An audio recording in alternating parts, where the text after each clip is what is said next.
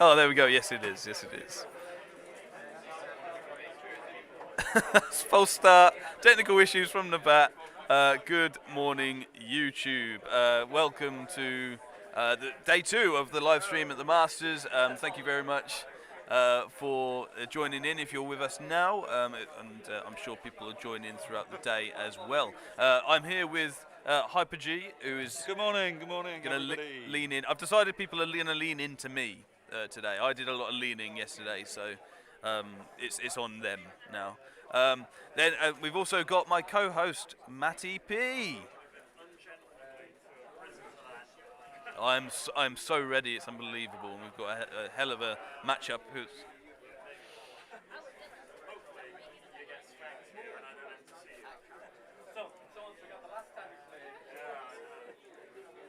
After round 3 yesterday, where the ninth age, a sphere just got turned upside down, didn't it, mate? So it's all to play for. To play. No, you're right. It was a great day yesterday, and of course we had lots of guests, and we have more guests today.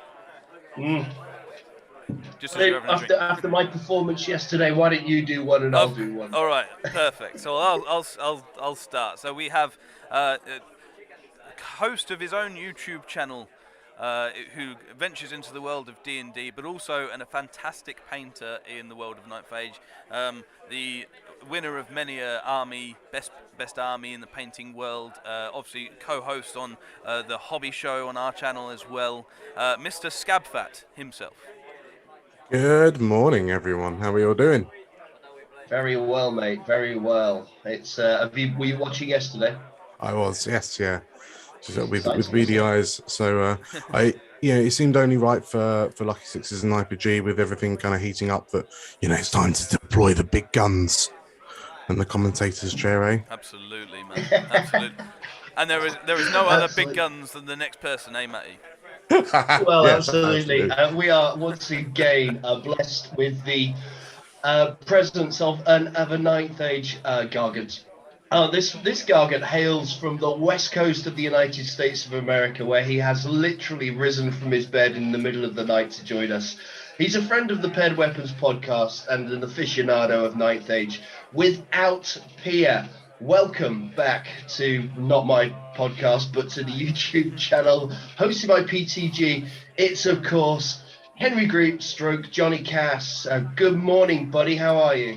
It is definitely a good morning, but y'all don't know what morning means. Morning's 1 a.m. talking about ninth age. But this is actually you're showing today is incredible, my friend. Thank you so much. Obviously, coming from the world of California. Yeah.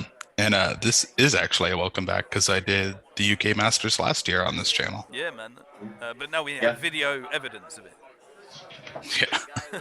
Of course, your video evidence and painted armies. Yes, yeah, it's really, really nice. We will get cracking straight into it because, as you can see, one of the 2 people we have on the stream today has already deployed. So on that top of the screen that you're seeing now, we have the Kingdom of Equitane, done by Hugh Scarlin. What's his name? Yeah. Oh, it's a good start. That's a good start. Who the hell is that? Yeah, he's only the number 1 ranked player this year, and he's crept up with the new army, the new filth, right? Well, I mean, it's certainly it's an unknown quantity, isn't it? I mean, Hugh is noted for the amount of ninth age that he plays. He's very similar to yourself in that regard there, Henry. So I'll be interested to see what you think of his list and of the KOE in general, because this is a bit of an unknown package here. Oh man, if Hugh wins this thing, he's going to spoil the lot for the rest of us before we get to test out this broken book. It's selfish, isn't it? It's selfish. But his tactic has been very much push the Knights Forlorn straight up the middle, supported on both sides by the Ordo Sergeants. And it looks to me like he's deployed in that way again. So yeah, I'm looking from left to right on the screen. I think we've got the fast cav on the bottom left of his thing. Behind them, some Peg Knights. Then Ordo Sergeants with the 6 Feudal Knights. Then the men at arms with the reliquary, knights resplendent, auto sergeants, and then peg knights on the right as well. So he's done it quite symmetrical for us. Yeah, that pleases me. Yeah. I like that. And of course, within his list, he's got a plethora of knights, hasn't he? Really, you would describe it as that, right? You would, wouldn't you? There's the first outing for plethora today. Ding! We need like a ding like counter on that. But yes, and it looks like he's dropped 4 first. So I know that Hugh won the roll-off to the sides, and they actually switched from where they're originally standing. So I know that Hugh has deliberately chosen the side that he's on. I wouldn't know who dropped first or whatever, but yeah. Well, obviously Hugh's down first, but no, I'm not sure who's first turn yet, but I know that Hugh definitely chose his terrain side. And it would make sense because if we go on to Ed's army, who Ed of course is the top of the leaderboard currently, his army is pretty ambushy and dark hidey and all sorts of scouty and stuff. It's interesting because Hugh dropped out at like the second drop. I think we were watching before we went live. Yeah. And it looked like it was about the second drop. But dropping out against Mass Darkhide doesn't actually guarantee you first turn. Yeah. Which, I mean, I think it's... Ed's got about 3 units actually deployed, right? Yeah. So I think it's right to drop out, but it's not a guarantee first turn, which I find pretty interesting for... Yeah, man. And in terms of, we've got the list up, but we'll also look at the objectives and things. It's marching columns, so maybe that's another reason to drop, because it makes that a bit easier. Sure. And capture the flags. In terms of scoring, I think Hugh has 4, but they are relatively all big blocks, so maybe that's favours Hugh slightly. I'm not sure. I suppose it'd be really hard to pin down the demons, though, right?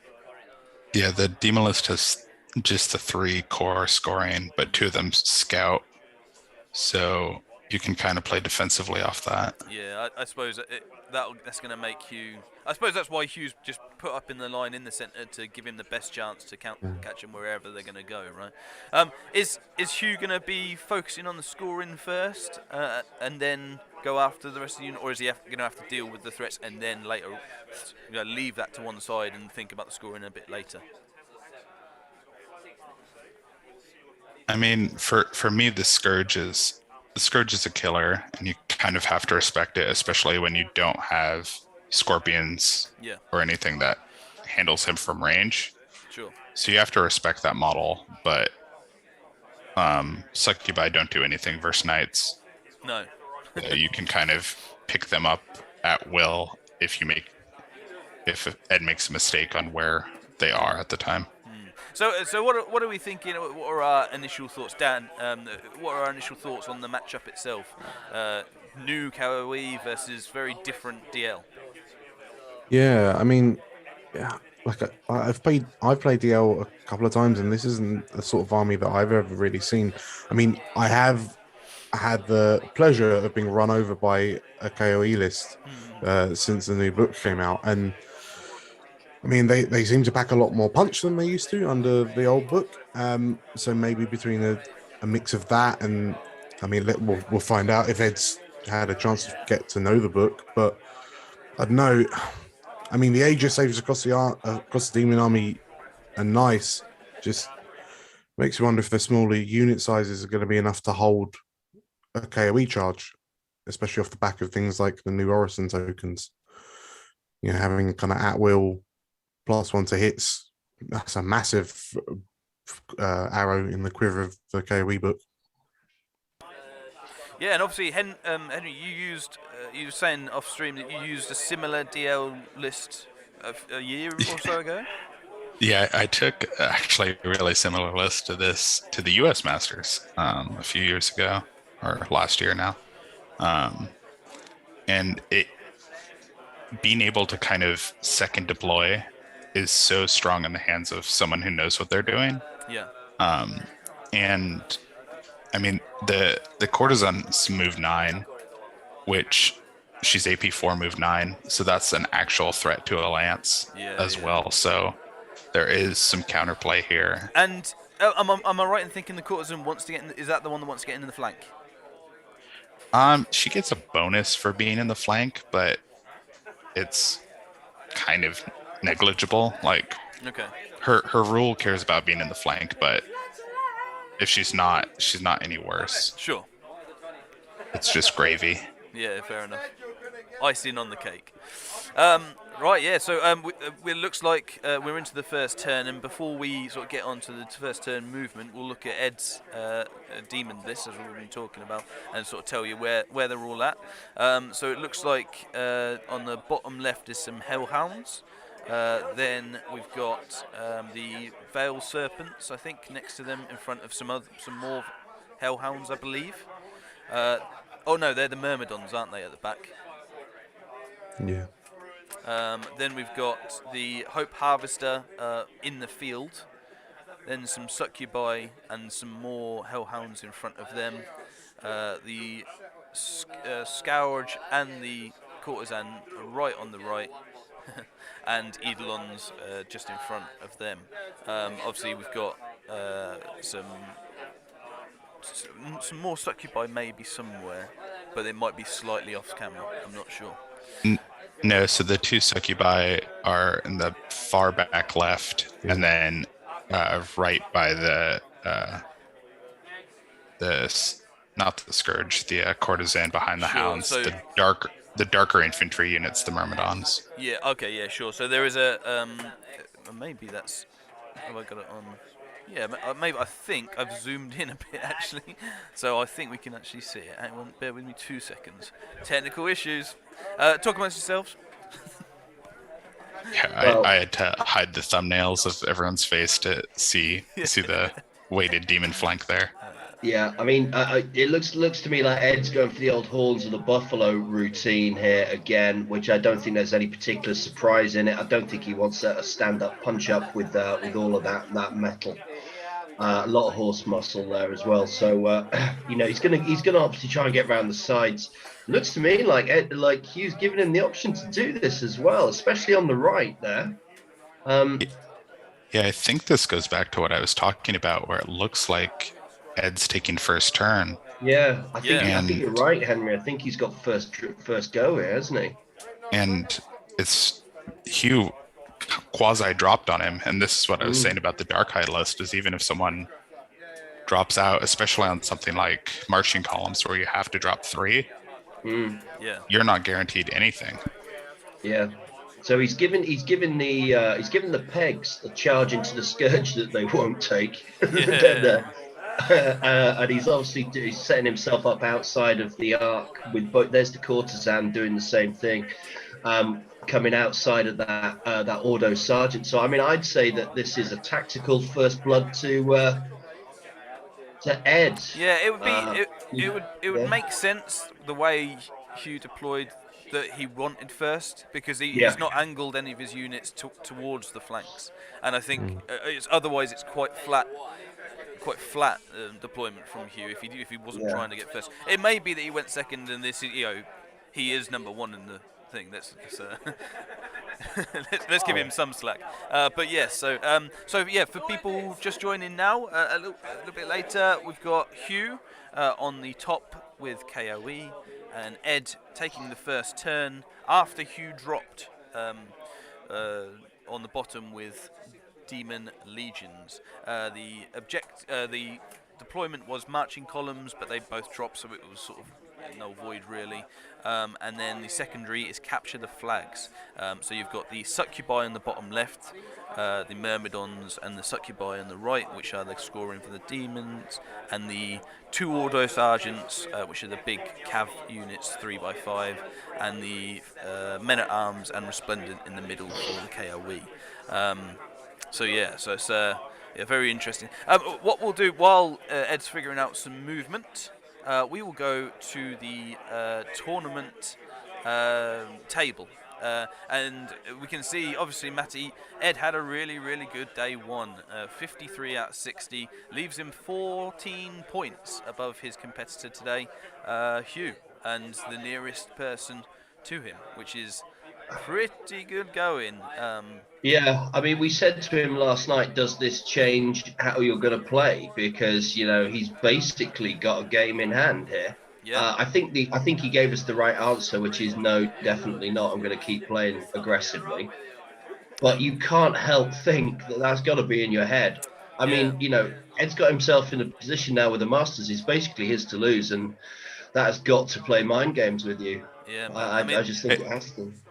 I think when you're 14 up, game 4 is not the game where you let off the gas, because if you can get like a 13, 14, 15 out of this game, then the door is pretty firmly closed if you're 14 up on second place. Yeah, absolutely.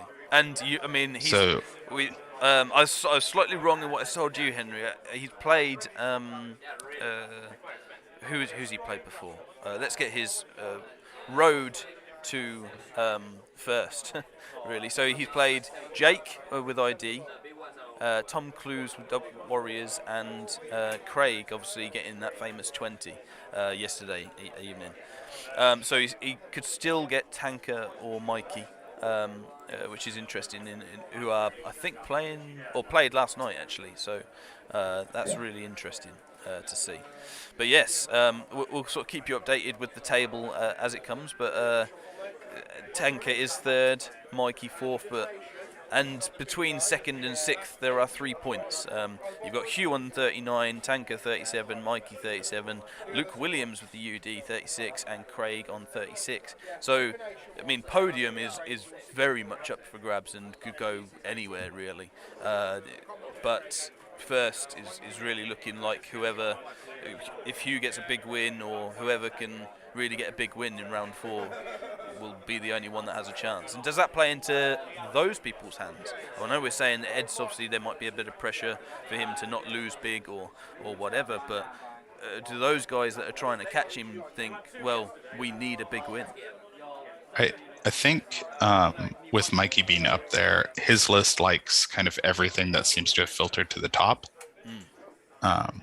which could look pretty good for him, because I think he likes the Steam list and this KOE list. Yeah, Mikey played Tanker and I think got a 13-7 against him.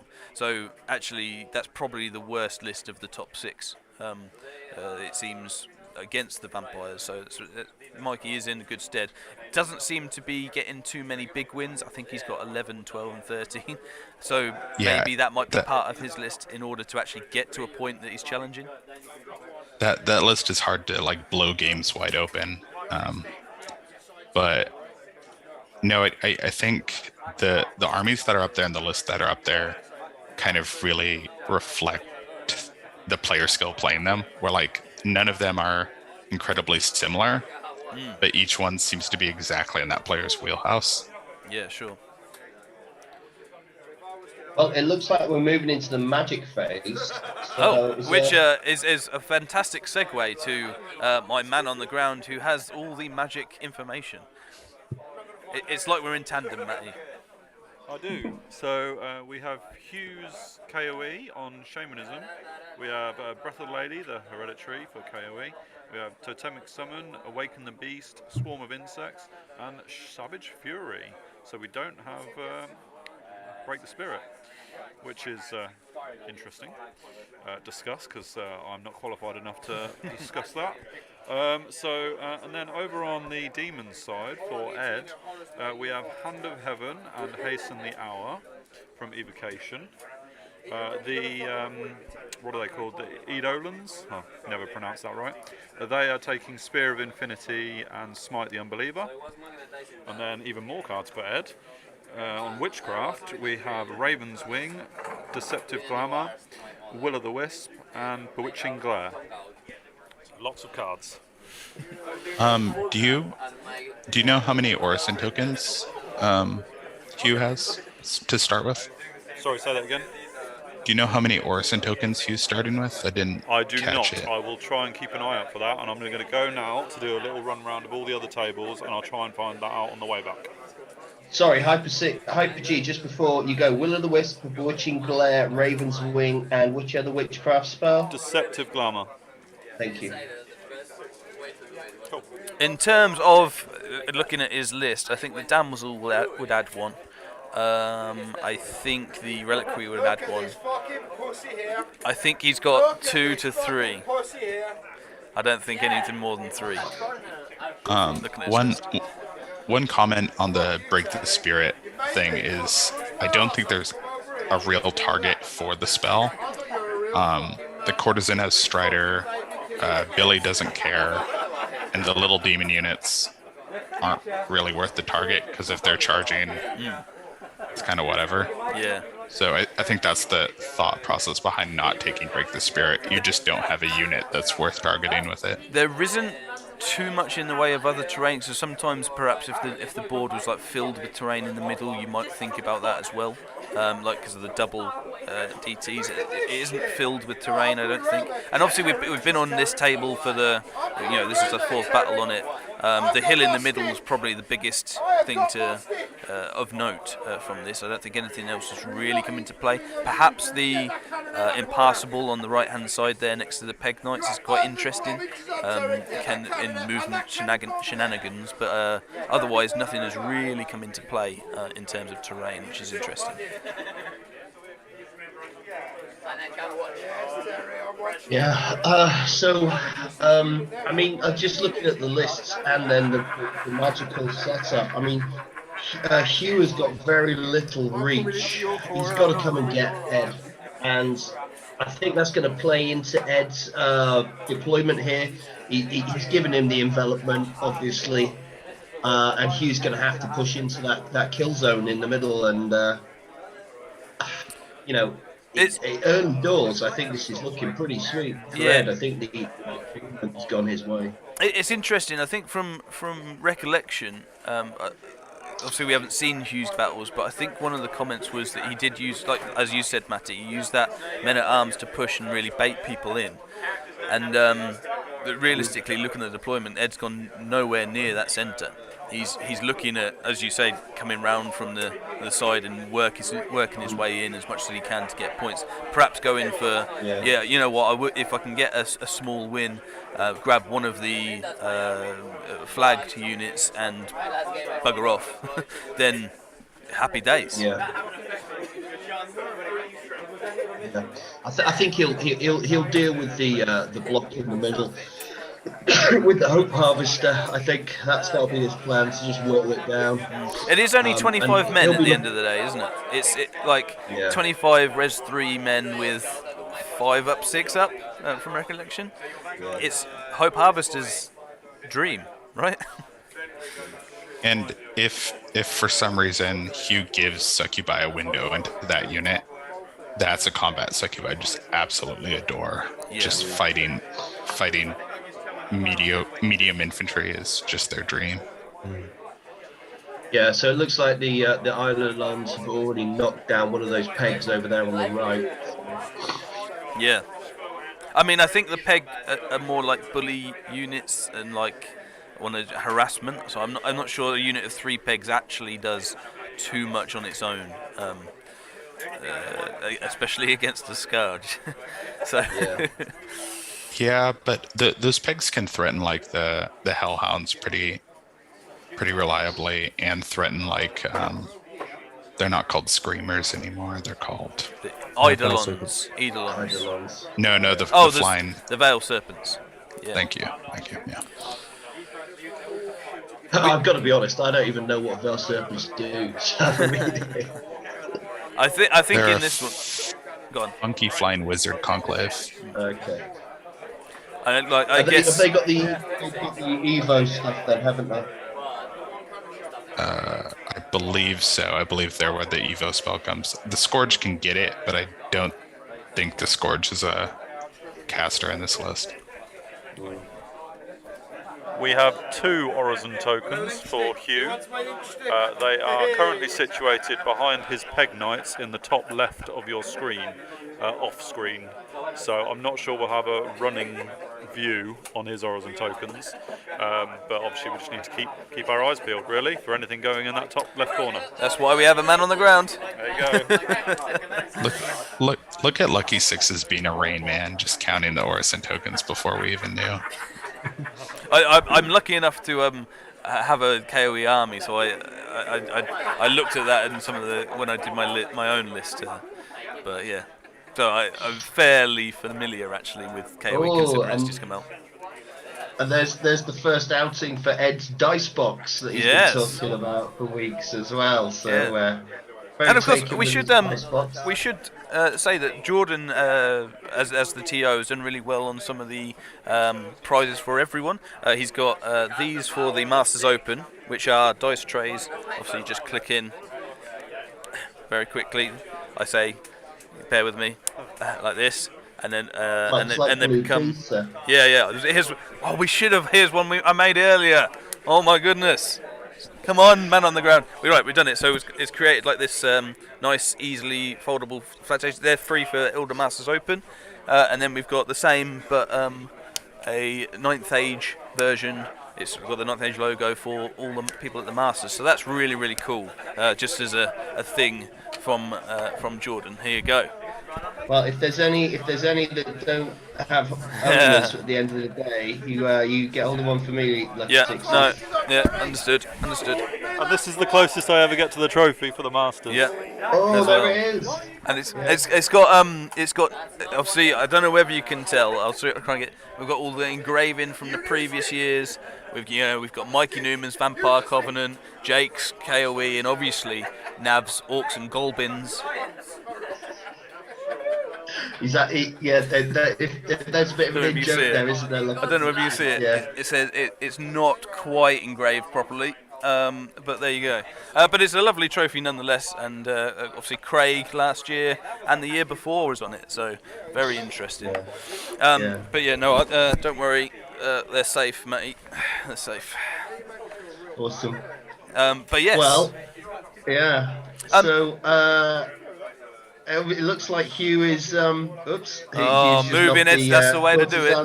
That is the way to do it. Oh, and now guess what? Now it's in arc. Time to check that arc again. Yeah. Yeah. Absolutely.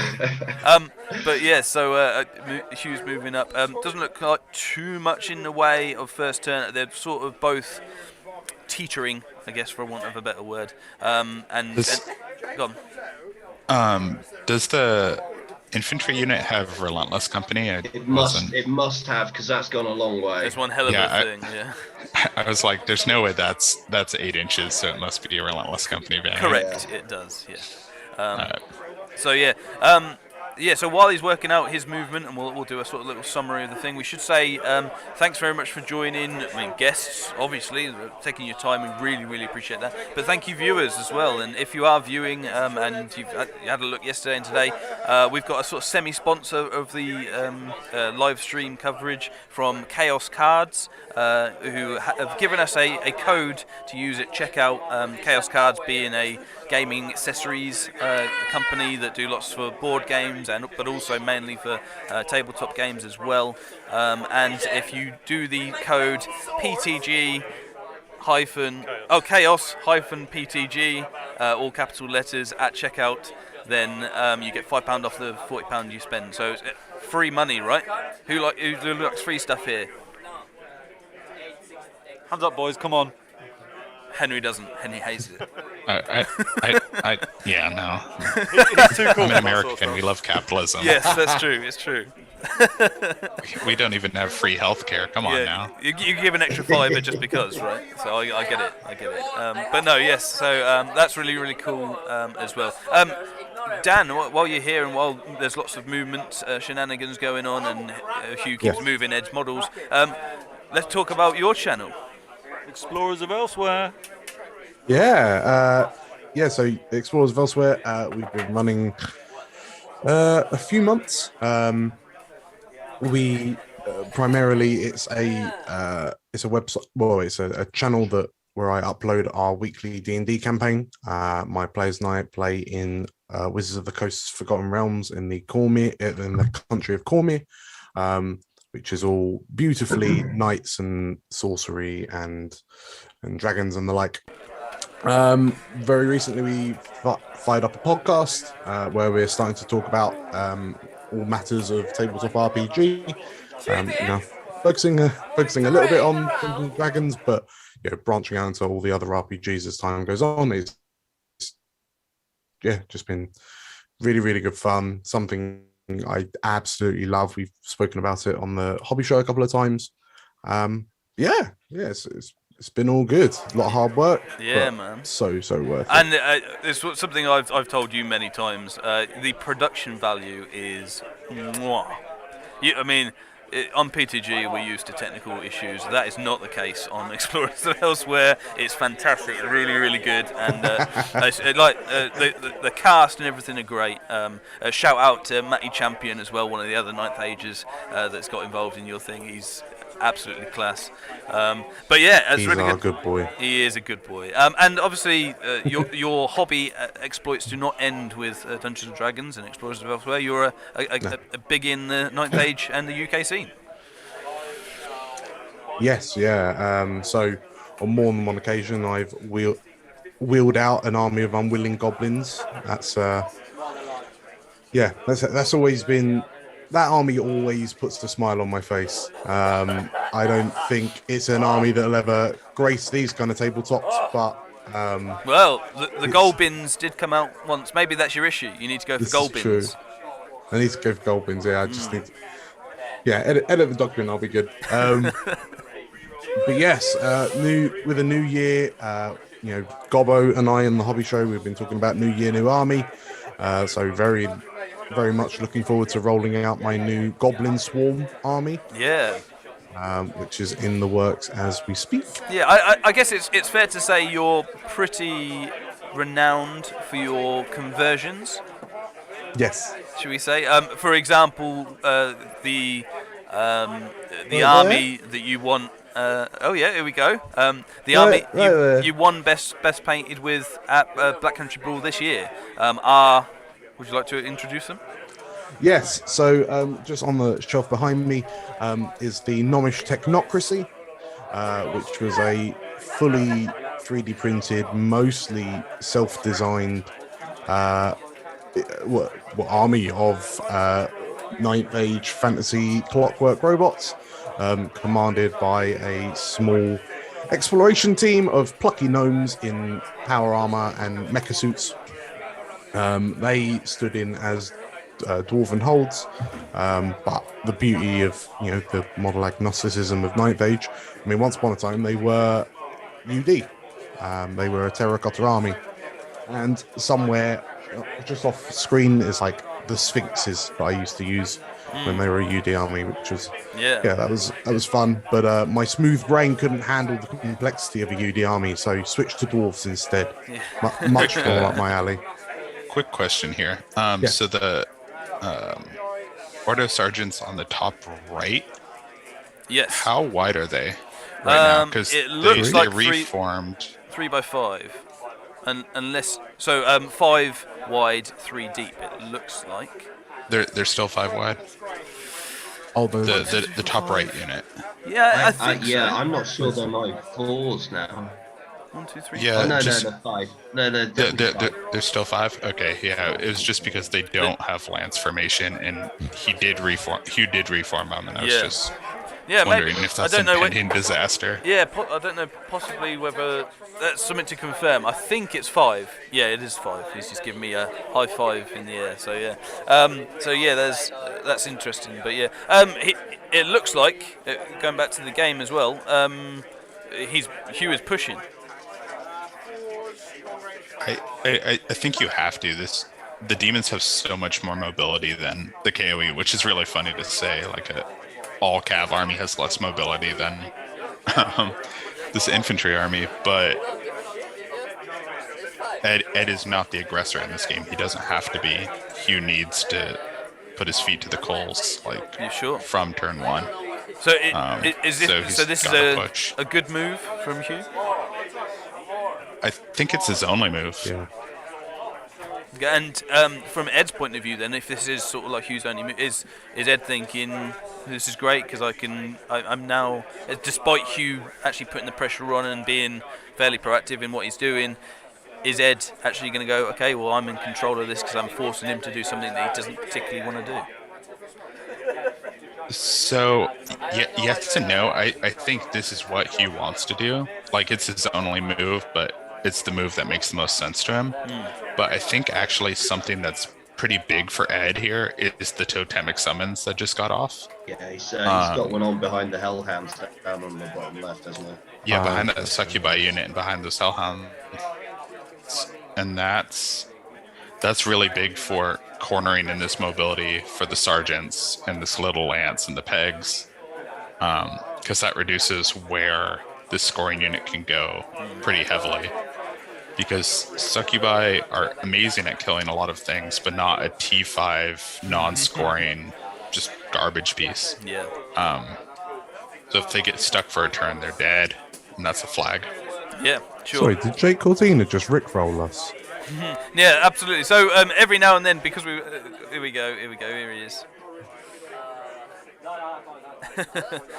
Every now and then I'm pinning the armies because Hyper G, our man on the ground, has gone in to get some close-ups of the armies. And sort of as we were saying with you, Dan, with your capabilities, there are some lovely armies on the show. Yeah, if we get that back up. Cohesion has been the name of the game at the Masters and Masters Open, and everyone has abided, and they all look fantastic.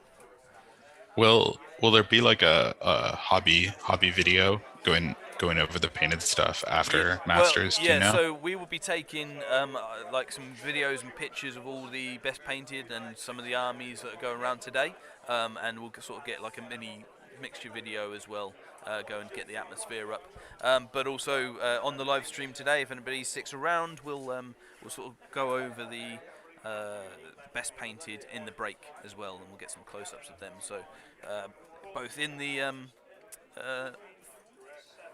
the live stream and out on the channel as well, there'll be loads of stuff on that as well, which is cool.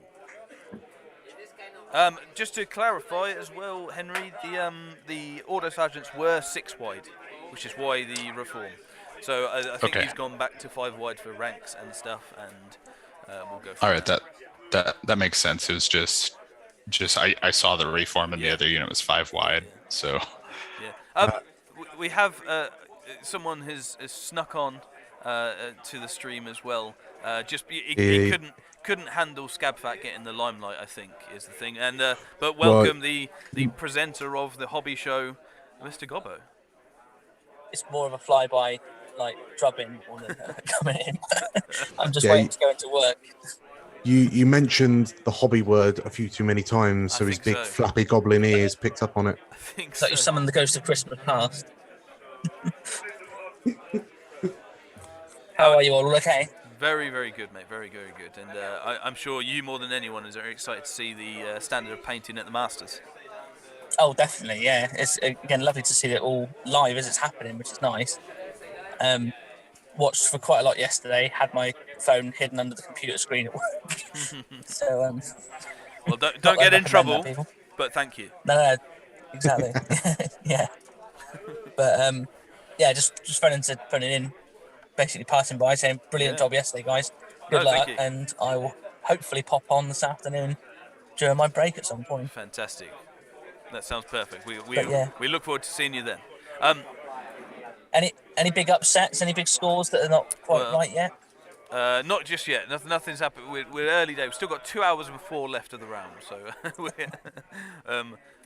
I guess thankfully there are no scores in already, because that would make one happy person and one very unhappy person.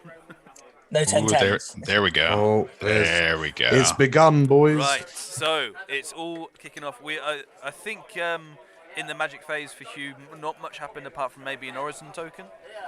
He got that totem. And the totem. Oh yeah, the totem and the thing. But we go on to Ed's turn, and Ed was quite right, Matty. He is not going to change his game. He is going aggressive, and he thinks the courtesan can take the auto sergeants. What the heck?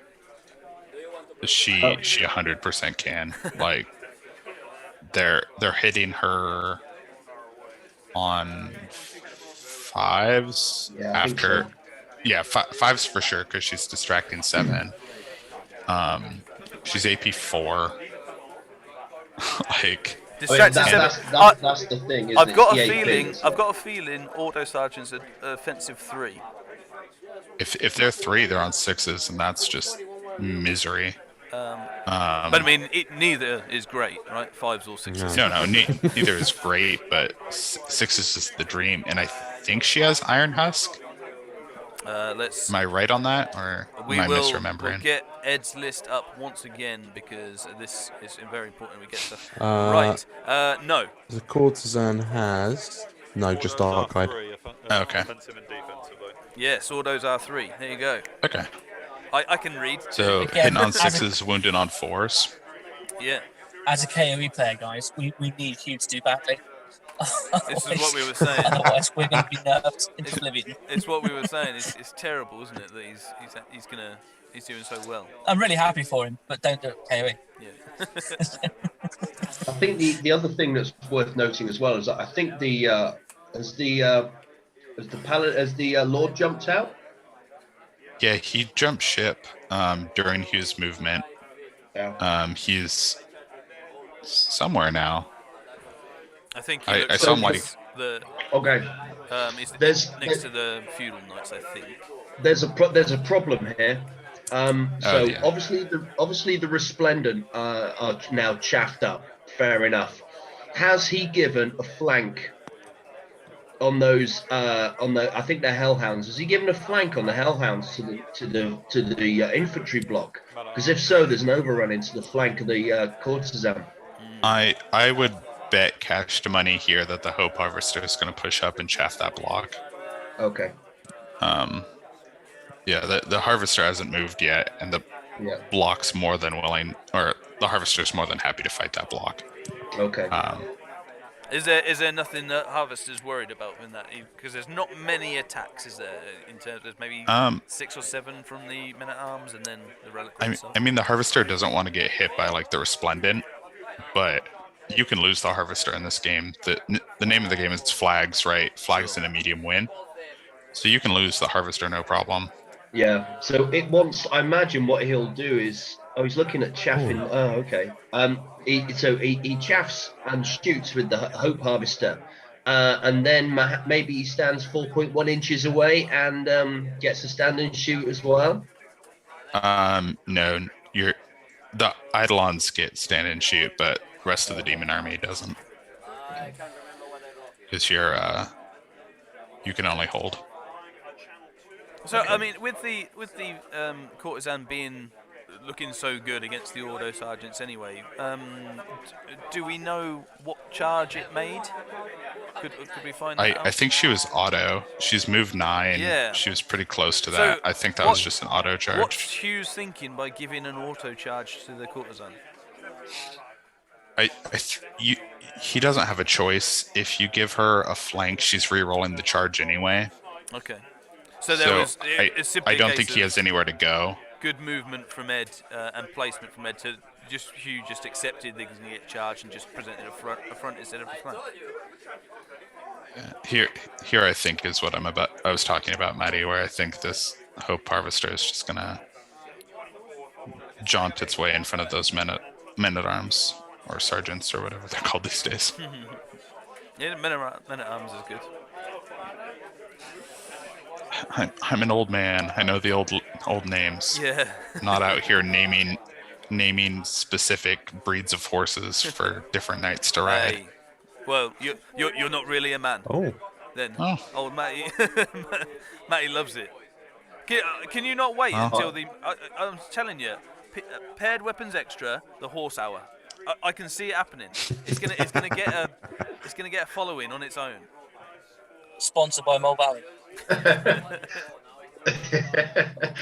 Manny P's horse hour. Interesting. So the Harvester moved back.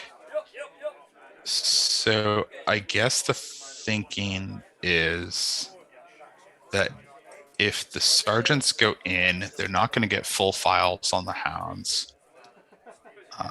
And if the Resplendent and the sergeant go in, I mean, for what it looks like, it'd be so. If the hounds are 6 wide, that's to be 6 inches. It'd be a 9, so it's a fairly big overrun.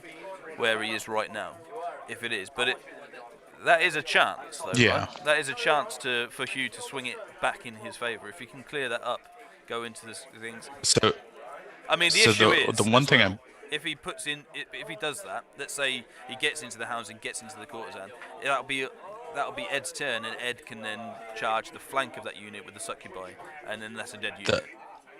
The other thing is, if he fails that overrun, the flank of that infantry is facing the succubi and is chaffing up the Knights Resplendent. Yeah. So in a way, is this the worst of every world? Is this a trap Ed's putting out for Hugh to see if he can, I've made a mistake with the hounds, but actually it's a trap. I think with how deliberate that movement phase is, you have to be blind to not know that that's a trap. Like, you have to be like, well, he clearly didn't do all these other options he had. Yeah. He must just not know what he's going on, being the first ranked player in the Masters right now. He must not know what he's doing. Yeah, exactly right. I appreciate the irony of me saying that about you. Very much so. Yeah, I think that if this wasn't the Masters, that could be a trap, like a player skill trap. But I think here it's just a player understanding what with that and the other person's going to do. Yeah, with that and then being in the Masters, do you play the Masters in a way you're probably not going to set as many traps, or are you still going to be looking to set those traps just in case? So my thought has been, any tournament game, you should assume your opponent knows what they're doing. But for Masters, you don't even have to assume. Like, they got there for a reason. Sure. Unless they're blackout hammered. Which Kev might be if Mr. Miner goes down now. Yeah, assume they know what they're doing. Assume that some little gotcha trick is not going to work, and play your game the way you should play your game, not trying to win off corner shots and that kind of thing. Okay, fair enough. See, I wouldn't even look to be put in traps, so it's nice to get get an answer from an expert. We should allude a quick break from the live streaming. Breakthrough news, Matty P. There is a certain someone in the chat saying hello, and if you would like to say hello back, I know you have in the chat, but if you'd like to give her some video time, you're more than welcome to. Yeah, I'd like to say good morning and hello to my daughter Georgia, who is joining us live from school. She's at school in Cheltenham, so she's dialing in this morning to watch a bit of Ninth Age. I've actually got her playing Ninth Age. She's beating me as well. It's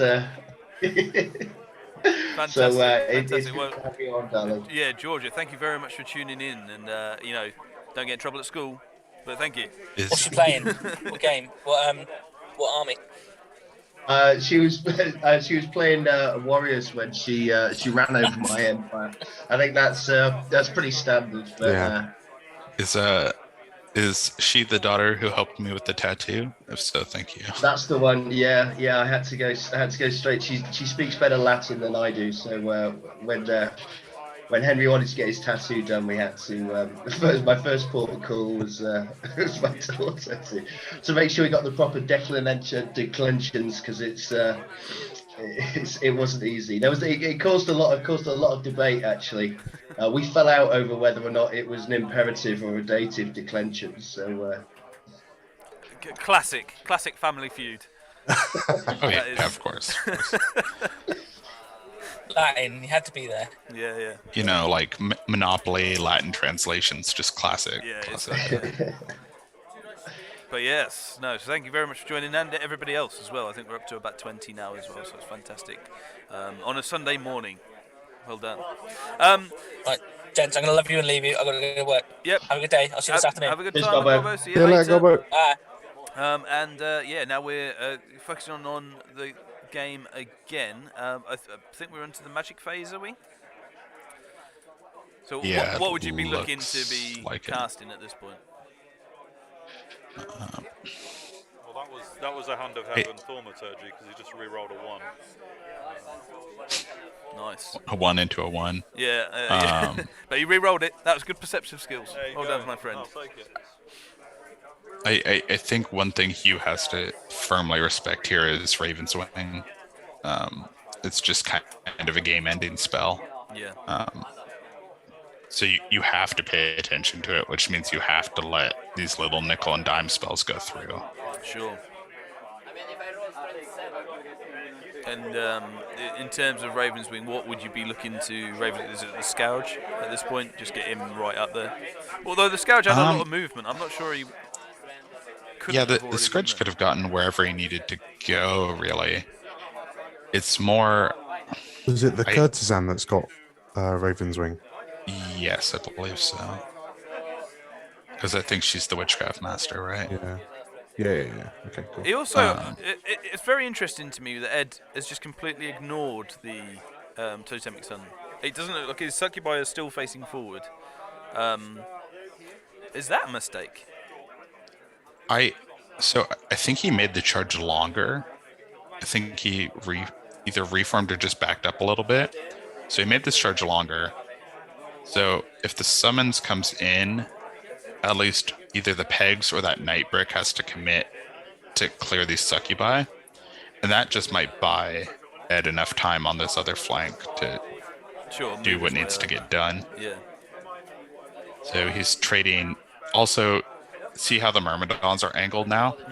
So if that night unit makes that charge, they have either a truly awkward reform, or they're just giving their flank to that Myrmidon unit. Okay. And either way, Myrmidons are happy with that fight. So the Knights can't be charged by the Myrmidons, but have to charge the Succubi. So that's a really interesting...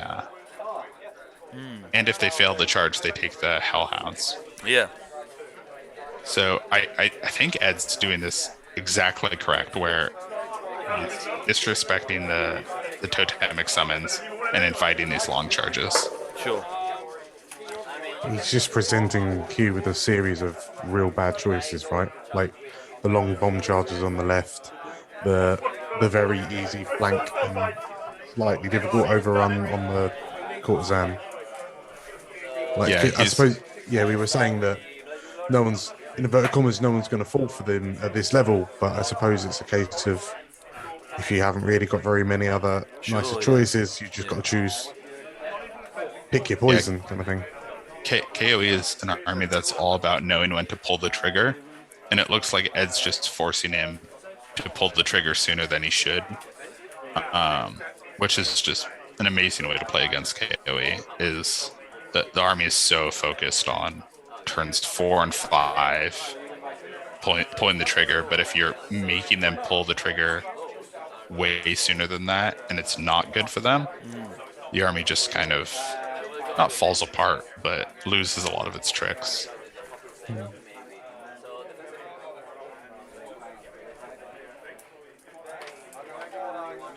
Also, once again, just this Hugh's KOE list looks so good, like on paper, and he's doing well with it. Yeah. But like when I was reading this list, I noticed like you have lances, sure, but you don't have great ways to deal with mobile monsters.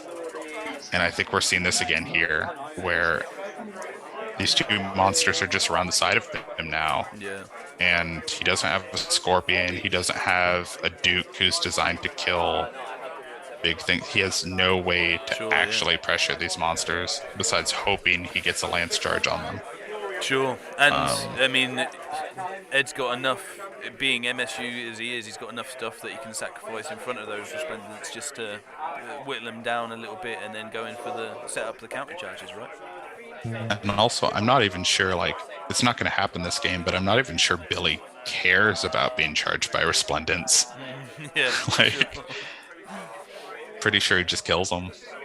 I mean, it looks like in Ed's phase as well, the Eidolon's peeled off 3 Resplendents already, and the Resplendents are really, really good on the charge, but every one you whittle away is 2-3 attacks from the horses. So it's the longer they stay out of combat, which is kind of like you're saying, they want to wait to pull the trigger. The longer they stay out of combat, the worse they are.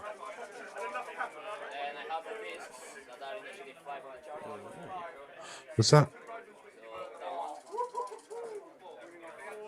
The classic Ravens Hugh. I think he's helping out Raven's Wing. That's Raven's That's straight Wing. up cheating in my book, moving him like that. But yeah, I think that's this is Raven's I think that's Raven's Wing. Yeah, so it was on the Scourge, but I guess just to... Hugh was measuring from the Scourge into the flank of the Knights in the middle there, and that Raven's Wing now makes that a... You only get the flyover thing, I forget what it's called, if they're unengaged though, right? There wouldn't be any... Yeah, you can't dip a engaged unit. Yeah. So that was just for extra movement purposes. What's he gained out of that? So I think what the gain was there is it lets him change the angle post magic phase. So now he knows the Resplendent are whittled down, and now he has a charge into them. And if they reform away, he still has a charge into them.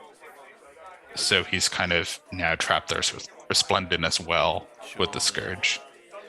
Where if their Resplendent weren't whittled down, the Scourge can go somewhere else with the Raven's Wing where he needs to go. So it's just removing the movement phase from the movement phase. Yeah, I mean, I suppose we should, I don't know whether this is calling it up, but I think either way this is going to be a fairly quick game, isn't it? Like, we're already into combat, the Ed is putting some serious pressure on the KOE on that right side, and the left side giving him bad choices. The next two turns could really turn this battle. I think the one thing about flags is it's never a quick game, because you can always be in it if it comes to picking up the flags. Sure. Especially when only one player has only 3. So you can almost always tie the OBJ, even if you're super down and out. Okay. So there'll be something for Hugh to play for, even if this right side does just go pretty quick. Yeah. Yeah. So even if he's hemorrhaging, he can still play for a smaller loss, and he might just turn this around. Like, where there's no reason talking absolutes here, but I think because of capture the flags, you can never just call it early. You can always play for it. Fair. That's really good. I guess as well, Hugh is one long charge away from completely swinging the battle, right? So we said about those bad choices. If he does decide to make the lesser of two evils, which might be one, he might decide that is one of those long charges. If he gets it, happy days. Yeah, I find it interesting that the Yeoman he's just decided the Yeoman aren't going to play a part in this game. Yeah. It might just be because he doesn't want a weird long charge into an overrun out of an arc or something like that. Or does he just think that he's out-chaffed to a certain degree, and that giving them away for setting up a charge just wouldn't help? Yeah, but in theory, they could defend a failed charge. Sure. And they can't when they're behind the lance. But maybe they're there for when the Corzin starts running free to dive in front of her for a turn. Okay, so just thinking... Yeah, I think that's probably more likely, is that he's going to be using his late game chaff. They're pretty good for that. I mean, if with fast cav, if you're not going to use them for an advanced screen, in which case they're going to be dying round 1, then a pretty good use for them is to hang on to them for the late game chaff, particularly if you think you might be in a bit of trouble here. So looks like we're into shooting, doesn't it? Yeah. And actually, yeah, most here of comes the Eildons again into the Resplendence. It's interesting that most of this army being holy or honest actually matters for Demons. Yes. Like, getting the improved Aegis is this is one of the few matchups that's we went good. out for a curry last night with a lot of the lads, and he was one of them, and he was saying that actually, and I think what he said on a pod before was actually the Demons are normally a really bad matchup for KOE, but actually with this new update and this new lab, with magical attacks and with getting rid of armor save, actually it's not too bad. It could actually swing on itself because there's a lot of defense from the KOE's point of view and getting extra ages for it. So Hugh was interested, I know, to test out the theory that actually demons aren't a bad matchup for him.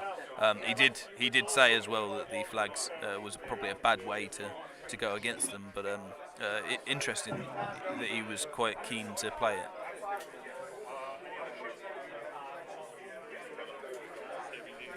it. For example, I think the auto sergeants have the magical thing, so +1 against magical attacks. So that'll be a 5 of pages on that side, which is it's not negligible. The sergeants and I think the infantry block does too. Okay, so here goes the courtesan. She's just dropped 3 sergeants.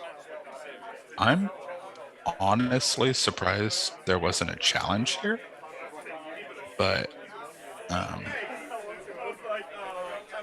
maybe that's just me being greedy.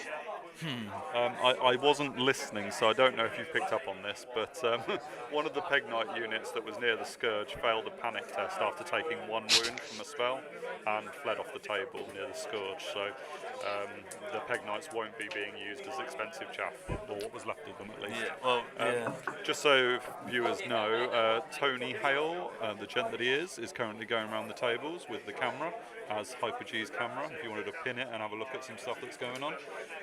We'll after this combat, I think. Yeah, so that's the reason why I am moving. That Warriors army is pretty. Is Tony doing that because he's already been 20'd? Is that what's happening? 10'd, actually. 10'd, yes. Shane Shepherd set up a castle with his dwarves and Tony's warriors, I believe. Is it warriors, Tony? It is. Yeah, decided he couldn't break the castle, and so they just decided to not try.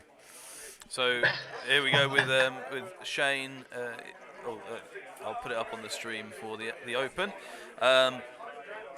Tony's sitting in 10th currently, obviously at 39 points, and Shane sitting on 11th with 38 points. Yeah, so but they didn't actually shake on it or anything. They literally just deployed, and one couldn't break the other, so they just stopped there.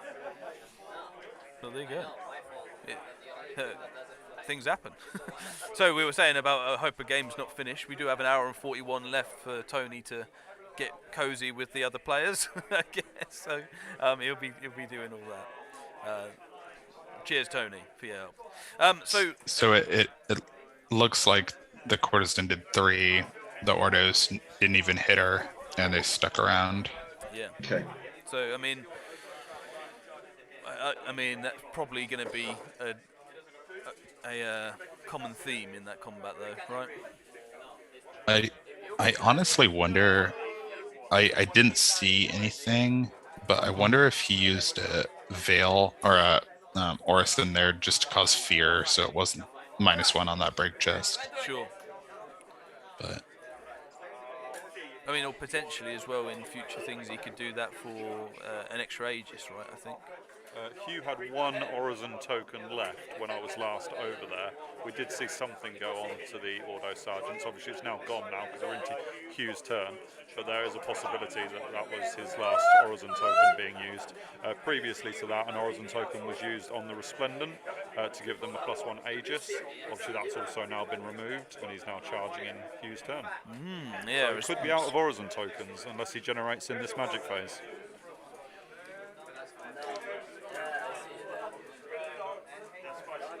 Yeah, so this is a very big decision here, isn't it, as to what happens now.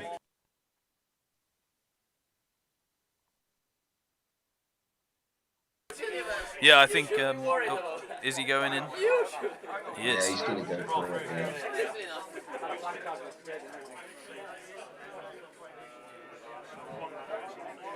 I mean, he doesn't have to overrun, does he? It looks like he's reforming, doesn't he? He's not going in with the men-at-arms there. I think he's seeing what his options are here, seeing if he can wheel past the dogs, whatever reform looks like.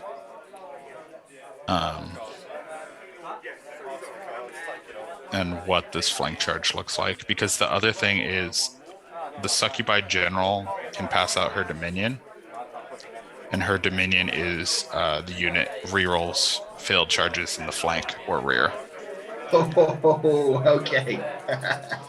Oh, Ed. No, you see, that's the level of thinking, isn't it?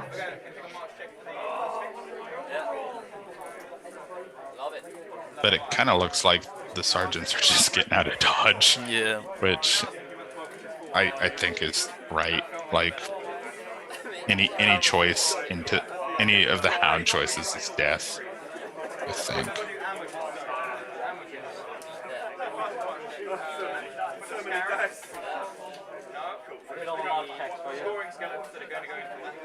The other thing that Hugh is pioneering that you could probably see is the use of these measuring sticks.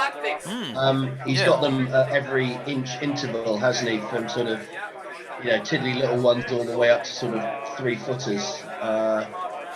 See him using them here. It's actually a very, very accurate way of doing things.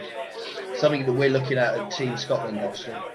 Oh, do you guys not use those? No. Oh.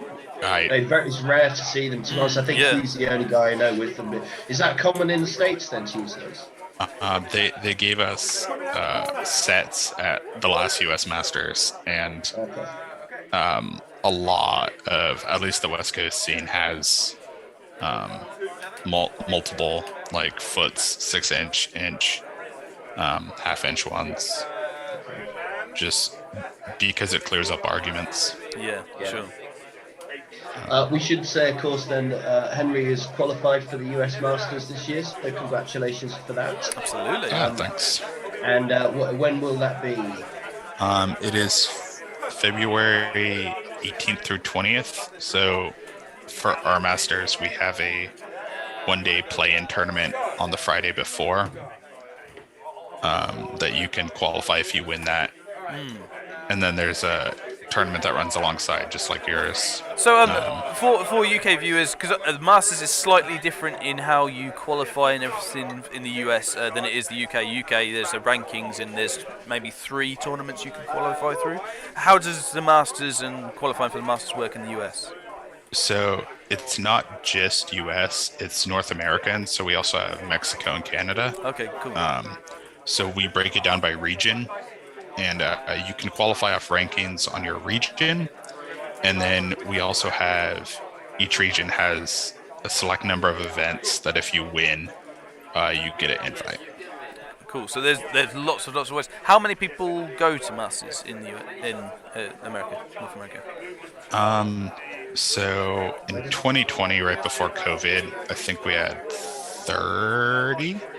30 sounds right.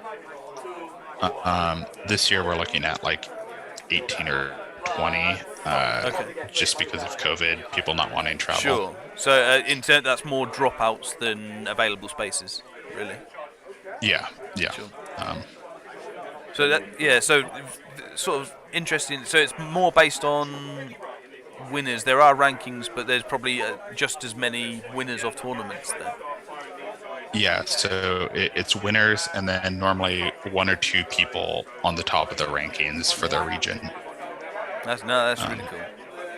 My club mate scooted me out of the rankings qualification by a point, and then he turned around and won a tournament right at the end of the year. Oh, brilliant! So I got in. Fantastic. Hey, doesn't matter how you get in. He got a seat. Yeah. Fantastic. I have bridesmaided 2 or 3 tournaments in a row now. It's just been like so close. Guys, you're going to have to excuse me for 10. I just need to go and let the horses out, but I'll be back as soon as I can. Looks like he's making some moves here. Yeah. I said it yesterday, Matty. I'll say it again. I really, really hope that's a euphemism. Lucky Sixes don't make me pull the snake out on stream again. I'll do it. All right, okay. It's been a year. Fair enough. It's been a year, and he's a lot bigger now. Yeah, and we have a camera this time. That was super fun when we didn't have webcams. Yeah, last time. Right, so obviously Resplendent, in terms of summarising what he's doing, he's about halfway through his other movement. Resplendent's gone into the Warhounds on the top right, the chaff. The Men-at-Arms with the Reliquary have sort of backed off somewhat. I think planning to use the... Well, the Scourge can still get there. Is Scourge fly? Am I making that up? Yeah. He flies, but he's slower in the air than he is on the ground. Okay, so he's 714 in the air, 816 on the ground. So probably Hugh has left a long charge into the flank of the Man-at-Arms, but I think the Scourge, as you said, is looking at the Resplendent as much as possible. It'll be interesting to see how it ends up and if there's any possibilities there. He's going to put a bit more pressure on this right side. The Totemic Summon seems to have gone into the Succubi, which is probably what we expected. And that's like a 18 or 20 for the Scourge into the Men-at-Arms, just looking at how big those units are. Yeah, sure. So it's going to be... I can't imagine Hugh would leave anything less than an 11 to get into that, but we will see. The guys on the left-hand side, the Peg Knights, the Ordo Sergeants, and the small unit of Fuel Knights have coming up towards that hill, probably looking at the Myrmidons as a... Yeah, so I think this is really clever. So the little Knight pack can see the Hounds and can see the Myrmidons. But it's a front for everything into those two Knight units. Yeah. And we should say the Veil Serpents that are the other on Ed's side are not on the hill; they are just next to it. For anybody watching as well. Yeah, so the one thing I'm seeing with the Veil Serpents here, and it might just be the angle of the camera, is it looks like they have a toe past the hill to see the sergeants. Yeah, the Men-at-Arms. Yeah. I'm not sure that matters at all. Yeah. Do they? As far as they're the Wizard Conclave. They're a decent amount of points for what they are. Do they want to be getting stuck in that unit? Because they will get stuck. So they fight okay, and a dirty fight is kind of what they want anyway. Like they're not a up and up fight. Interesting. So it's a range issue here, I think. So now that little Knight unit can't see anything. Forgive me, I've completely forgotten. What is Hugh's BSB? I do not know. He's on foot. So yeah, so the Equitane Lord BSB is with faith in that unit of Men-at-Arms with the Reliquary. I believe he's, as we're looking at it, the leftmost model in that front. I guess the bottommost model, as we're seeing. So I think what Hugh's just done there, he's just moved his Ordo Sergeants and Feudal Knights ever slightly to the right towards that unit. I think to be within 12 of the BSB. Just to make sure. So, which is smart, and but perhaps restricts the Feudal Knights a little bit. There does seem to be a gap though.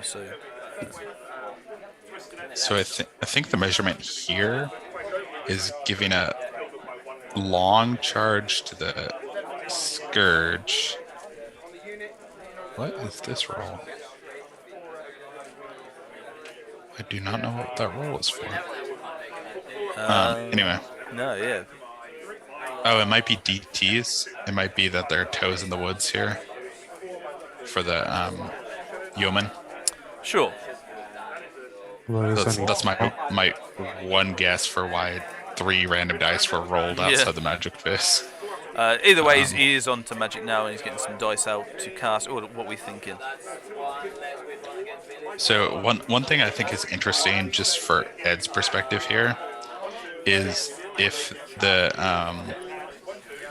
Screamers, I forgot their name again, go into the Sergeant unit, it kind of allows for a different overrun if either the engine or the Succubi get into that combat as well. Yeah. And I'm not sure the Foot Sergeant unit can clear that Wizard Conclave in a turn. So that locks up Hugh's movement for that turn as well. No, yeah. Interesting. That, And that could also just be... There doesn't seem to be counter charges if the Baleful Serpents do go in, so perhaps Hugh's just thinking that it's not on for them. I'm not sure. And this could also just be me speculating on a camera angle that maybe that hill actually does block that line of sight. Absolutely. I mean, last turn I was looking at it and it seemed relatively deliberate. Because their toe is like really stuck out there. Yeah. But and no, I assumed it was for them to do some magic shoestings. No, they just have hexes. The Veil Serpents. Okay. It looks like there was a swarm of bugs. Is that 5? Oh yeah, sure. I was going to say, is he 5 dice in a spell? I was very excited. Is that? But if that's swarm of insects, then yeah. Okay.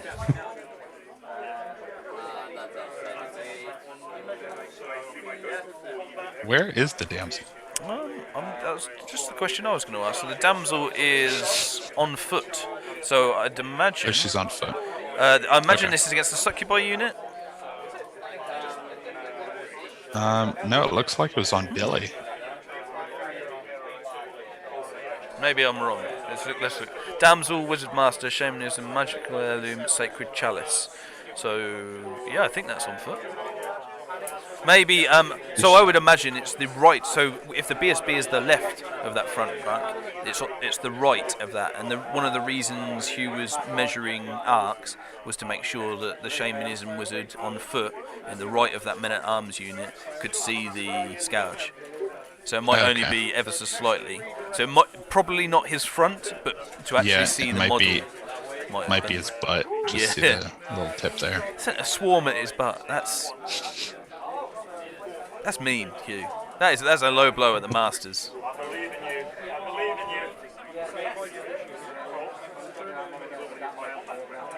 But yeah, it looks like that was the only spell, I think, that got off.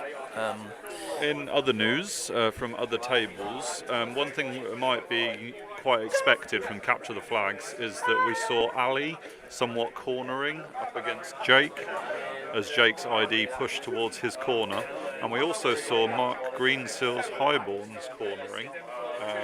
Forgive me for forgetting who he's against, but Mark Greenseal was very much crammed in a corner with Phoenix Dragon all within a very small space. So that could be as a result of Capture the Flags. Everyone's playing it very carefully with their scoring units. But yeah, that seems to be a running theme on a couple of tables. I think Mark's against Josh. Sure. Yes, that's correct. Yeah, I think there's an interesting thought process here with... I sometimes have played tournaments without Capture the Flags, and I think Flags is the most important required scenario for a tournament, just because it is the one scenario that affects list building and punishes certain builds. Yeah. MSU fits in pretty badly with Flags, doesn't it? Yeah, and generally also it's also hard on lists that can go super light or super heavy on scoring. So like both builds for vampires get punished really hard for Flags. Yeah. But when Flags aren't there, it's great for those lists because there's no downside. Yeah, and it's one of the objectives that is fairly different to the movement-based ones as well, isn't it? A lot of them are get to a point at some point in the game and sort of hold the centre, secure target, even 3 pennies are sort of like that. Breakthrough is even about movement and getting to a certain place. So Flags really is one of the ones that is very different in that scenario, and it sort of mixes that up as well. So again, as well as the Army Bistlittled I guess from a defensive point of view, from another point of view, it's one you have to think about. And it's, I think, a great one for last game of the tournament. Sure. You don't have to think. You're just like, oh yeah, I just need to kill these units. You can be nursing that end of weekend hangover and just be like, okay, yeah, I just need to get over there and get them. I suppose good for game 4 as well. I guess in the morning. So it looks like the Resplendent just deleted the dogs, which is to be expected. Yep. Yeah. I mean, even that unit of 9 is 19 strength 6 attacks. Good luck with that, anybody. I'm surprised Hugh didn't do the Ordo Sergeant Courtesan fight before the Resplendent, but it looks like it turned out okay for him. Just to know if they're sticking around, if the Courtesan's still like that's it's a big enough if to where I'd want to do that fight first. Okay. Yeah, sure. I mean, it looks like with his reform, he's just put the Scourge in his front. Has left a flank for the Succubi, but that looks really, really far, possibly out of arc as well. So yeah, interesting. It's so just more if she broke them. So the Scourge has just gone in. I think he has to, save. But does that mean that combat has already gone and the Courtesan has fluffed? Yeah, I think it was a pillow fight, or I think this is where the challenge actually happened. Sure. Because I think I saw Hugh put a wound on the Sergeant. Okay, yeah, and they have 2, like the Bannerets. Yeah. So that, I mean, possibly did the +1 Aegis, if he had any Orison at all. Yeah, I think if you have it, you do +1 Aegis here, you issue the challenge, so you hold the Courtesan in place. Yeah. I mean, the Scourge going into there with the Courtesan as well, if he does what? Oh, well, is either the Courtesan or the Scourge, forgive me, I don't know, are any of them count as a rank? No, they're both light troops. Both light troops. So the Scourge needs to do 8 wounds. Yeah, and currently it only has 1 wound on him, so he has to go pretty ape with battle focus. I suppose if the Courtesan does 1, the Scourge then only has to do 7. So, but I mean, I say only in jest. I mean, battle focus. And also, no, the Order Sergeants have great weapons, which is actually great for them. Straight 5, yeah. But I mean, it's just hitting. Oh no, it's going after the Scourge, which is the good thing. Oh sure, yeah. You don't want to go before him. Is he agility 1? He's is that agility right? 0. 0. 1 on the charge. Okay, yeah, sure. So yeah, sucks to be the Scourge. Oh, it looks like the Succubi deleted that. Yeah. That's got to be upsetting for Hugh. Yeah, I mean, so it's 9 attacks, hitting on 3s, wounding on 6s. I mean, even if all hit, that's pretty good going to. I mean, you got to wound 3 times, haven't you? Yeah, because. But it might be. He's not unbreakable though, so it might be that you. Charge. No, but he's coming in with charge and rear, and he's going against Banner. Sure. So, yeah, he has to kill it. Yeah. So I mean, but things are shaping up for Ed there. You hit the 6s. You hit the 6s. Yeah, sure. Hey, you don't have to tell me. I'm going to use that. That's patent pended, I think. I'm going to copyright that phrase going forward. Maddie stole my Bricks and Bros thing already, so go for it. Yeah, that's it. If you could just come on our streams and we'll just steal the best things you say, that'd be amazing. Yeah. It's good for my brand, man. It's good for my brand.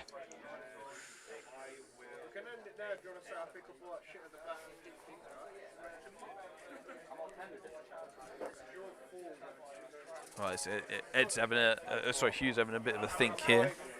Yeah, we're deep in the tank about what these yeomen I think are supposed to be doing. Oh no, this is magic. Oh yeah, sure. No, this is Ed's turn. So I guess so. Something has gone on the Resplendence. Good man. Look at this. This is man on the ground, picking up my hints. I like it. Spear or hand? I think it's a few dice at something.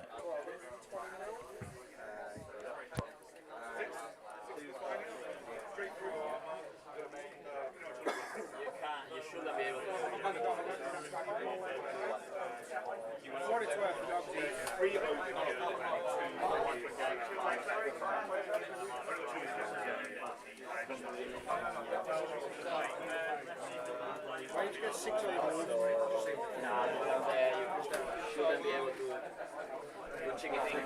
got Hyper G marching back to give us some answers on what's happened in the Magic phase. The Resplendents have been slightly unbelieved on Resilience. Okay. There we go. So the last dice might have been a 1 on a reroll. I believe Hugh is dispelling a boosted Hand of Heaven currently.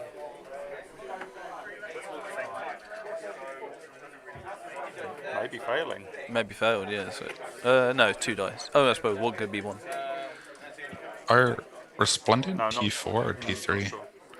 Or T3. Res 3. Interesting.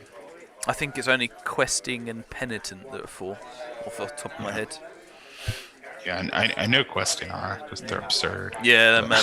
They're so good. I haven't got them in my list though, actually, which is probably why I'm commentating, right? my first game with them, I had two units in my list, and after that, I'm like, I shouldn't get used to this unit. No, they're going away.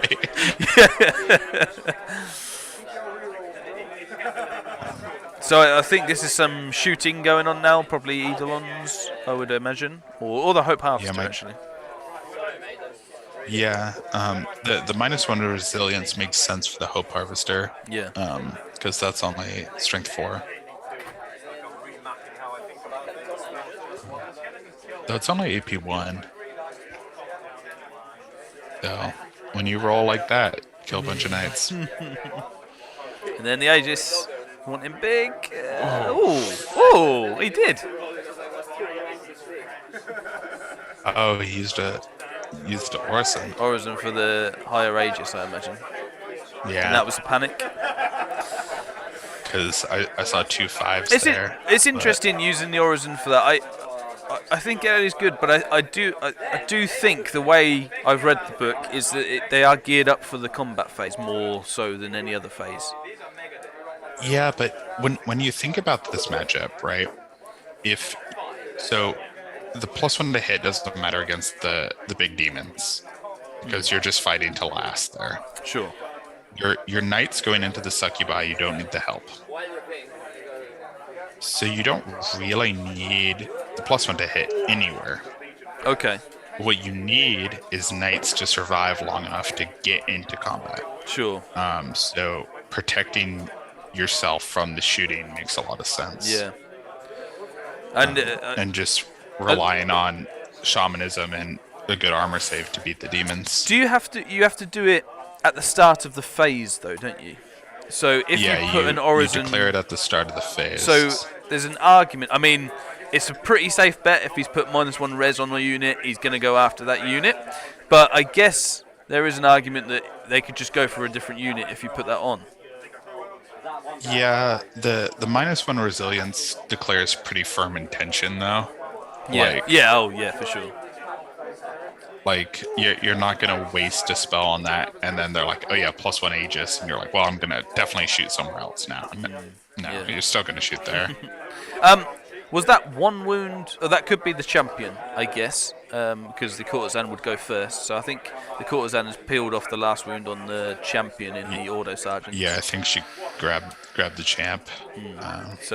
Just barely though. I saw two 5-up Aegis being made, so she barely got the job done.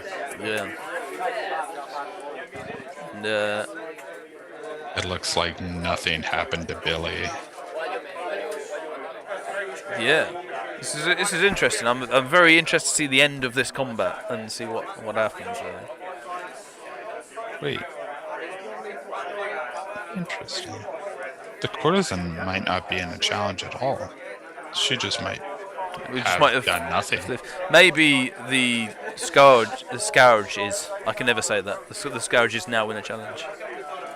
No, because the courtesan would accept that, right? But I just don't think a challenge was issued because he just made some swings on the courtesan. Yeah. So, ooh, that's good. That's really good for Hugh. Yeah, I mean 3 wounds in total. Charging a flank. I mean it would be. I guess depends on whether he's used Orison, but at this point he would need a lot of Orisons. And I guess it'd be on an 8 rerollable. Hugh has nothing left that can accept a challenge, so there is no challenge going on currently. He's failed the first one. And it is +1 Aegis on the Ordo Sergeants at the moment from the Orison. So they would get the fear. Don't know what that second roll was. Just bricked it. Yeah, I've got a feeling. Yeah, it looks like he bricked it, and he's pursuing from the Scourge, which is. Yeah. Bad news bears, I think. That's the official term. That's the worst of. And this is why I was saying. Oh, well, I guess this is the next round, but this is just kind of the reason I was talking about wanting to know this combat before this one, because now in the next round, this is kind of the worst of every world, because they're both going to overrun. Oh.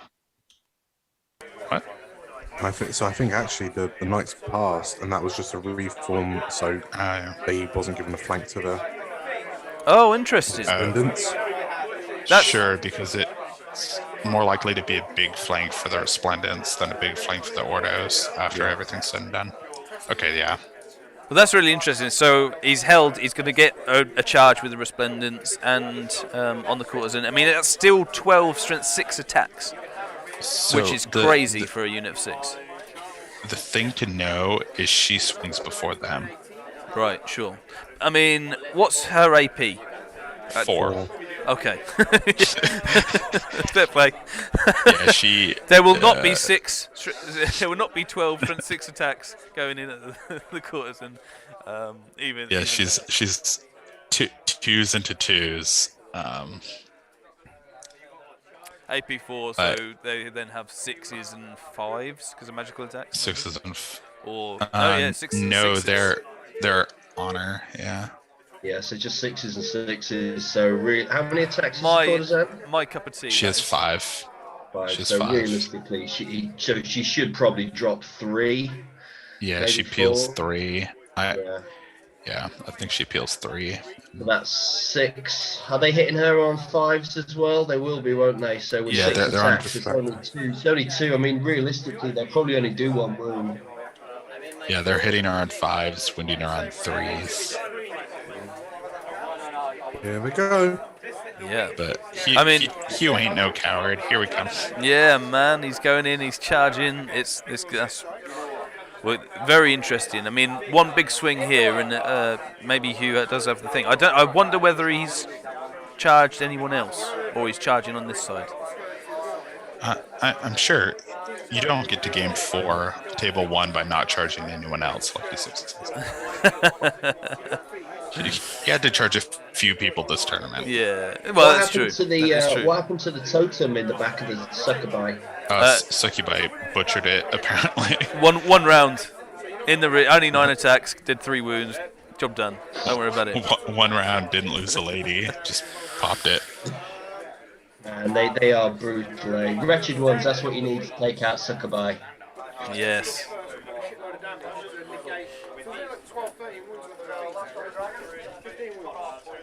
Yeah, this little demon crescent here is keeping that Ordo Sergeant unit incredibly honest.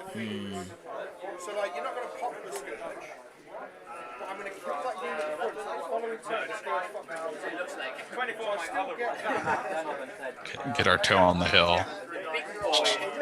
We probably should have had last turn. So yeah, I'm on 5 veils, 7 veils, 8 veils. This is just a really hard movement for the Ordo Sergeant unit. Yeah. Like, you can't give any kind of unfortunate overrun anywhere. Yeah. This makes sense. So why does going 6 wide at this point make sense? It changes the angle on the Myrmidons. and the succubi, so it makes them both fronts. Where before you saw him pivoting there a little bit.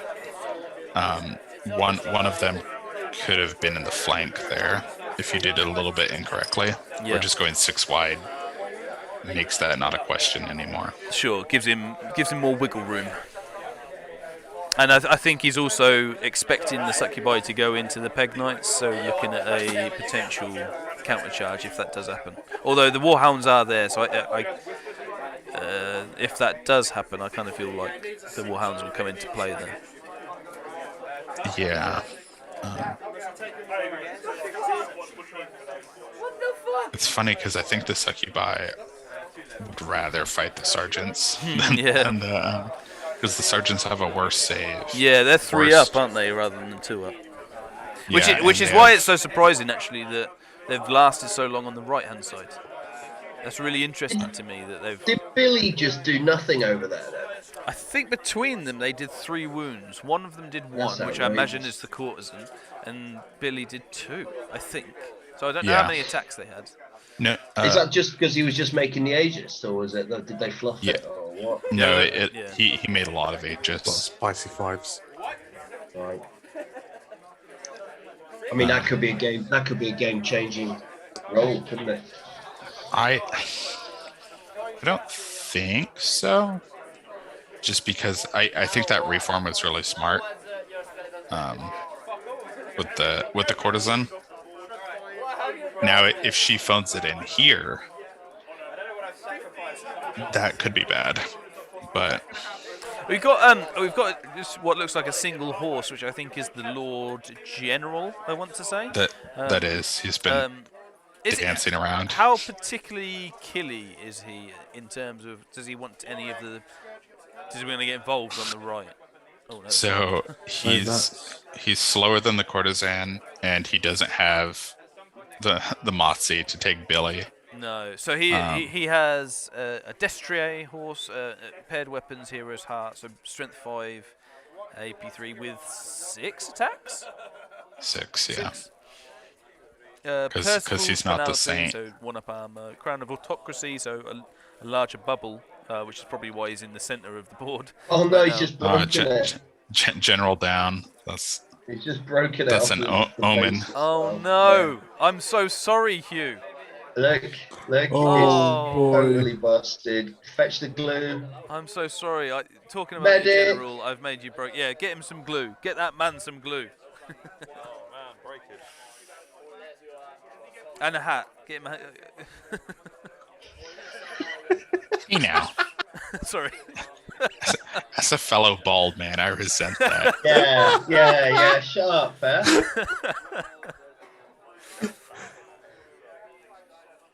I feel guilty. I feel like there was some aura there that passed through the live stream webcam, which, by the way, is being held up with electrical tape right now. I thought you were going to say it was super glue, and I was like, okay. How ironic, yeah. I see. So he's popped him in the fast cav. He'd be worried about Spear of Infinity. Can you cast it out of combat? No, but I think the Eidolons are slowly losing targets that aren't that one lord. And he can be seen over the... over the... Nice we were saying about how the main... the men-at-arms block would be quite a good target for the Hope Harvester. Obviously, it's been going for the Resplendent. He sort of prioritised the Resplendent over them. Do you think he will change? No. So it was more the Hope Harvester is good at fighting the infantry in actual combat. Okay. But the gun is more than happy just to shoot knights because shooting that big block doesn't matter. Yeah. So yeah, I think it's always been shooting the right target, but if it had to choose a combat, it wants to fight that brick. Looking like all the movements over now. It managed to balance the general as well, but our hearts are with you here. Onto Magic, and I guess trying to see how we can support these auto sergeants and making Billy as little impactful as possible. Yeah. Or you might just put all your money into the Resplendent, hope they kill the courtesan, and just it's tough luck to be an Ordo Sergeant. I mean, he looks like he got a decent amount of dice, I think. So looks like a 9 phase, doesn't it? And that's a 15, probably on Breath of the Lady. I know it's on something else. Orison tokens? Yeah, that's. That might just be the Orison tokens. Yeah, so 15 on Breath of the Lady is pretty good here. That's an interesting one. I sort of consider Orison a little bit like the vampire healing. Orison, interesting he's let that one go. So the thought for me is the Orison will make the Resplendent hit on 4s, but you can't buff their ward save then. Or they're still hitting on 5s and you buff their ward save. And it does something with the Ordo Sergeants, but who cares? Yeah. So either you're putting all your money on 3 Resplendent, hitting on 4s, maybe wounding on 2s. Another summon out as well. Oh, okay. The summon is good. It might not go off though. That looks like because he's just placing it at this point. That's exactly what you need to cast a summon. Yeah, that's a good move. That is a good move. I like that. It's a tiny thing, and it's not really relevant to masters, but I think an important skill to learn when you're playing shamanism is realizing that you have to declare and place the totem before you cast it. I play against a lot of people who are like, I'm casting totem. And you're like, okay, where? That matters.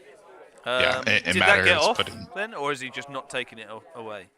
Because I know it looked like Ed rolled a lot of dice at it. But Ed used 4 dice. I couldn't quite see the actual roll. So that's a good roll for 2 dice spell, though. I think that's 10 on the 2 dice spell for this one. Ed looking like he's got 3 left. 3 dice left. Update from the other tables? Yes, please, while Ed's thinking. So in the Jack versus Jeff game, we've got a bit of a standoff going on because Jeff has got 3 chariots on a hill, which means Jack is somewhat reluctant to approach. So there's a standoff, very horizontal standoff going on in that game. In 3 of the other games, there is very much one player approaching a corner and the other one hiding. So that's Hristo's dwarves hiding in a corner against Che's warriors, although in that one I have to say that Che has advanced irrespective and is very much on top of the dwarfs, but Che's death pile is significantly higher than Hristo's dwarfs. For info. As I mentioned, we've got Josh advancing on Mark's Highborns, who are very much hiding in a corner. Nothing seems to have happened really there, but it is very much cramped in a corner for Mark's Highborns. And the other corner game, Ali, who gave me a thumbs down on how his game is going. He is very much not liking playing against ID for Jake. So yeah, that's a roundup. Seems to be an interesting situation with Craig and Mikey. They seem to have abandoned each other's sides and are now playing side to side, a bit like the old Battle for the Past game, which is an interesting one, but not a lot seems to have died in the Craig versus Mikey, and they both seem to be like moving a few of their scoring units onto opposite sides of the board. So it's a very tactical one going on there, and it doesn't really look like a game of 9th Age if you actually look at it. But yeah, that's I thought you were gonna from everywhere that's going on. I thought you were going to say they were starting to play Malifaux or something like that. Yeah. They've given up on Masters and they've. Would you be able to double check what those spells are in the main combat? Because I feel like Hugh's done very well to get 2 off. 1 on each. This is like. Fear. Yeah, these are fear tests, aren't they? So yeah, while the fear tests are going, I think IPG's just going to double check what spells we have. I might even very quickly go to him if he can zoom in. It looks like the totem got stopped also. No, it's coming back. It's all right. I will replace the pin. So yeah, here we go. Place your bets now, kids, for who's going to do the damage. Savage Fury on the Resplendence and Awaken the Beast, which I imagine is Resilience, but I could be wrong, on the Auto Sergeants. Right, that's 3 Resplendence down. So as expected. So they'll have 6, but they will have battle focus because of Savage Fury. So that, I guess he's just hoping for 6s. Good man.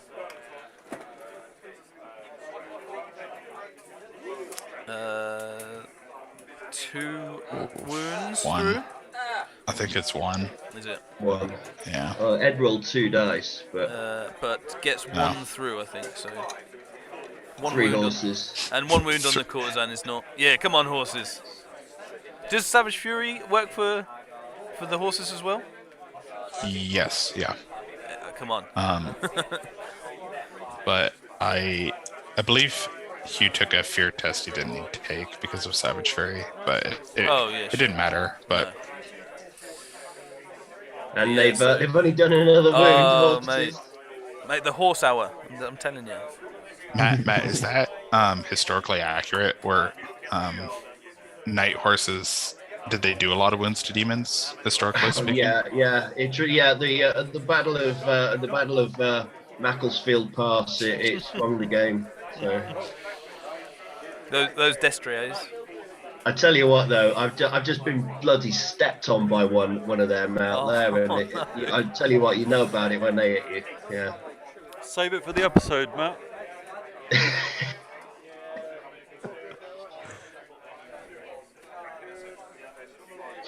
Ooh. Right, so that's Auto Sergeant's dying, isn't it? Is it dying or are they going first? Oh, no, it's where they were. No. Yeah, I think that was them swinging for the fences and just not hitting the courtesan. So it looks like 5 hits from the Scourge. And some wounds. Quite 4 wounds, and he didn't save 3 of them, did he? No, he saved 4 of them. He saved 4. Good man. You, Billy is coming up. Oh, you are fucking jesting.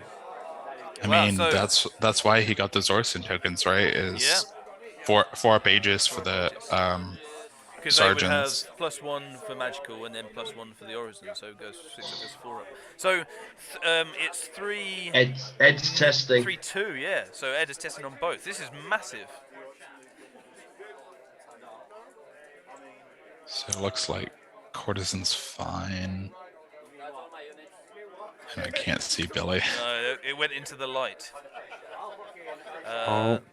Looks like he's taken some wounds. Perfect. That's great for the Scourge. Yeah. Yeah, sure. The courtesan's not gone. Fine. I don't think we would have predicted that against the Auto Sergeants when she first went in, would we? No. Wow. Oh, that was a general as well. That's a lot of points. Yeah, that 6-man unit Resplendence really helping out. I guess they had the charge. Auto Sergeants OP. I think it's just have literally lost 3 in 3 rounds of combat. They're insane. I think it's more just. I can't believe he made all those saves. It's that combat was purely decided by Ed. Ed reformed under the assumption that Auto Sergeants wouldn't have a big flank. Yeah. Because the Scourge should be able to handle 4 models. So he reformed correctly to deny the other big flank. And then just a 4-up Aegis gave Hugh 2 extra combat res. Yeah, man. Well, that's plus all the wounds that didn't get dealt. Yeah, that is a crazy turn of events there. I think while Hugh's deciding what to do and everything, we remind you of the competition that we've been running all the way through the Masters. It's basically a simple question, some would say, for lots and lots of prizes and opportunities. So thank you very much for the people that have offered prizes. We'll be doing the draw of it in the Masters review show in about a week's time, and we'll leave the competition open until that review show. So keep those entries coming in, and we will show you the VT for the competition. Please enter. It's completely free and just something that we thought we'd offer all you viewers. So have a look and get entering. It's me, Maddie P from the Paired Weapons Podcast. The Masters competition is back. For your chance to win a selection of these prizes, including gaming accessories, 3D print vouchers, the Breach introduction game, and commissions from the Gobbo, simply answer this question. Which army was placed at the top of the latest tier list, released in December 2021? Was it Orcs and Goblins, Demon Legions, or Beast Herds? To enter, simply send your answer to the following email address: pairedweaponpodcast@gmail.com. That's the pairedweaponpodcast@gmail.com. Don't forget to include your name, contact details, and your answer. Check out the Masters Review Show on the Proxy Table Gaming YouTube channel shortly after the tournament itself. Thanks to all our partners and sponsors. And good luck. See you later. Well, you've been gone for 1 minute, viewers, and already Ed is retaliating, I would say, after his general goes down. Guys, what has he done in order to get back into this game, I guess? So it looks like the Hope Harvester is doing a charge, and also that Veil Serpent charge we were talking about with the cheeky toe out of the hill looks like it's being declared. Yeah. And they to confirm that they definitely could see past that hill. So really interesting what's going on here. I don't know why he's rolling 3 dice, because this is... He's fleeing. It's a flea. Yeah. Oh, right.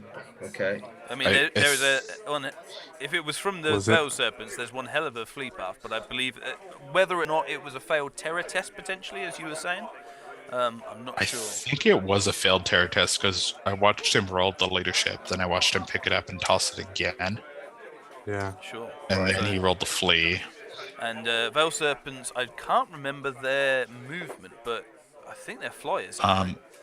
They're 914, I believe. So that is not a long... I mean, it's going to be maybe 15, 16 inches away from them, so Feudal Knights could be not long for this world, and that's a nice position for those Veil Serpents to be exactly behind the lines and casting spells and hexes. And it's a flag. Yeah. Yeah, more and he won't get the reroll, though, because the majority of the models aren't centered on the hill, so it's a one shot. Maddie, no, I don't think anyone's on the hill. I don't think any of them are on the hill. No. Oh, right, are they not? So were the knights were on the hill, were they toe on the hill? Yeah. Wow. So, I mean, while he's declaring other charges and looking at the charges as well, there is a few different things happening in the Masters Open, which is quite interesting. So there's, if I turn over to, this is how it was before the state of play, obviously Tony and Shane offering, but if we refresh, Slatch has gone right up to the top with 62 points, with a big win against Terry Flaherty. I think I'm saying that exactly right, although my Geordie's not that good. Slatch going big with the Demons, and he's got a Scourge as well, so well done to Slatch, and it'll be interesting to see how some of those other games. We've still got an hour left, basically, in this round, so well done to Slatch, and see if he can be up there for the rest of the game. Is this another flea? Is this our flea from the Resplendence? It sure is. Yeah, so they're getting out a dodge. So that's a flea from the Succubi, that looks like. Yeah, I believe so. because he was seen center of the succubi. I mean, that makes sense just purely by the fact that the Resplendents aren't on the charge and there's only 3 of them now. Even succubi. Yeah, and you want to hold on to that flag. Yes, yeah, you need to hold on to that flag. Interesting to see if he redirects into someone else. I don't know whether that's the redirect text or what. Can we get a health and wellness check on Kev also?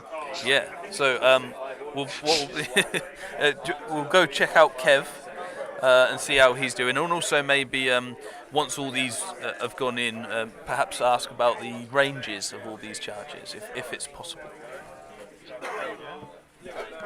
Because that succubi is in the flank, it would be really interesting. The Eidolons haven't charged, have they? That's just extra dice. I think they're just dice lying about. Yeah. Look at that. Oh, that'd be one hell of a play. They're not a renowned combat unit, no. And they don't have a fleeing unit to poke here.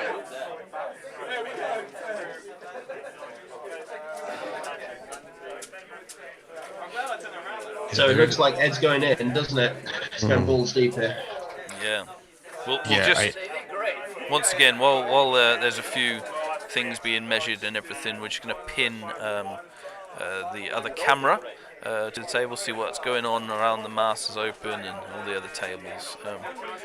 Thank you. I think Tony's just going mental on it. But this is I think Kev's table as well. Maybe. Yeah. I think with those 2 fleas, this opens up a lot more charges for Ed. Like a lot more just kind of easy, obvious charges. So do you think, I mean, perhaps if the Feudal Knights was Terror, that obviously wasn't in Hugh's hand, but there's a few different things in the last few turns that are really turning it both ways. The succubi have charged into the flank of the Ordo Sergeants, needing a 10 to complete.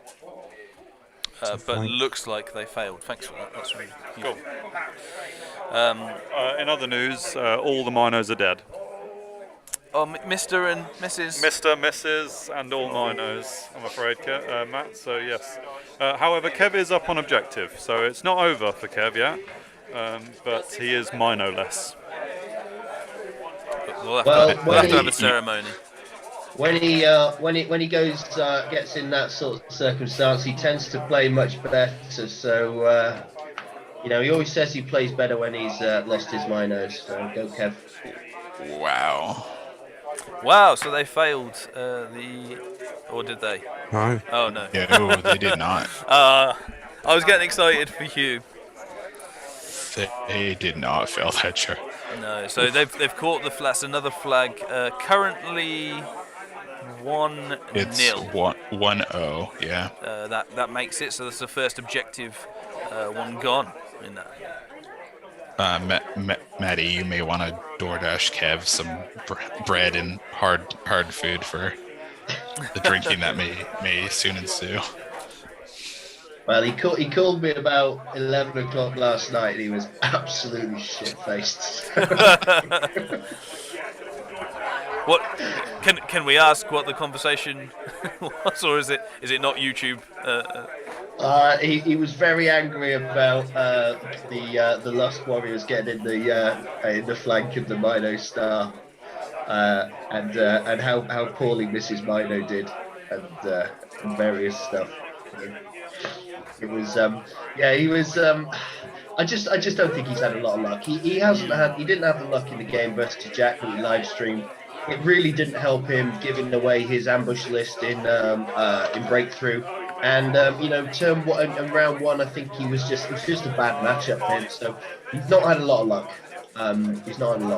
But and they're in as well. But I think I still think he's got he's a couple of good wins. And he's mid-table, and that will do for Kev. So. Yeah, no. It's really interesting to me that Ed declared a charge with the hounds and didn't keep them in the locker. Whether he's failed a really low charge, Because I don't think the succubi go through the pegs in one round, so there's a... It looked like the hounds and the succubi charged the peg. Right. So I think it was just covering the base of making sure the pegs are engaged. Okay, sure. Because them flying around is going to cause a problem, or them locked in combat, or maybe breaking. Yeah, sure. The Myrmidons look like they failed to charge into the auto sergeants. They did fail their charge. So quite a few failed charges out of that for Ed. Succubi didn't get into the auto sergeants on the right, but that was a 10 as type as he said.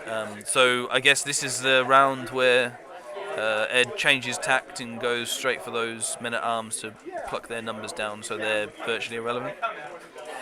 Yeah, and I think the important thing here is Ed made one of the only charges that really mattered this turn. And he declared 2 charges that also really mattered. So he got those Resplendent fleeing, and he terror bombed that other unit. The Resplendent started with 11, didn't they? So they're not quite under 25% yet. Is that right? They 11. need to go down to less than 3 models. Yeah. But they are out of BSB. Sure. And I think they're out of General. I think Just General has the he's got the crown. Crown, so 15 inches. So they should be in that. So that would be 9 not rerollable.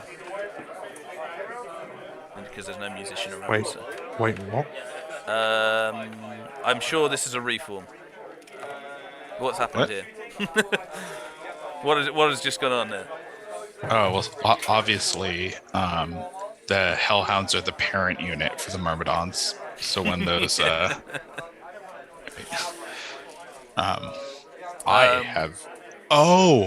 was a failed panic on those Ordo Sergeants from the Knights dying from the Veil Serpent wiping them out. Oh, wow. They flee from the closest unit, and they're going to bounce straight off the board. So and that was a probably not re-rollable 7. Oh no, so 8. I saw Hugh hit a 10 there. Wow. Okay, so that's really unlucky for you. That makes it 2-0 in the objective, with Resplendence not looking fantastic. Very, very much.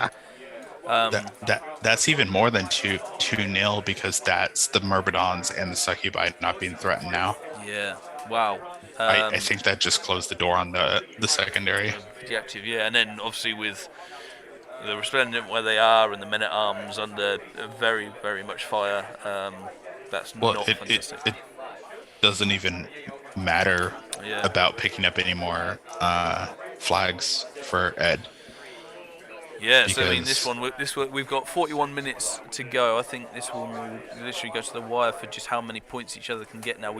I think that's too huge not to matter in terms of the objective.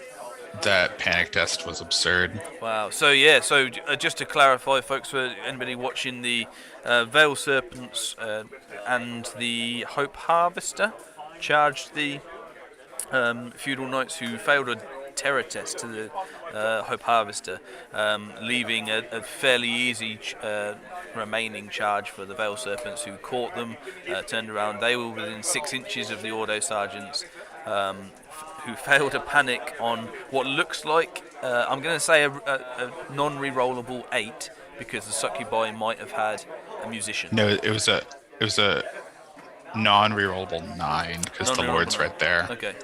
So non-rerollable 9, failing that, panicked away from the Veil Serpents because they would be the closest unit at that point, leaving the Myrmidons to charge. I suppose if the Myrmidons had charged, though, they would not have caught them because they would have made them flee, right? Was it not the case that because the Knights were fleeing down towards Ed, it just bounced through Ed's... Yeah, No, actually, what would have happened is you declare all charges at once, so they held that charge, and then after the movement, they would have panicked, and Ed's done it in that order, right? No. What happened was they messed up there and they didn't take the panic test first. So the knights fled, and then the Myrmidons completed their charge. Yeah. So, and it would have happened that, in terms of order of things, Myrmidons declare a charge, they hold, then they move the Veil Serpents cause a panic, they move closer to the Myrmidons, and then it doesn't matter that they're not going to flee from the Myrmidons further, it just actually... the Myrmidons complete. So... Yeah. I mean, that's one hell of a turn of events for chain reaction, should we say? Wow. So when the sorry, just keeping up with that then. So when the Myrmidons then went to complete their charge on the Ordo Sergeants, why did they not flee again then? Because they didn't declare. Yeah. They declared when the Ordo Sergeants were non-fleeing. They were holding. So it's not like a second declaring. It's just actually all it does is make the gap smaller. Yep. Which is terrible luck from Hugh. Why are the Resplendents back over there? I don't know. I was looking at that. Okay.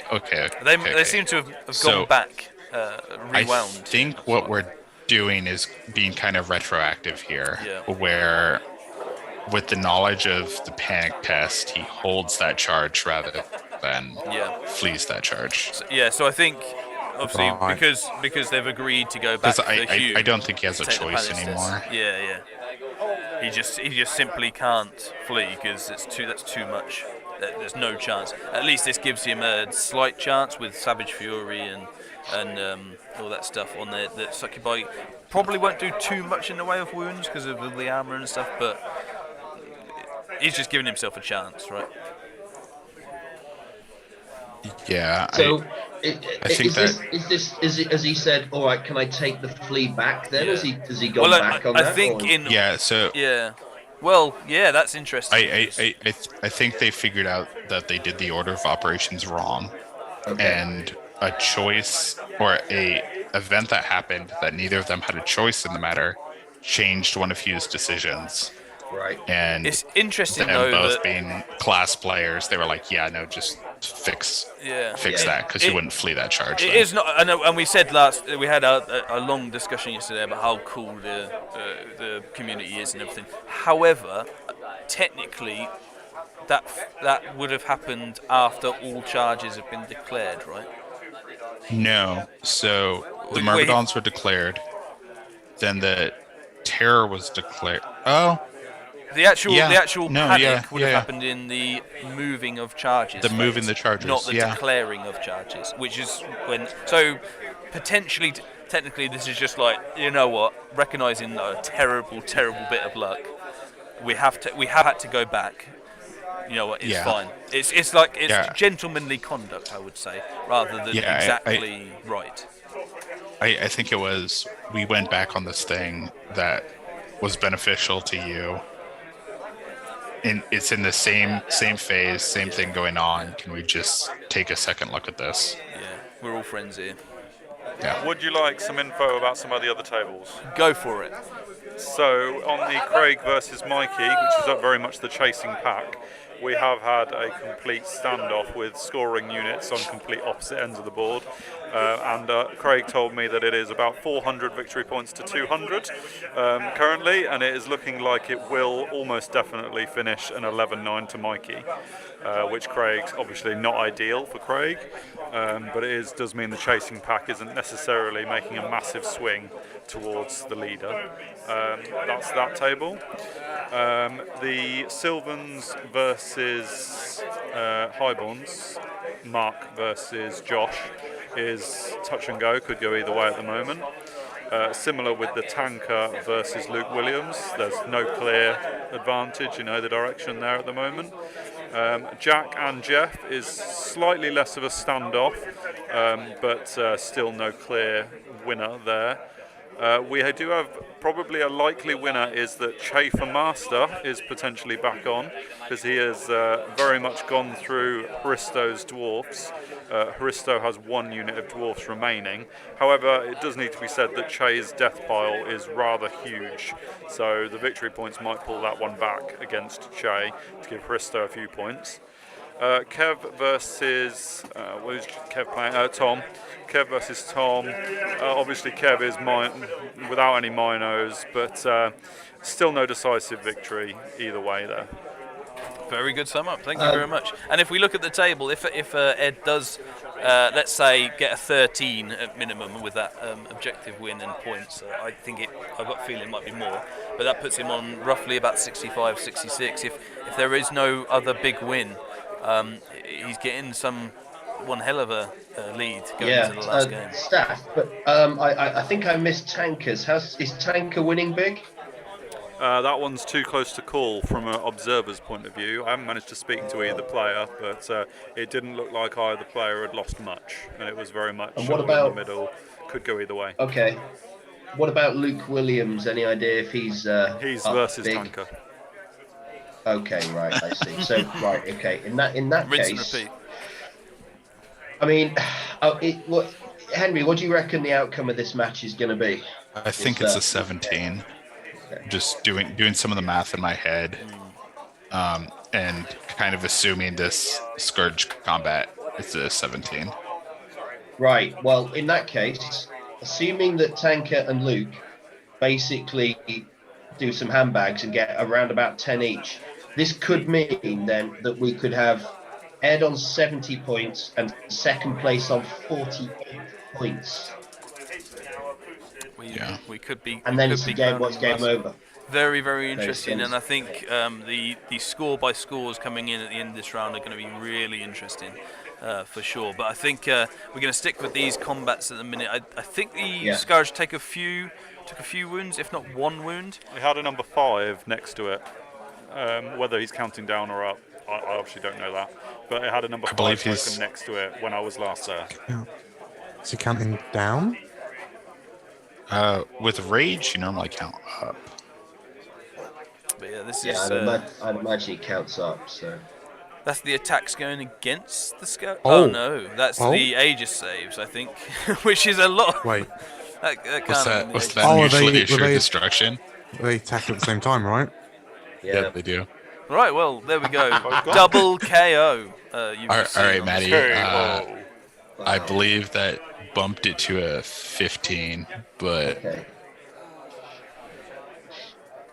yeah. So I mean, literally every point matters in this point, and setting Ed up really for. We think the win's going to Ed mainly for the objective, but also the objective and the points. The win is firmly for Ed. It's now just a numbers game. So yeah, really interesting. This next 31 minutes will be really interesting in the way of the game. Has Ed lost his caster? Sorry, has Hugh lost his caster as well? No, she's kicking about in the on foot. Infantry. So we got the BSB and the mage in the infantry with the reliquary as well. All the characters are up and running for Hugh. That was saves on the Resplendent.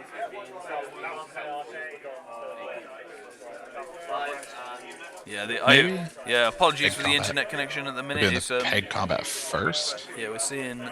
I think the Succubi on the right have reformed, so I think that's after combat. Is my. Maybe. But we'll have a look in a minute. Oh, the pegs on the right flee. Yeah. Wow, that's not good for Hugh as well. I didn't think that would happen actually with the amount of armor that the pegs have. But Succubi have such a high output that, like, just dice. Yeah. Like just throwing dice. They're AP1 still. You know, his Hugh's discipline checks have been absolute dog toffee, haven't they? Yeah, it's not been great for him. I suppose the general wouldn't be in the pegs leadership, so I guess they're on their own there. But Yeah, no, it hasn't helped. he's due a double one, isn't he?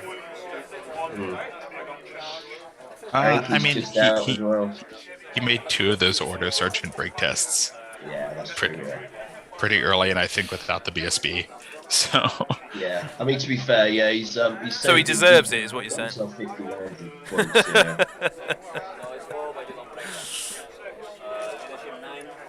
It's interesting yesterday, actually.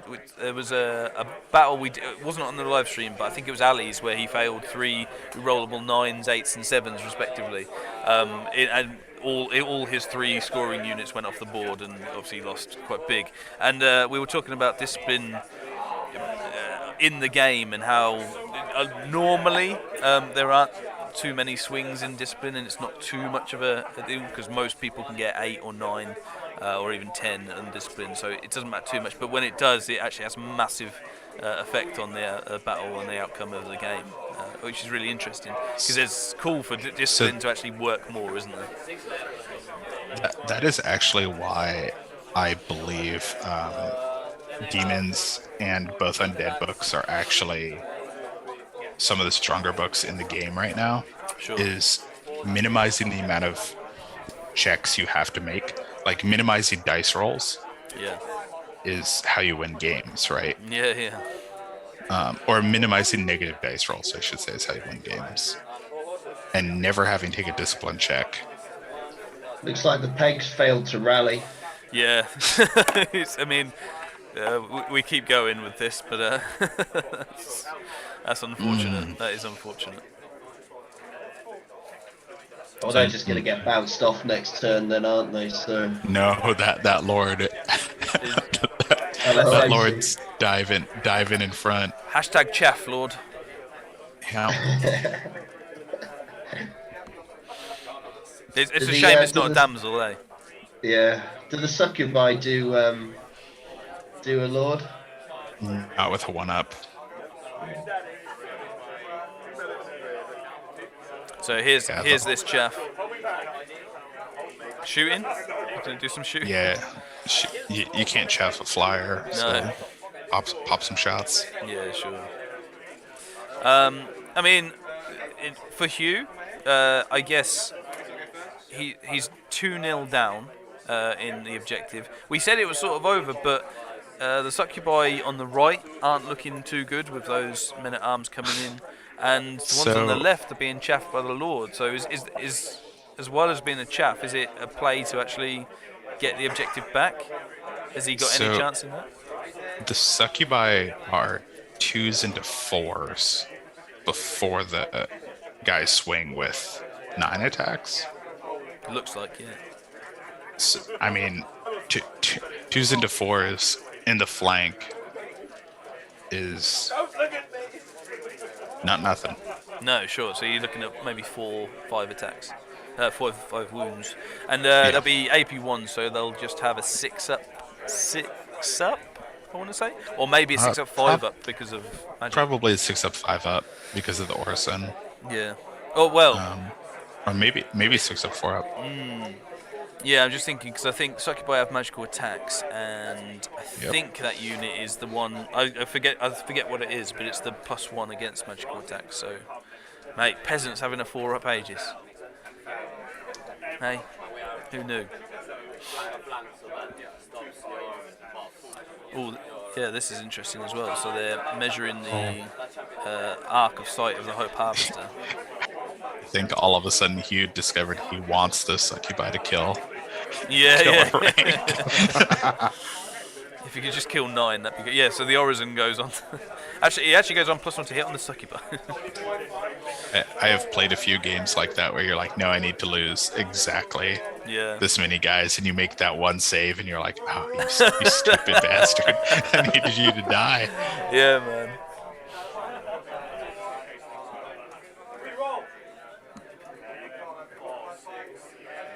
Yeah, all hotting up here. We've got a bit of a crowd going on one of the other things. Matt Pell versus... Oh, I'm not sure. On table 1 of the Open. Very interesting. Yeah, we'll send the man on the ground to see what's going on. There's a crowd formulating. We should say as well, Paul Godbold is having a good start to the day in the Open with... Oh, it's Artem, who is the current leader, which is very interesting. But Paul Godbold goes up to third with a big win, up to 53. So well done you with your Vampire Covenant Dragon Lord. Oh, there we go. So there we go.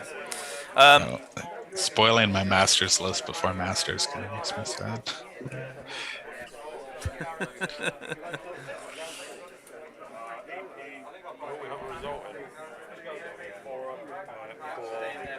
Oh, our first result is in for the Masters. I'll see if I can put it on the screen. We've got 23 minutes, so the results should be coming in. It'll be very interesting as well. Let's see if I can do this properly. First result is in, and Che for Master is certainly back on with a 19-1 against that, which I believe puts him up to second with 52, which is relevant because if Ed goes into the mid-60s, Che may be our only hope. So, what we were just talking about of accidentally killing too many models, I believe that breath weapon from the totemic summons killed enough succubi so that they could get past Lord with their overrun. Oh no!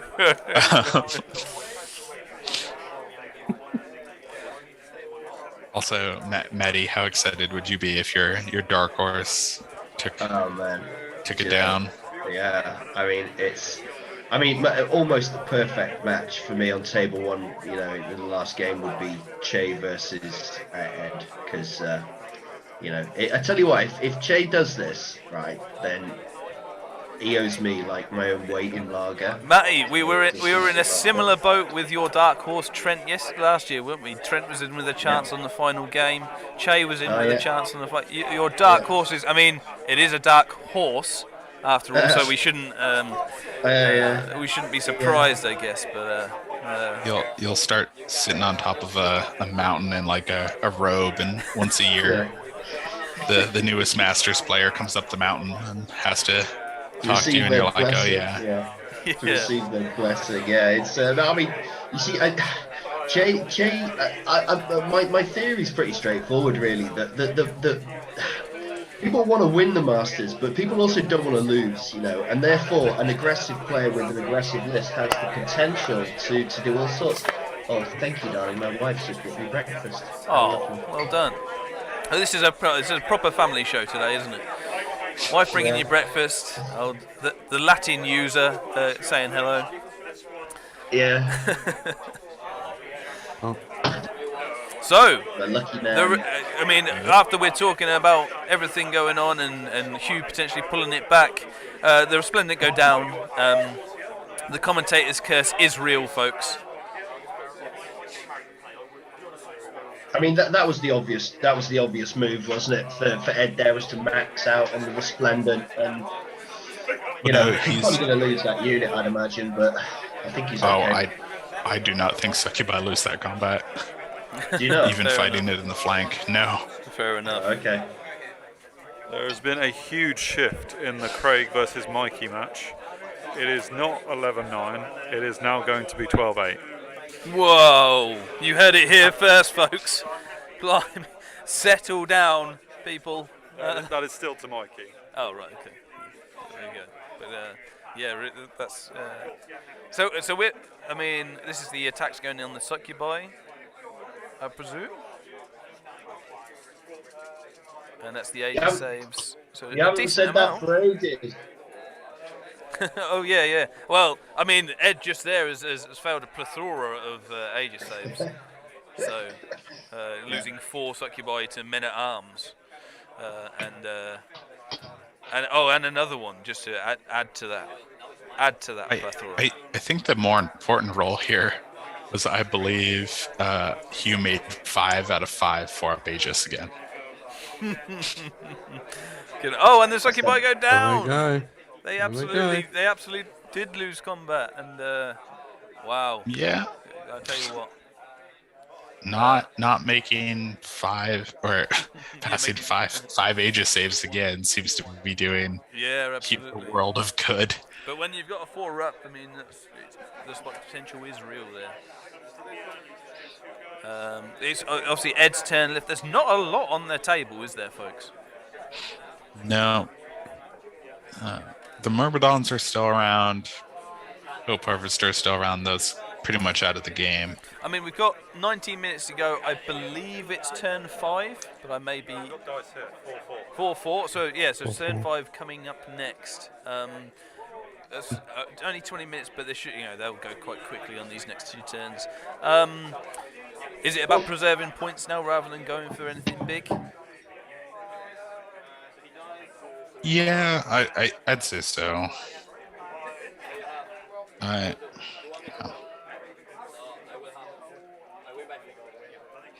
think the real one interesting choice left in this game is if the Succubi go into the totemic summons or not. Just to get out of the Lord's Ark.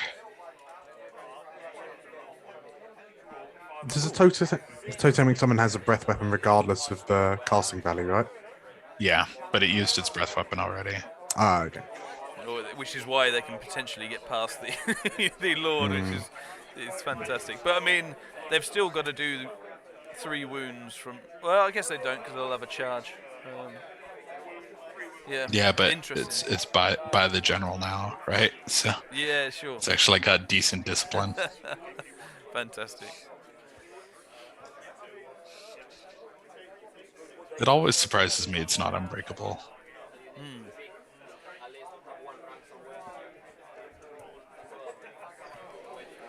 So it looks like he's still in charge arc of the Hope Harvester. He didn't overrun, he just reformed. I think is he gone to line formation there? Or is he looking? He can't be looking to the right, can he? No, he's in line. It's in line formation. Yeah.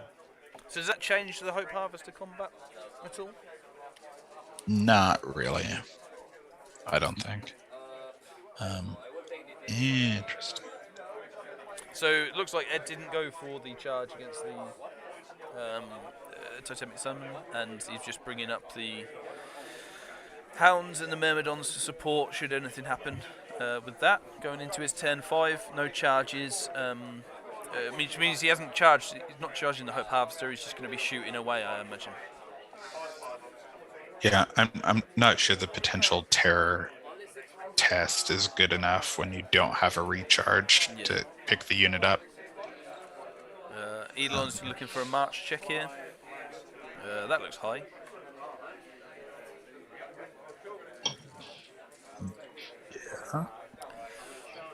Yeah, it looks like an 8.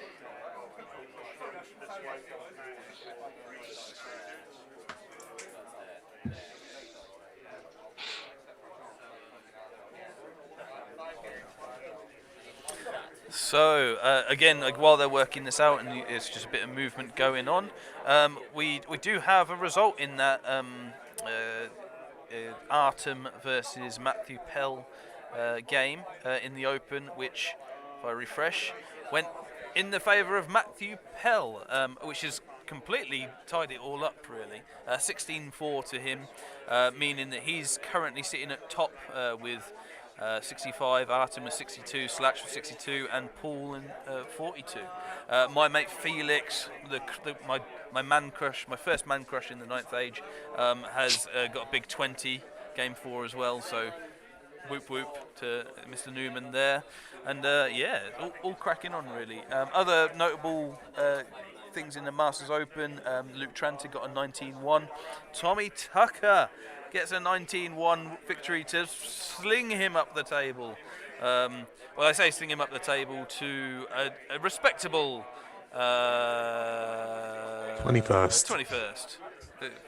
But anything could happen, Tommy. Anything could happen. But yeah, lots of results in, and all kicking off there. Very, very, very, very tight in the Open, which is really, really cool. But yeah, sorry, I'm talking over the game. The Eidolons moved back somewhat, and are we on to Magic, or has that just been and gone? No, we were just figuring out arcs and ranges on shooting with the movement. So I think we're going into magic right now. Lovely, and he's summoned a unit of Psychic Boy, I think. Yeah, had to roll on the Winds of Chaos table. Yeah, that's a good roll for Ed. Yeah, double sixes, the eye opens. Yeah, and in flags, that's a good roll. Sorry, I'll stop. I'm getting angry letters written by 9th Age designers now, being like, we moved away from those mechanics, blah, blah, blah, blah, blah. It took us so long, and every time someone mentions 8th, we get sucked back. You haven't called them flamers yet, so it's all right. That's true. They weren't playable back then, so why would I know what they were called?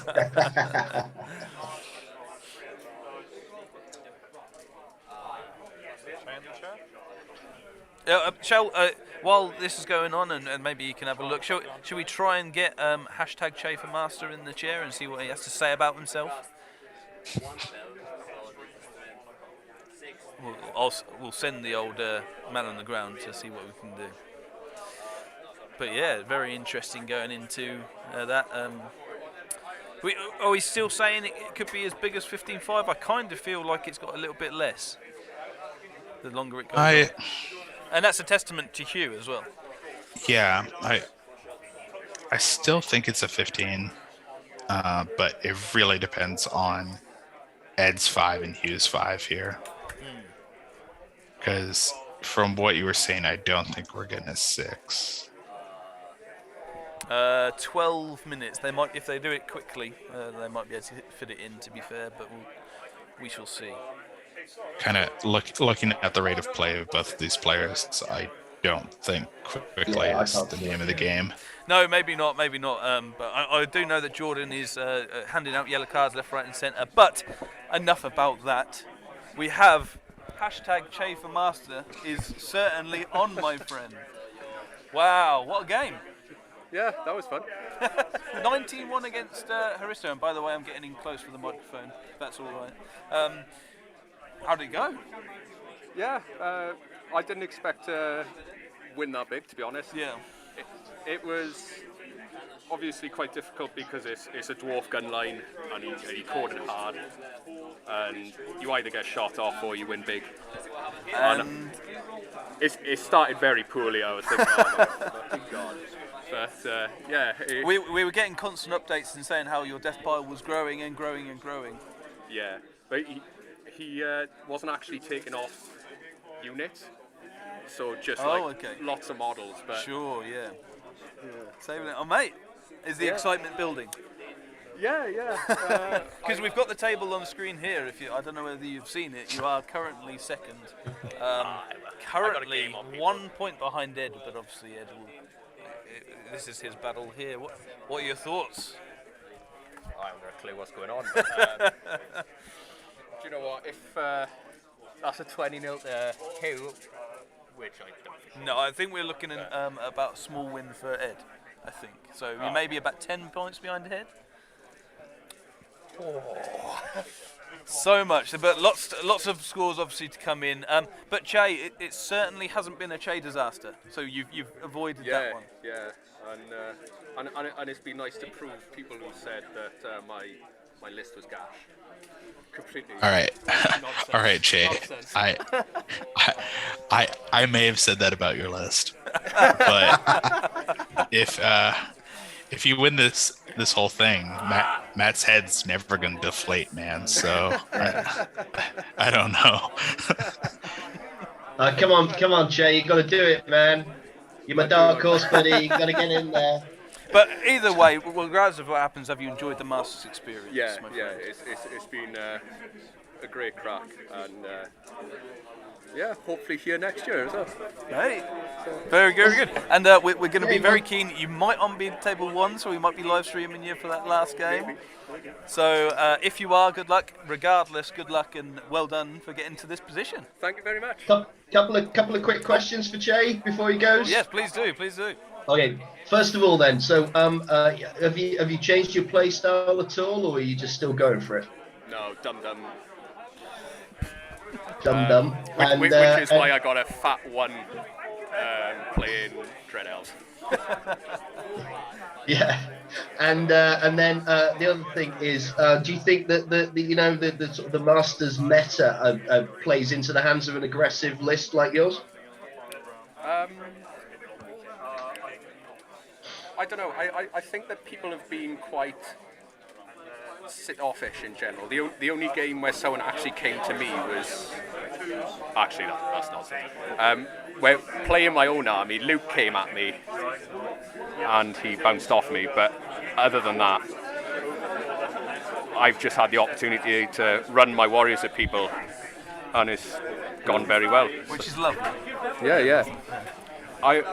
For the first time playing Dread Elves, just watching a swarm of warriors come at you, I think, is this what people experience every game?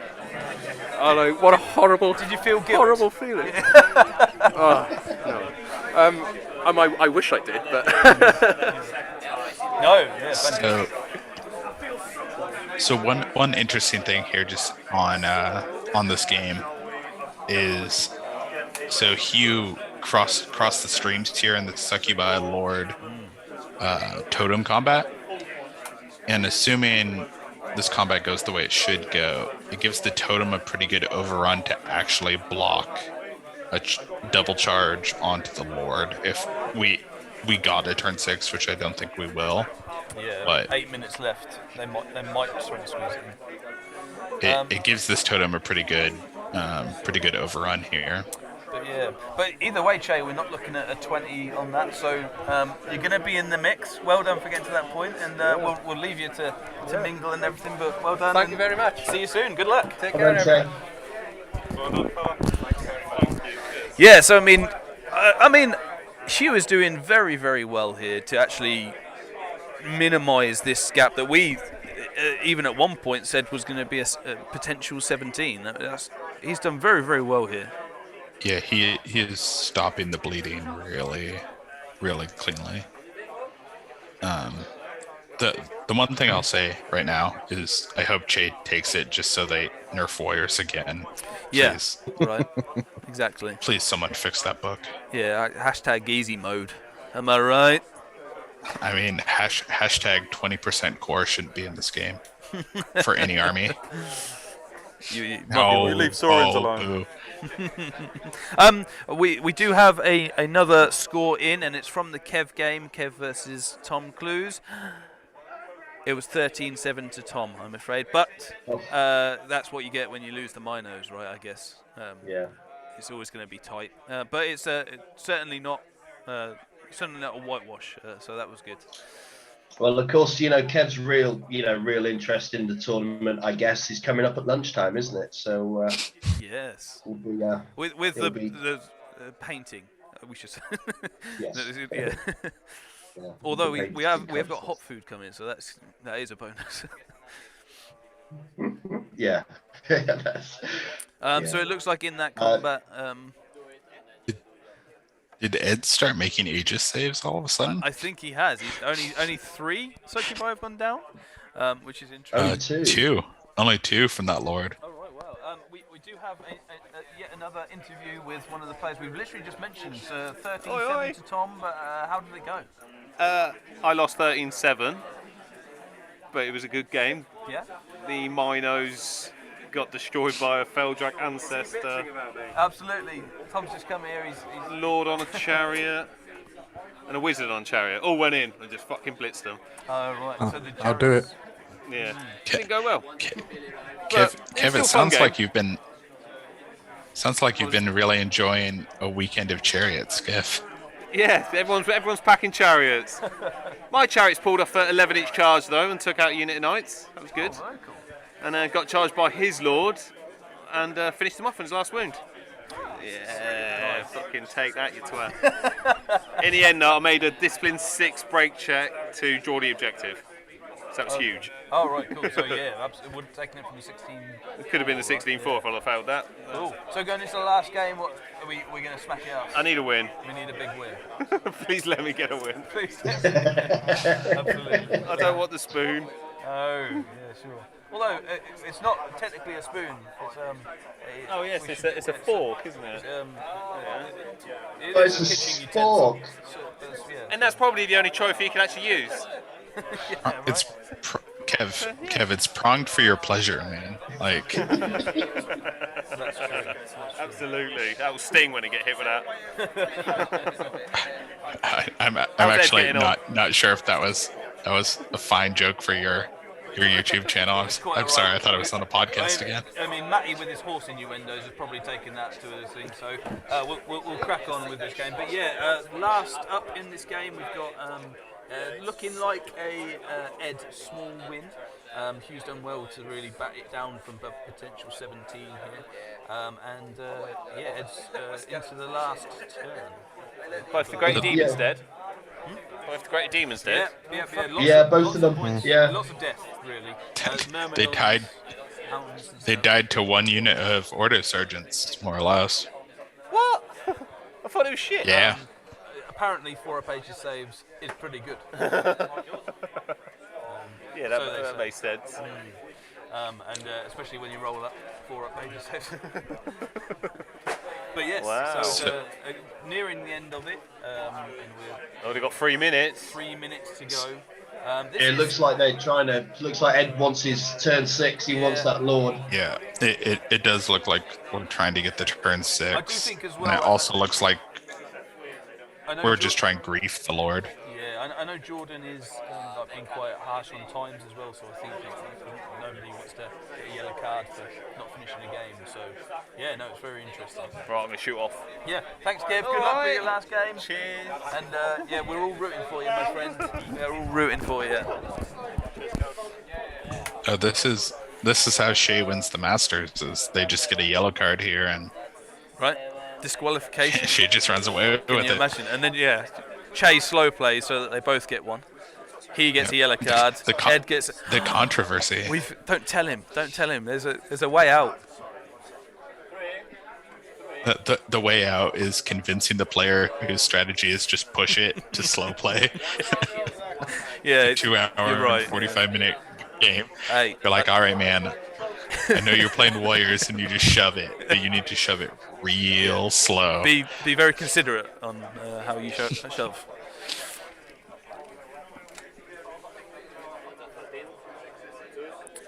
But yeah, so just going for that Lord, that would sort of give a lot more points here.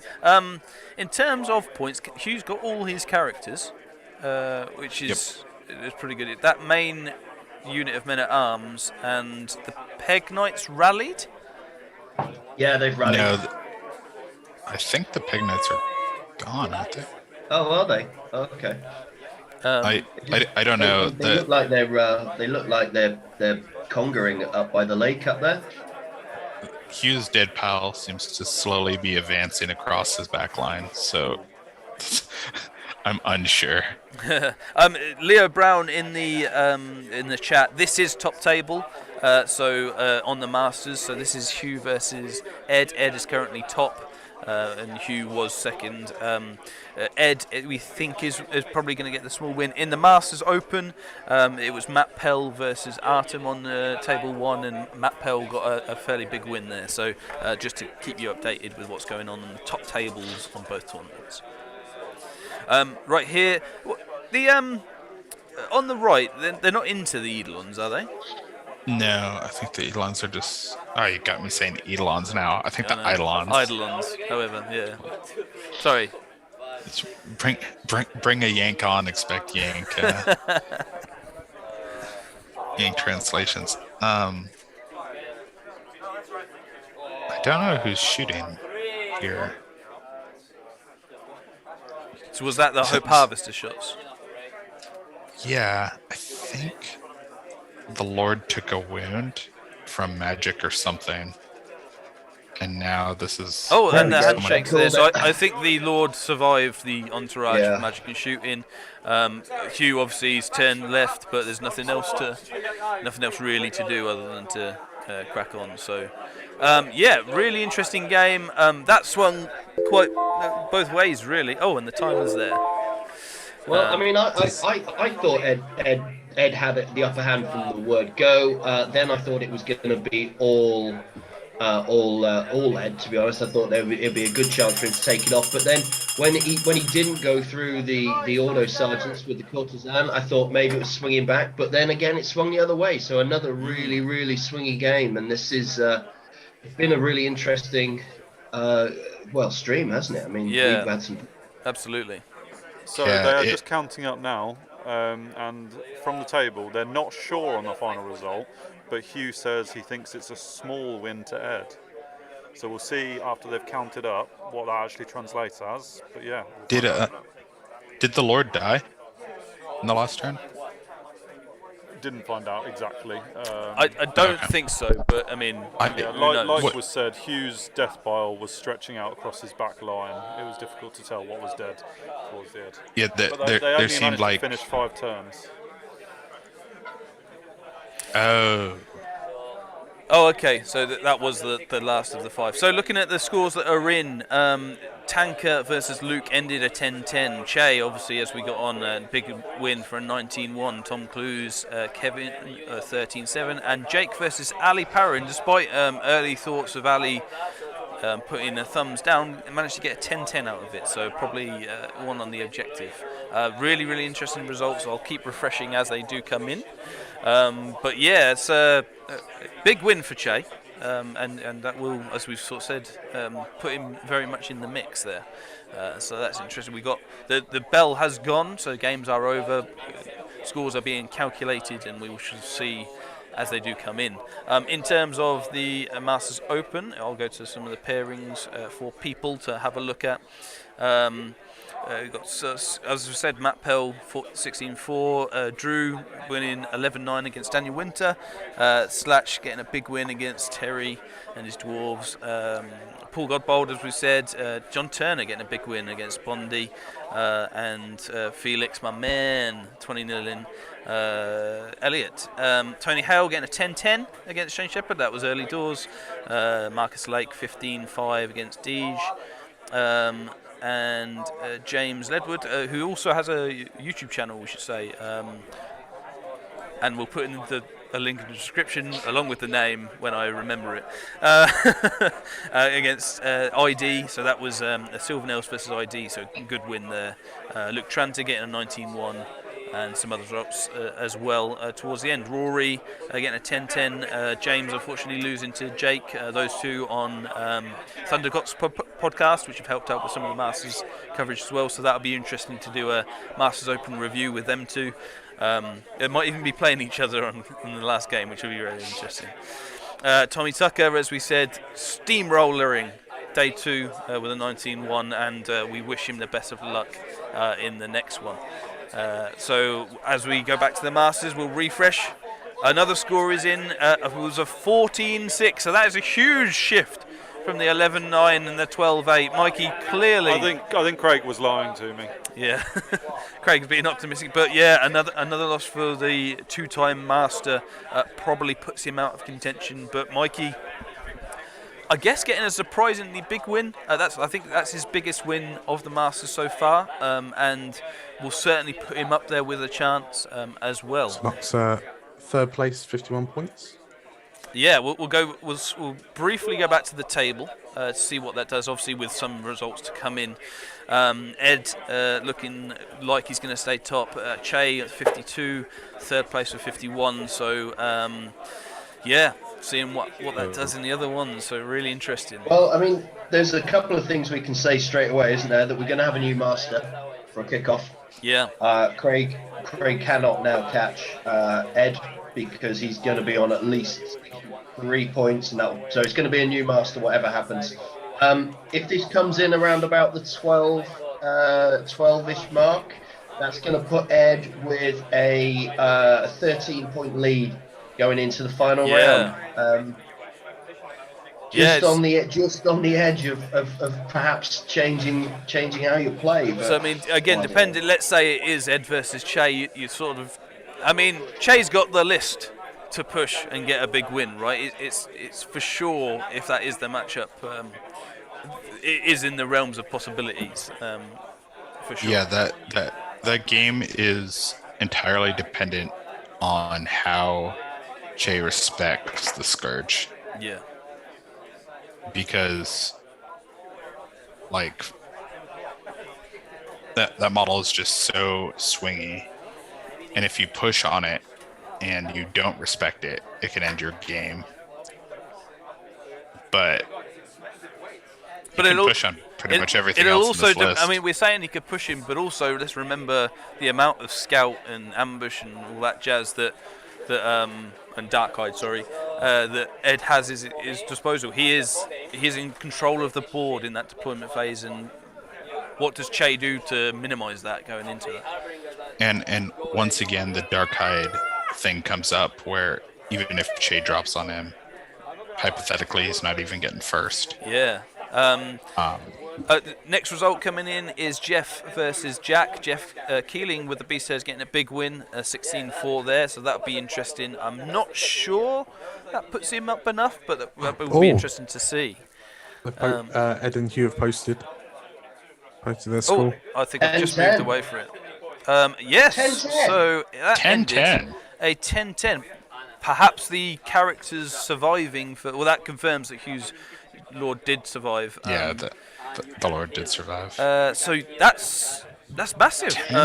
Even with all the things still on the table, it was only a 10. So we've got Mark and Josh still to come. So we'll let you know what that score is when we do. But if we go back to the leaderboard, I don't think Mark and Josh will be able to get into the top sort of 5. So our top 5 look like this. Hugh's still in with a chance there, along with Jeff and Tanker, but obviously.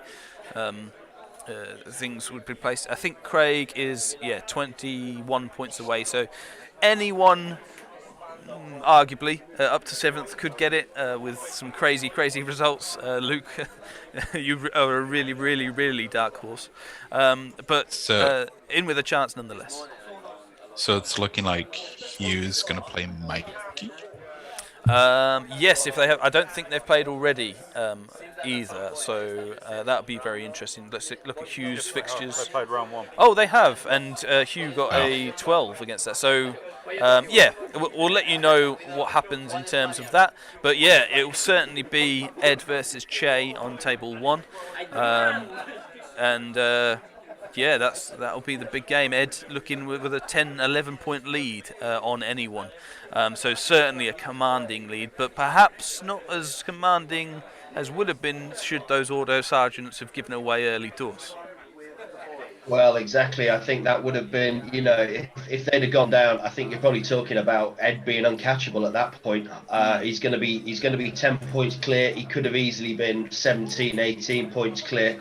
And at that point, with a list you can't catch, you just don't fight. And you take the master then. Let's. I. Go on. Sorry. Oh, good. Oh, I was gonna say, I think Ed had the chance to win the Masters in Game 4 if Hugh didn't make 4 4-ups. Yeah. And he made 4 4-ups, and it went from the Masters being over in Game 4 to being still a contest. Yeah, absolutely. And I mean, let's be honest, that's what you get with the number 1 ranked player of the year, right? Let's not take anything away from Hugh. That is a fantastic result from him. Man, he scrambled. Considering how it went. He scrambled so well. Yeah. Especially with that unfortunate panic test, which was really bad luck and we thought, changed the sides quite a lot. There's a lesson in this for lesser players. The game is never over.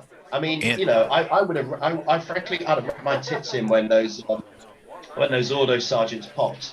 At that point, our head had just gone down, and I'd said, "Oh, 20's yours." No, he scrambled, and he scrambled real good, and 10 points is a hell of a result. I think another important thing for newer players is seeing how important understanding damage control is. So even when you're down, understanding what you're supposed to be playing for then, because you saw him pump the brakes, start playing for the points he could get, and not take risks anymore. Hugh really quickly stemmed any kind of bleeding he had and just started playing a very different game. And that's what good players do when they realize that the game is going south. is you stop trying to win and you start trying to not lose. Yeah, and for all intents and purposes, they sound like the same thing, but they're very different. Yeah, no, that's it. And for all intents and purposes, Hugh very successful on that front. I guess not much else to chat about. And from that point, we'll do a quick look at the Masters Open table for people that are interested. So Matt Pell on 65, Artem 62, Slash 62, and a chasing pack, including Paul Godbold, which is nice to see. But all to play for, very much so, with turn 5 going. But that sort of leaves us basically to thank very much the guests that have come on this morning. Thank you, Henry. It's probably about 4 o'clock in the morning, am I right? Where you are? Yep. So 4 in the morning. You don't fancy piling on until the end of the tournament, do you? Oh man, if I could, I would, but I have a full day of work. Yeah, I'd much rather be doing this, but sadly, unless Lucky Six this year starting to pay my bills. And I'm not, so I will see you. Well, you'll be billed for my appearance fee either way. Absolutely. And always a pleasure, Henry. Thanks for coming on, man. Remember, pairedweaponpodcast at gmail.com. Yes, so thanks very much for coming on. It's been really nice hearing your views. Dan, as well, I believe you're potentially on for later. I'm going to linger around like a bad smell, yes. Yes, absolutely, good. And of course, we've got the hobbies, the best painted going up as well. So in the next sort of half hour, we will sort of take a bit of a break, but we'll come back and on your screens you will see lots of beautiful painted armies. And there's some just in front of me being put out now. They are amazing. The sheer wealth of armies on display at the Masters and Masters Open is incredible. Even the armies that aren't going to get nominated, I think there's at least 10 being nominated for best painting. So that sort of shows you in a group really of 48 how good the standard is, and there is not much between them. So we'll put that on the stream. We'll have that on your so you can see it. We will take a quick break now, though, while they're all getting set up. Thank you, obviously, our guests. Thank you very much, our viewers. We had well over 30 at one point, and pretty much continuously over 25, 30. So that's insane to us. Thank you so much for supporting us. Obviously, thank you very much for getting us over 1,000 subscribers as well. We certainly had a bit of a tipple last night. Some would say a plethora of tipples, but it's amazing to us to get to 1,000, and we really appreciate your support. Finally, before we do go and take a break, Matty P, thank you so much for getting involved. My pleasure, mate. My pleasure. I'm looking forward to the final round, but I've got some jobs to do, so I'm going to shoot, and I'll be back at 12:30. Yes, 12:30 is when the next one comes in, although it might be 15 minutes after that, but we'll be starting from 12:30 for sure. Cool. We will, leave you for about 10 minutes. We'll put some of the lovely lineups that we've been editing and doing for the Masters as well. But thank you very much as it gets louder and louder here. And we will see you very, very soon.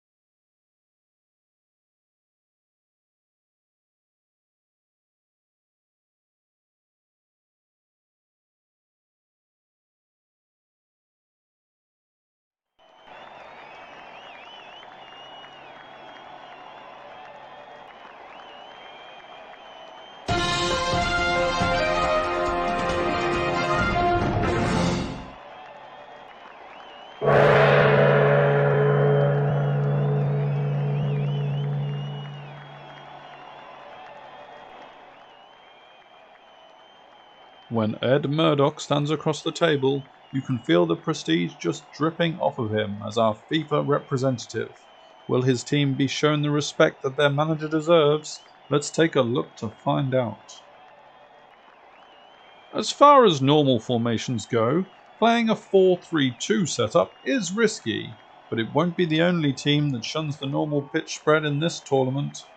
The talking point has to be around the inclusion of the dark-hide managerial attire that Ed will be rocking on the sidelines. Such class on display, but what about his players? Honestly, we just love this model. Warhol takes the spotlight here. I have nothing more to say about this goalkeeping legend. Hellhounds in either fullback position are some of the few units that Ed actually has to deploy without some sort of shenanigans. They've had to adapt as their career has gone on. Once they were vicious strikers, but as the years went on they've slowly made their way back, still respected on either side of the fence. There are ways to counter the Dark Hide, of course, as our podcast friends have made quite clear. But when the team gets ready to kick off and neither of their centre-backs has even made it past the subs bench, you have to wonder if Ed has thought this one through. Another unit that can really move, even though it will be one of the first out, is these Veil Serpents. Once again, we should say that we have no idea how this unit will be used at the tournament. We could guess, but we'd probably be wrong. If Darkhide scouting is not your cup of whiskey, then normal scouting is in there too. Ed knows how to play to the crowd like the best of them. That winning smile is a wily one. Expect a decent amount of assists to come from this direction. At the centre and out from the start, Myrmidons won't be messing around like some of the rest of the army. According to their teammates, they'd never heard of social media, but that might just be because no one told the demons that no one uses MSN anymore. We struggle to say much about this team captain without mentioning their enormous pair of 7s in their offensive and defensive stat line. It won't be their only tricks though, as she too sports that dark hide, not that you'd know it, as well as a whole load of other fanciful effects that Ronaldo would be proud of. And we leave the last laugh for the player that could not have made more disruption if he tried. Singled out as the most negative influence on the locker room, many wonder if he would cause the team more trouble than harm if it weren't for the calm head that is Mr. 9th Age Ed. If ever there was a player who we instantly forgive for taking the top-tiered army to the biggest tournament of the year, it's Ed Murdoch. No one would dare to say he couldn't be the one raising the trophy by the end, and with the demons, there's always a chance.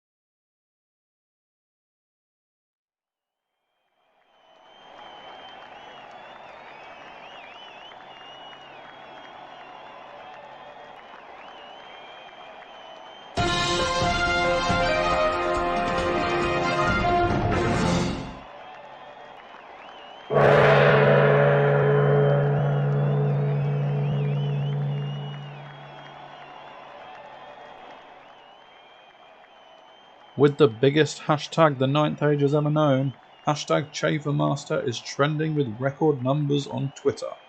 However, there are still those claiming it will be hashtag Che Disaster. Let's see how he lines up his team. 4-3-3 is not an unusual setup, especially when it comes to warriors who won't be playing deep with defense either.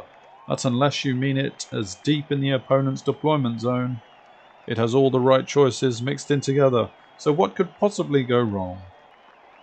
Single characters doing everything could be considered a gamble, but with the amount of warriors Che will have in front of this wizard general combination, you can't think this leader will be easy pickings. Another outing for the popular lightning van races as well? We are not surprised.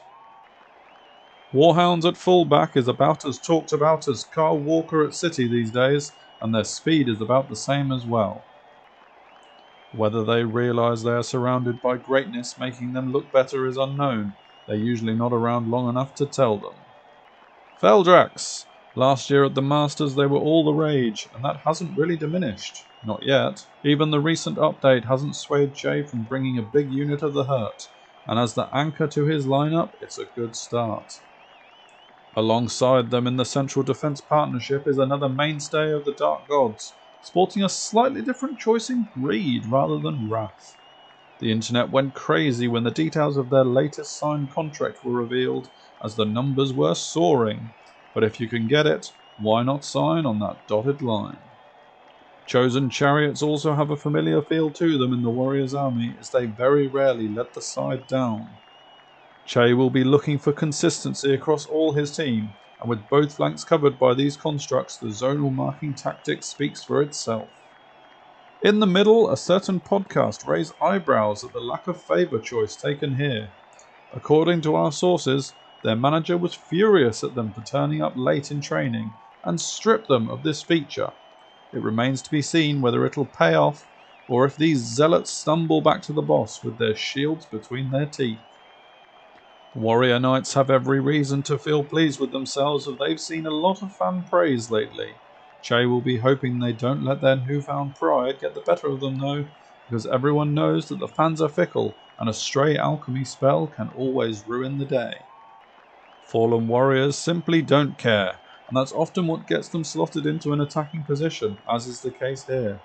They'll always go down swinging, expect the shot tally of the team to come initially from this direction, even if the rest of their teammates eventually catch up and surpass them. Then over to the most injury-prone unit in the game these days. Sometimes they're fully fit and will surge forward like they've nowhere else to be. On another day they pull a hammy at the mere mention of getting stuck in. I know the feeling. Hashtag #ChaferMaster is going strong, and anyone who tries to get in the way of it will quickly become a heat magnet of fan hatred. Or will that just be Matty P? And not an Asklander in sight either.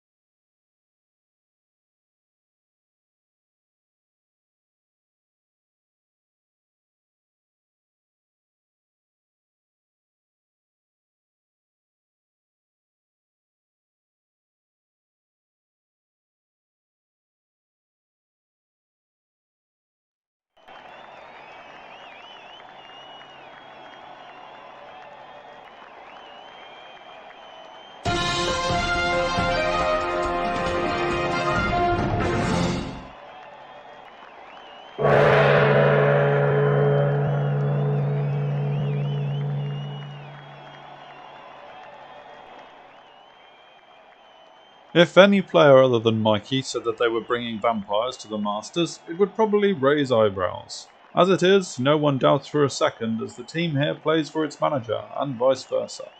Let's move over to the formation to see who got the gaffer's nod into the first team. In the build-up, we did wonder whether we wouldn't get a look at Mikey's setup until round 1 began, but in a shock move, Mikey broke the media silence and revealed everything that nearly brought the internet down, such was the surprise. Another thing that didn't cause anywhere near as many questions as you'd expect was that he chooses up to line in a 3-5-1. It's bold, but then again, it's Mikey. Zombies for goalkeeper should be the next version of jumpers for goalposts if you ask me, but you didn't ask me, so instead you're just getting a whole load of zombies in goal and that'll have to do. Getting more vicious now, and this unit of 8 vampire spawn has gained prestige ever since they were found not guilty of being responsible for eating all the pies. As a part of a back 3, having frenzy amongst them could be the making and breaking of this army. On the other side, we have to say that this new signing was not expected to be granted a work permit in time to play.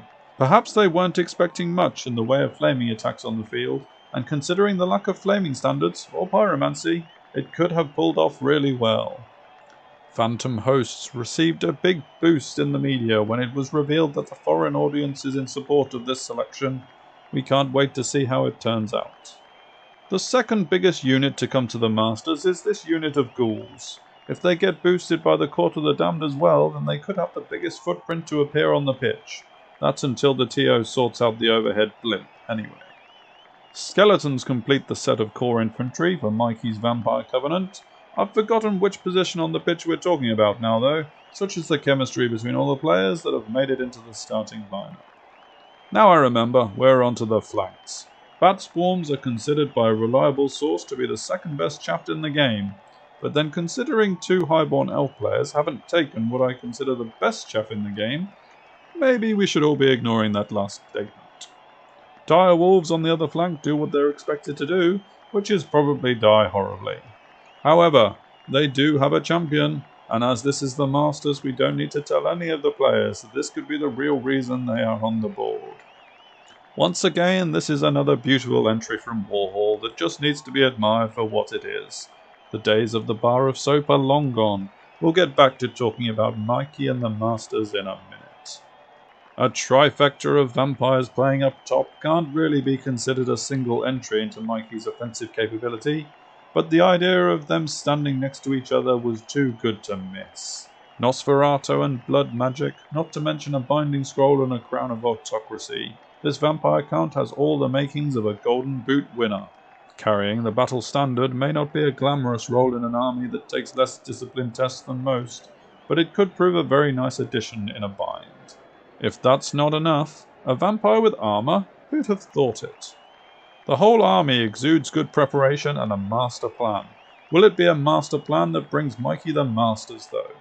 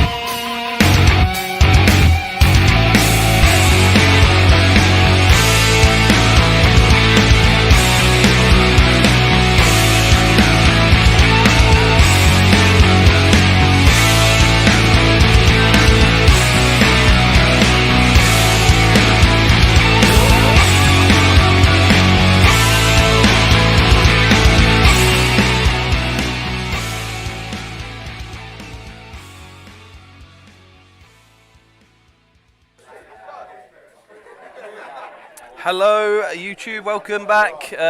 Thanks for bearing with us in the break. Hope you had a look at those armies and some of the lineups as well. All a bit of fun. A plethora of fun. Yes, we get that in there straight away.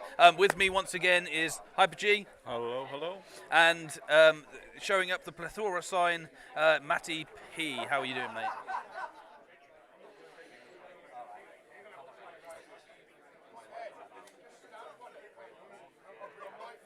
Yes. Yeah, no, very much so. We've got on the screen as the matchups. On the screen is the matchups, and Matty, we are here with some guests, and we are at the business end, as you say. We are at Game 5, and for the business end, we've got the business coming in, haven't we? Yeah, well, we certainly have. We're joined today by another of the Gargants of the 9th Age of Spear, a former captain of Team England. This player, having not even picked up a model in 9 months, just went to the English Championships in Stockport and came second. Welcome to the live stream. It's Amit Hindocha. How are you, buddy? Hey, very good. Thank you, Matt. How about yourself? I'm very, very well indeed. And thanks for coming on. Now, in there's the other slots of the commentators joining Hyper-G, Lucky Sixes, and myself. We have got a couple of Gargants themselves. Now, they've kept things nice and easy by having the same name. So we've got two Dan T's. So Dan Tyree, who's been with us earlier, welcome back. Are you having fun today? Yeah, it's been amazing to watch. The last game was nutty, wasn't it? It was not what we expected it to be. No, it was all over the place, wasn't it? It was everywhere you wanted it to be, and yet so much more. And again, we've got ourselves another Dan T. Now, yesterday I gave him the big build-up, and I think perhaps I made him blush a little bit too much. So I promise not to today, other than just say welcome back onto the live stream. Hi, Dan. How are you? Greetings, everyone. Happy Sunday to all the listeners. Yeah, absolutely. No, thank you very much, everybody, for joining us. It is the ultimate game, I guess some would say, and we're very much looking forward to it. We have on the screen there the table, so we've got Ed and that's the table. Ed and Hugh. Top. Is that right? No, it's Ed and Che. Yeah, sorry. Good start, boys. Ed and Che on the table on the live stream, so they're just putting their models down, just about to start. In terms of the Tawny Keeper table, we have Ed on 6. This doesn't seem right to me.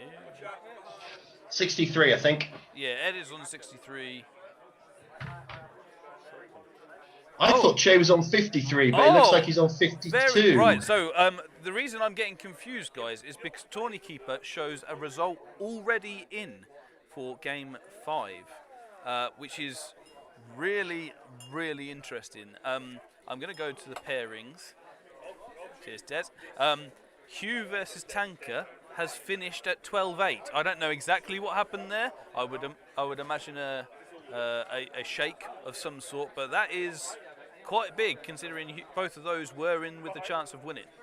So we're going to find out what that is and there. But that is included now on the leaderboard. So currently Ed is at top with 63. Hugh, who has played all his games, is second at 61. Tanker, who has played all his games, is in third with 55. Leaving Che and Mikey and Jeff as potentially available, and Luke as well, I should say, to take Masters. So that is there's two people out of the running early doors. So I think, curiously, they were actually already out of the running. If you looked at the numbers and who was playing who, I actually think neither of them could have won, even with 20-0 either way. Yeah, that's correct. Right, there we go. So decided just to shake on that. What's our thoughts of that sort of thing? Is that something that we would expect to happen? So they're both playing for England this year. My guess is they've shaken on the results so they can play some practice games. Oh, but we're getting some breaking news. Okay, so I don't know the story behind it, but Hugh versus Tanker will happen. That result is false. Right, there we go. Tawny Keeper just Forget everything. They were considering it. But no, they are going to play. They're going to play anyway. Which, yeah, if they weren't in contention, then fair enough. But yeah, very interesting. Cheers, Tawny Keeper. Either way, we are here to see Ed versus Che. Ed with his Demon Legions that we saw in the last round, actually, because he was doing so well and got to table 1. What we think? What are the thoughts of? Let's go to the new people first. Amit and Dan. What do we think of this Demon Legion army that Ed's pondering? After you, Dan. Well, I mean, I was joking before we came on the stream. Are we going to have a year of copycat Dark Hide lists now? I mean, I'm not saying that's the only thing in Ed's list, but I think that's the thing that perhaps has captured people's imagination and maybe caught some of the opponents out. So yeah, I think the Dark Hide theme's really interesting, and I'm intrigued to see how much that gets picked up perhaps in the UK or maybe even in other metas as people start to play with that and try and understand what Ed's options were with that and what he could do with that and what they can do with that. The Myrmidons in that list are an interesting choice because it would have been quite easy for Ed to take another unit of Succubi. And then you basically deploy a lateral moving Hope Harvester, a lateral moving unit of Veil Serpents, and then 2 units of March 18 or 20 Hellhounds. Yeah. So you could then just redeploy completely. So the Myrmidons are interesting. So what you're saying is he hasn't maxed out. He could do better. And I think the Hellhounds, correct me if I'm wrong, can probably have Dark Hide as well. So you could have probably gone that little bit further. Wow, that's really cool. That is great. So to have potentially 1 to 2 units actually deploying. Yeah, and the 1 to 2 units would be a monster which can move in 360 and a unit of flying troops that can redeploy as needed as well. There you go, folks. That's really cool. So, I mean, up against it is probably the complete opposite, right? In Che's Warriors of the Dark Gods. Looking at the list,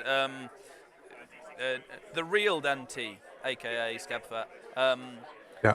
What are we thinking of this Warriors push list? Well, I mean, I was completely wrong about the KOE last time, in a sense where I thought that they were just gonna crash into the demons and blow through them. I was caught by surprise with the Dark Hides. I feel like it's going to be a bit of a similar thing because it doesn't look like there's that much speedy stuff in the Warriors list. Although, maybe, yeah, I don't know. I underestimated the power of the DL list last game. Yeah, others in terms of this, has this got enough to pin those demons down? It's interesting. So it looks on paper like, as you say, quite a blocky, slow list. But if you actually break it down, there's a unit of warriors with a sorcerer who's going to have Dance Macabre, which isn't going to be high on the Dispel list because of the magic damage he can do to the greater demons. Mm-hmm. So I'd expect that unit to be magical moving most turns as well. And then you add that to Fallen, who are light troops, Feldrax and Chosen Knights who are quick, Wretched Ones who move 3d6 in any direction, 2 Chariots who can charge far, and Warhounds and Knights. So I think it's actually much quicker than it looks on paper. Yeah, I think that's a really fair comment there by Amit. And just to add to that, the other thing is, at the start you were saying it's kind of the polar opposite of Ed's list. But the nice thing is it hasn't really wasted any points on tricks, right? So if he'd taken a list that had taken some tricks, then to some extent it would almost be wasted points here because Ed's just got more tricks. Whereas the fact that, Amit points out that it's a very mobile list, but it's also just raw combat efficiency per point is really high. And I think that's what he needs here, because without that, he'd just basically lose the trick off and wouldn't be able to get a big result. And if I may just make some comments on where the standings are, he basically needs a result here, right? Yeah. So if he gets 16. If you look back down to Mikey, if Mikey gets 17, he can't podium, he can't come first, no matter the result of this game, right? If Che gets 13 to 18, then Mikey has a chance of a podium if he gets a super high. Sorry, a chance of first if he gets a super high result. But yeah, it's basically on Che to push this game. Everything about who wins this Masters is going to be determined by how far and how fast Che can push this game. And as Amit says, and as we've picked up on, his list has the raw combat ability and the maneuverability to make that happen. Some of the other lists at this point, I think we'd be able to call the Masters now. But the fact that Che's list has that chance and has that ability to push the game is going to make the next hour or so quite interesting in terms of who's actually going to come out on top out of the three people that might be able to. Yeah, man. And Che in particular, probably out of a lot of people here, is used to pushing, right? So that is very, very much his play style, has been for a long time. He said earlier on when we got him on, he's just enjoyed being able to push this list forward and get it at people. So if anything, that plays into his hands that he needs a big win, he pushes lists, that's his style. He's the right man to do it, right? You need to have a certain mindset to play aggressively, and Che has that mindset. Yeah. No, fantastic. In terms of Ed, if we sort of look at him, he's done really, really well. He's got himself that lead going into round 5. He's a firm favourite for it. How does that change from your perspective as a player? Is that firmly on your mind at this point? Is this game not necessarily about playing just the game, it's playing tournament management? So I think Dan and I, the non-real Dan T and I can probably speak to this. Dan, if you're leading in an event and you're going into game 5, I guess there's two ways of looking at it. One, you're there for a reason, so just carry on with what you've been doing. Is kind of one way of looking at it. And the second one is saying, what do I need to do to manage this? And I think if you look at the matchup and you think this is either in my advantage or I'm confident in the way I've been playing, you just go and play your natural game. Sure. And I'd always suggest to people, go and play your natural game, because that's what's got you there in the first place. Sure. And on the flip side, as the game progresses, you can utilize that risk management to maybe not take certain plays that you may do in turn sort of 5 and 6 if you know you don't need to still win the event. Is that how you typically look at things, Dan? Yeah, I think that's really fair, Amit. Really good points, all. Particularly the point about play your game, right? I think too many times in ninth, people try and be like, what is the right way to play this, right? I don't really believe that exists in ninth. Yes, you can make mistakes, but because of how the balance works in ninth, if you're not doing something that suits you, there's not enough raw power to make up that incoherence, right? You have to have a list that suits you. You know, we discussed that a moment ago. You have to have, the play style. And if you try and change that partway through an event, as Amit says, that is as likely to go bad as well, right? The only kind of little caveat I'm going to add here is that I think this is a really unusual situation, this Masters, right? Because of the size of the lead and the fact that first is playing second and the fact of how far behind third is, right? That's a really, for all three of those things to happen at an event is quite rare, right? And in the majority of tournaments, I think, you can take Amit's advice straight up, just play your game, and it applies 100%, no caveats. Here, I think there is a little caveat just to be super difficult, which is that if Ed gets, let me get this the right round, if Ed gets 5 points, he wins the event no matter what else happens. Oh no, that's not quite true. I think Mikey maybe can get a 20, right? But the point is it's such a weird lead and such an unusual situation that I think it's going to be difficult for Ed to not think about that.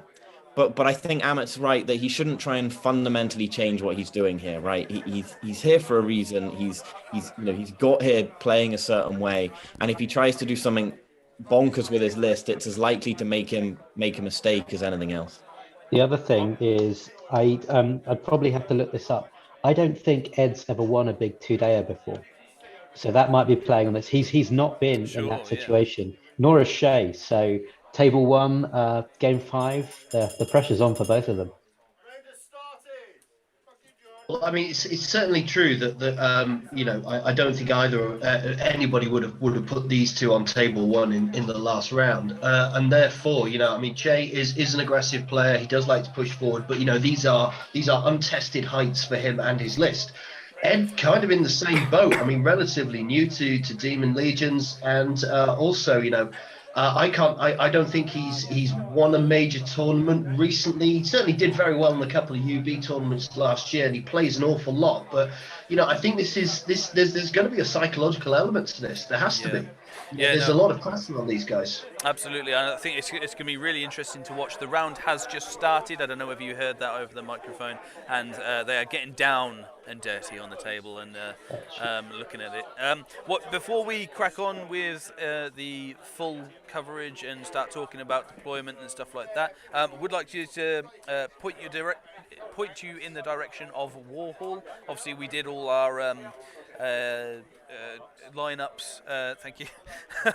On that, a little bit of fun looking at match of the day style look at all the lists and things, which is a lot of fun for us. But also we did it because they were kind enough to offer us 3 passes for 3 months on Warhol, which is great. That's going to add to the competition prizes we have, which will be announced in the review video of the Masters. So if you haven't already, go check out, take a look at this competition. 5. Oh, it's actually 5, even better. There's so many. Loads of opportunity to win prizes, as well as all the other stuff we have.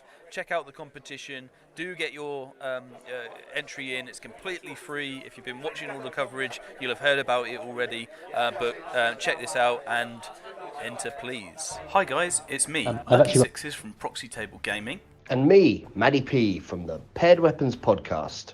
The Masters competition is back. For your chance to win a selection of these prizes, including gaming accessories, 3D print vouchers, the Breach introduction game, and commissions from the Gobbo, simply answer this question. Which army was placed at the top of the latest tier list, released in December 2021?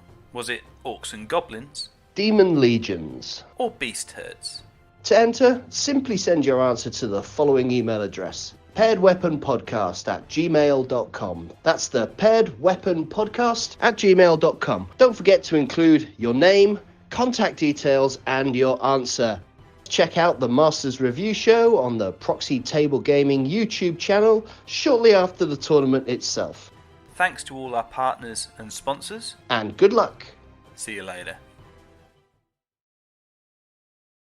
There we go. Do go and apply for the competition. Enter is the competition. It's been a long day, a long weekend. Matty, we'll go straight over to you first, and. Yep, absolutely. So make sure you get that entrance, your entrance in. All those lovely prizes still up for grabs. So make sure you get that entrance off to the pairedweaponspodcast@gmail.com. Well, we've lost one of our Dantes.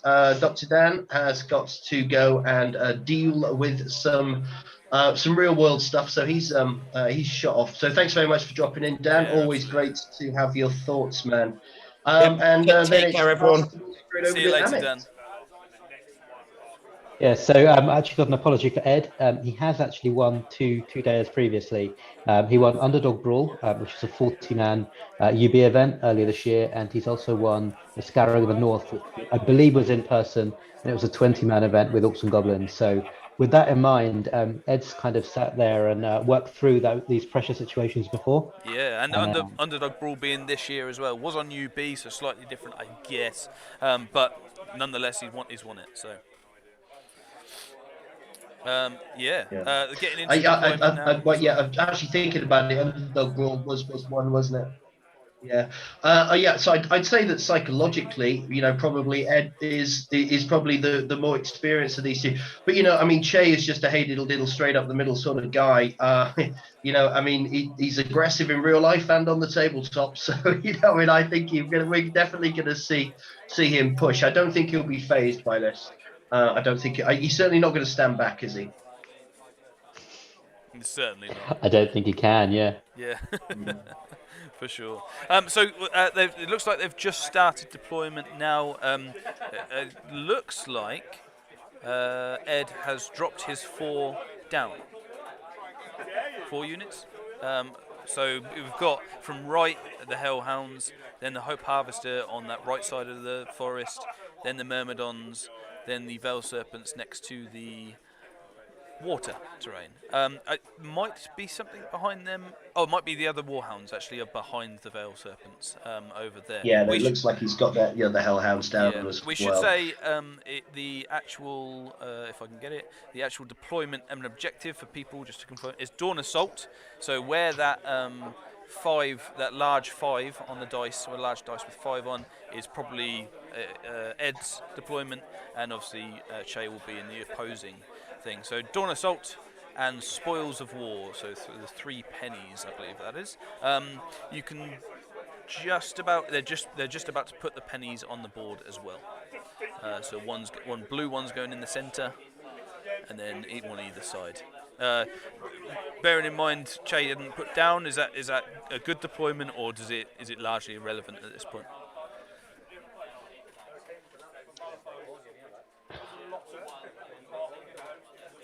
It's interesting. Given that there's a penny in the middle, so you can see Ed's plan is, I'm going to capture that middle one, and then he'll effectively probably use the big beastie to block up the center of the table while he can escape with that token. And then you guess he'd either push hard for the second token with the 2 units of Succubi, or he'll just split his army and go on either side. And if he splits his army, it might be harder for him to win big because you can't concentrate force as much. But it means Ed's playing a tournament game and could potentially just push for that 7 or 8 points he needs. I was going to say, is this deployment objective in Ed's favour because you can just do that? With the army, certainly, because he can, whichever side Che goes strong on, Ed deploys on the other side or redeploys on the other side to make sure that he captures at least 1 token, and then he pushes 3 monsters down the middle to stop Che capturing the 3rd token. If he can draw the objective or win it, he's halfway to winning the Masters anyway.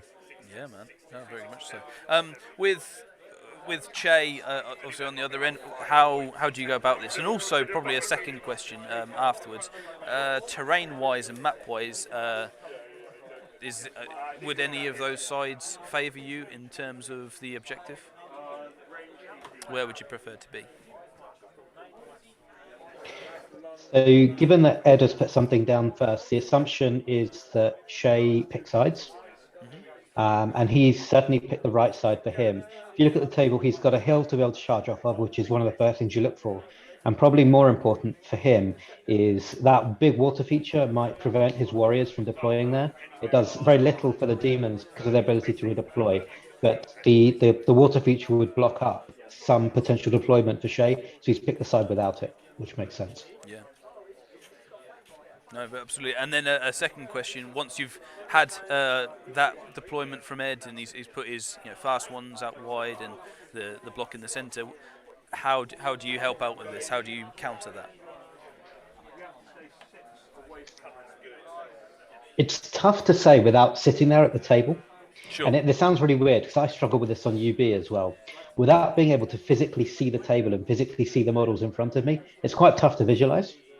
I can see that we have an errant Craig joining us. We do. He's joined the table, and we'll go to him quickly. So we'll come back to that question. But Craig, how are you? Hello. I've dropped my whole army for first, so I can come and chat to you. No, I appreciate that. Thank you.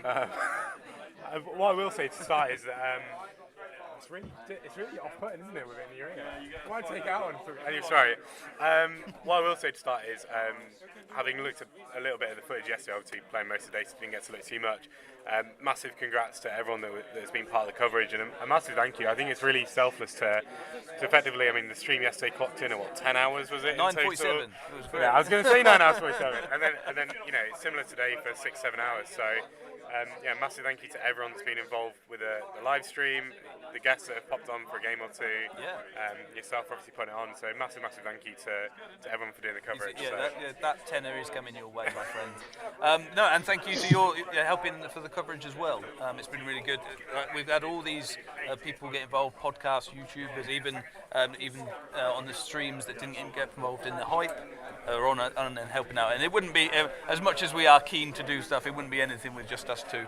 Having you guys all come on and the experts, the two-time champions, no one can take that away from you. Not 3 times. 2 times, it's all right. It's all right. Coming on, and it is awesome, and it's wicked to do. And as you say, we're really appreciative of that support, and to the support from the viewers as well. But Craig, from your point of view, obviously, it's more than likely you're not going to get 3rd time champion. But have you enjoyed the Masters so far this year?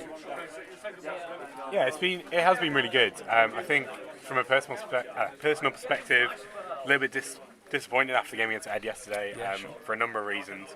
And I messaged Ed last night and basically just said that, despite him saying that I had bad dice, at the same time he played the matchup really well and pushed home that advantage. So full credit to Ed in both playing that game really well and also bringing a list that is quite different. I think it's quite an off-the-wall demon list. I'm glad to see an off-the-wall list doing really well. And then after that loss to Ed, to then draw probably the top matchup I didn't want. There were 2 specific matchups I really didn't want, which was Mikey and Jake basically, and to draw one of those 2, me and Mikey chat a lot, and we sort of agreed the best I could get in an ideal situation is probably 10-10. To draw that after losing 20-0 is quite disheartening, but still good games all round. All 4 have been good games, and the buzz around the event's been really, really positive as well. Yeah, and we've had a few chats now on the live stream about the community coming together and how nice the atmosphere is, genuinely, and even at this top level with you guys, competing for the Master, I think all the atmosphere and the friendliness on all tables is worth noting. Yeah, 100%. Yeah. Okay. Yeah, good. And so going into your last game, you can't get the Master. What are you just in it for having a good fun time now? I think for me it's about.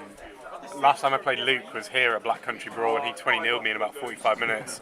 So if I come back in about 50 minutes, I'm probably happy about that. But I'm looking forward to playing Luke. And if anyone listens to my live stream, my podcast about the Army Chances, I think Luke's done really well carving out a niche for himself this year, with a really unique army that not many people take. And I think his year is really to be commended. So I'm looking forward to playing Luke.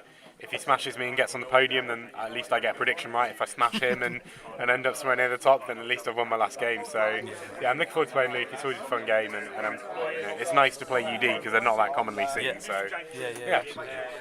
Any questions from the floor? I've got a question for Craig. Obviously commiserations on not retaining the Masters, but who do you think is going to win? I think it's hard to look past Ed at this point, right? In the advantage he had from yesterday, he's kept on top of this morning, which I think was really important to sort of not concede that early on today.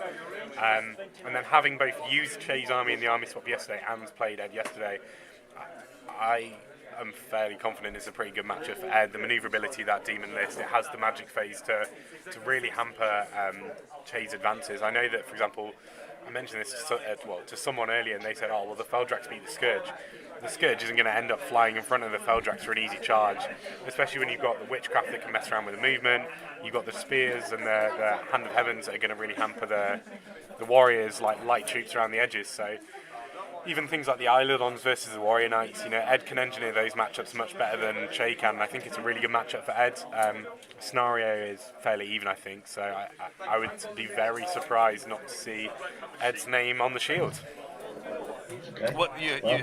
That's definitive, certainly. Yeah. Thanks, Craig. Yeah, you heard it first from the 2-time champion, and no one can take that away from you, my friend. I know I joke, but that is quite an achievement, and be looking to next year to carry on doing things. Well, almost definitely not. In that, I think for me, I was debating how much of this to say in advance, but I think the Masters is just different. I mean, this might sound like really stupid listening back to it because I am very tired, but I went home fairly disappointed last night, and at the end of the game it is Toy Soldiers, and as much as I think Ed played it well, a lot of what happened in that game was just really stupid dice, and I'm not one to come on and be like, oh, it was just dice, dice, and I'd like to think that I'm not that person who will just blame dice, but I went home really disappointed, and it wasn't that I didn't enjoy the day, but it's almost like I cared too much about a tournament that actually doesn't matter. Like, there's no prize money, there's no qualification for big events abroad. It's not the same as... Not yet. No, exactly. It's not the same as, like, Olympic qualification where somebody trains for 4 years and if they don't make it, then it's a waste of 4 years. But I think, to a certain extent, that shows your passion in it and how you want to do well and how... it is a really hard field. A lot of people, I'm sure, from your point of view, I don't know how it is being the top player and one of the most well-known across the world, but for that, it's really hard field. For you to do it twice in 2 years is really a massive achievement. So, and I think the amount of pressure you put on yourself and preparation you do is testament to that, and it shows how you consistently do well at tournaments. Yeah, but I think, like you said there, with the amount of preparation I put in, I do think I over prep, and it frustrates me. And the build up to the Masters, like Amit, I can see Amit on the live stream, and Amit will probably nod along to this.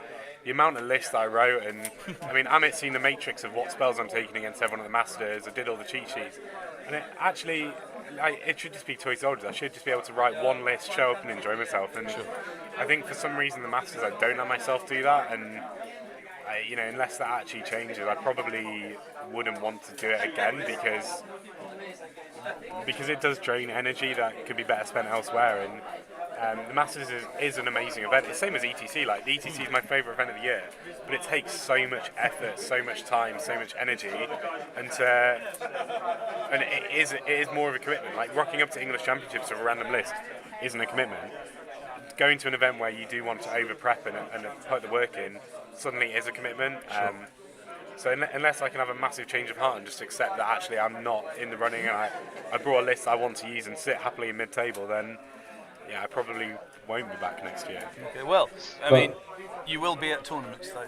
Oh yeah, I'll be at a couple. Yeah, so I mean, you can't take your skill away from you. That is one thing. So we'll see you with all your fun lists, beating us chumps on the bottom table. I'll try. Yeah, man. Yeah. And it'd be good to have you around. And say, if you are enjoying it more because of that, perhaps that might bring a different level to your game as well. Maybe. We'll see.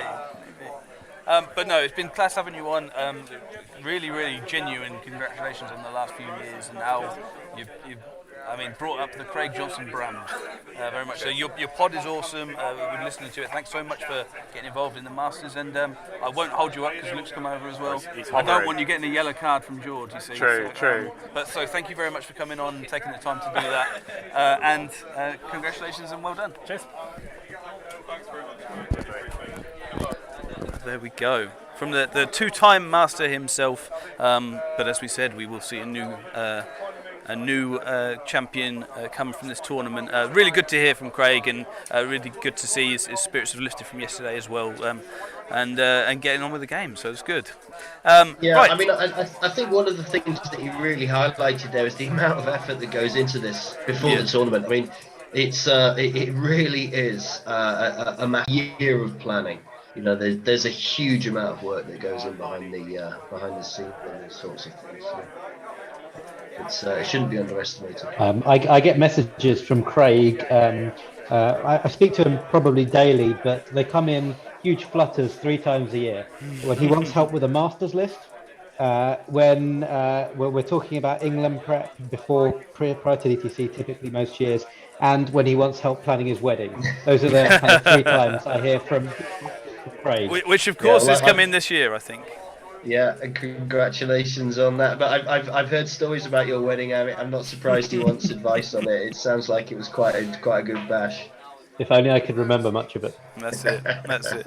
But no, like we said, there will be a new champion, and Che has deployed.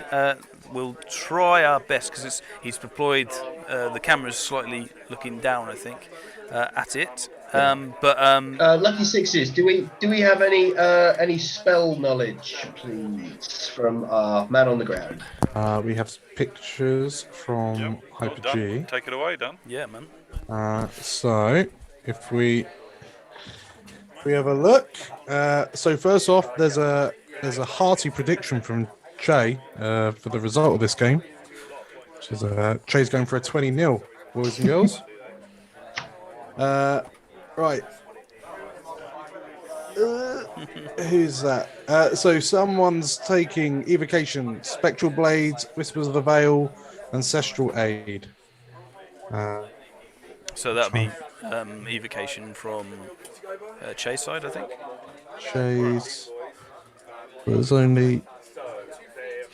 Let's go a bit further. Yeah, so that's just Chase Sorcerer. Beg my pardon, and Dance Macabre and Hellfire.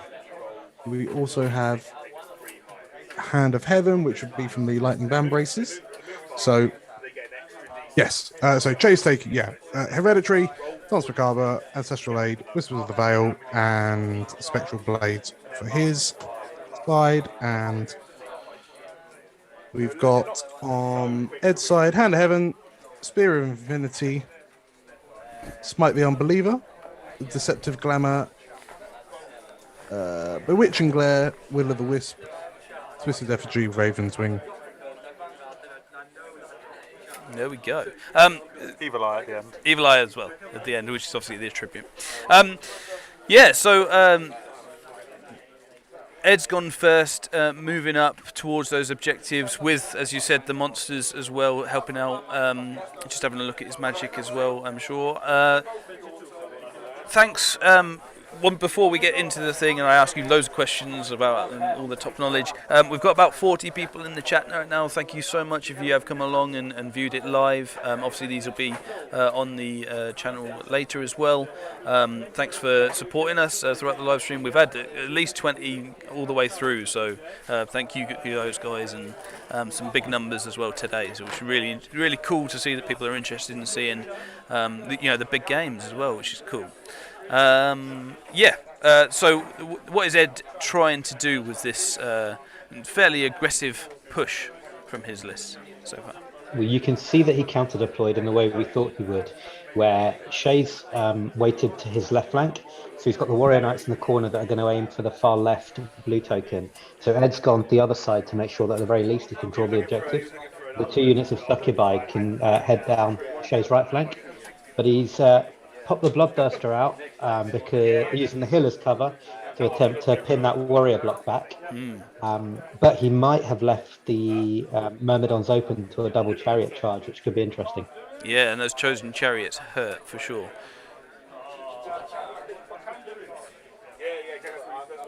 Interesting to see how he deals with the wretched ones, which can cause a bit of a mess of the demon army. Yeah, and I mean, a lot's gonna. He's sort of tried to stay away and give them a bit of zoning, and that's already helping Che out, I guess. Absolutely.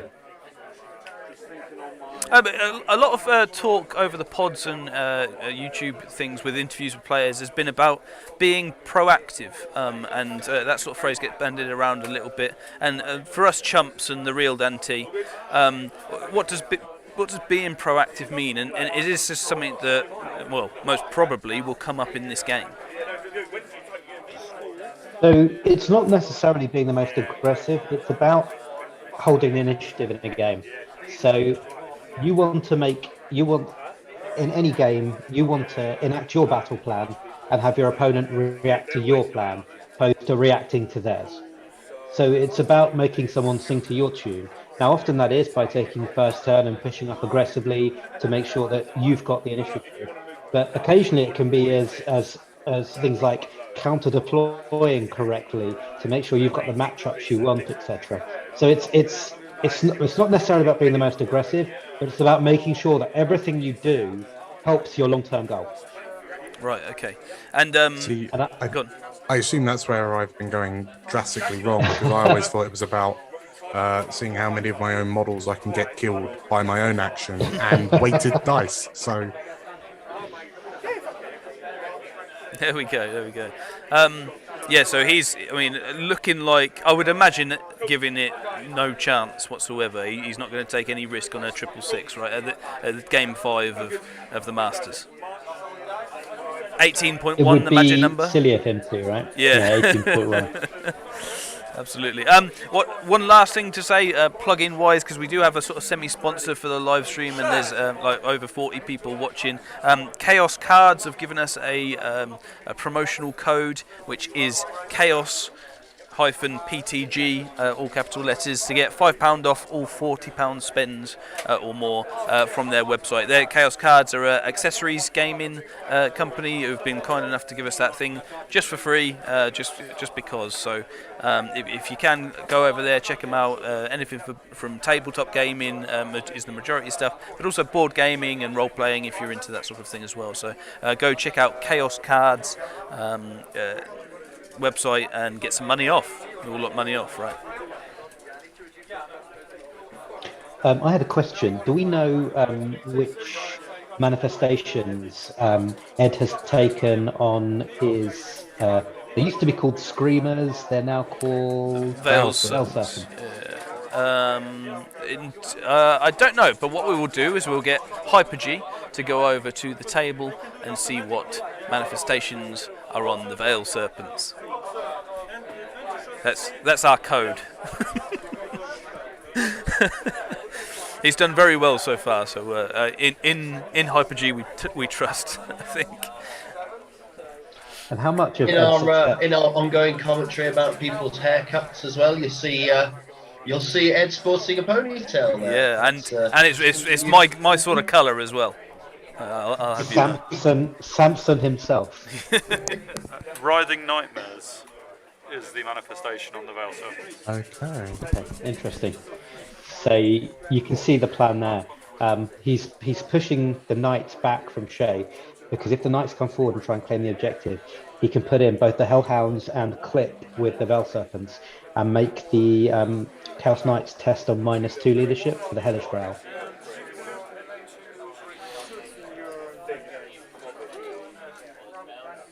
I like what Ed's done there in terms of like setting up his arcs so that that is the that's Billy, isn't it? The Scourge can see either side of that. So obviously one of the things we were saying going into this matchup, I think Dan said it is a bit respectful of that Scourge as a Warriors player. Does that stop Che from being aggressive that we said he had to be in order to get the big win here? I think it severely curtails his chances of being able to launch it forward in typical Shay manner. And is that an example of being proactive? 100%. So it's not the most aggressive move he can make, but what he's done is he's made sure that he has the initiative. And if you look at the table state at the moment, Ed's, while he's neither side have captured any objectives and neither are sat on it, Ed has 2 objectives within easy reach.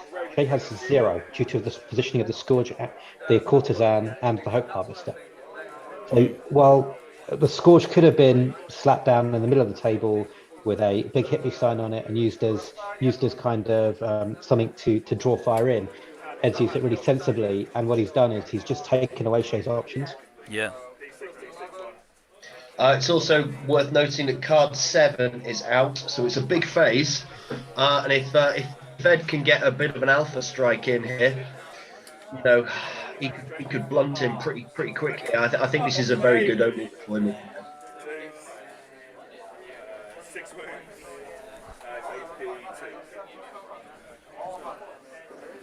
Yeah, so we'll just see what happens with the magic.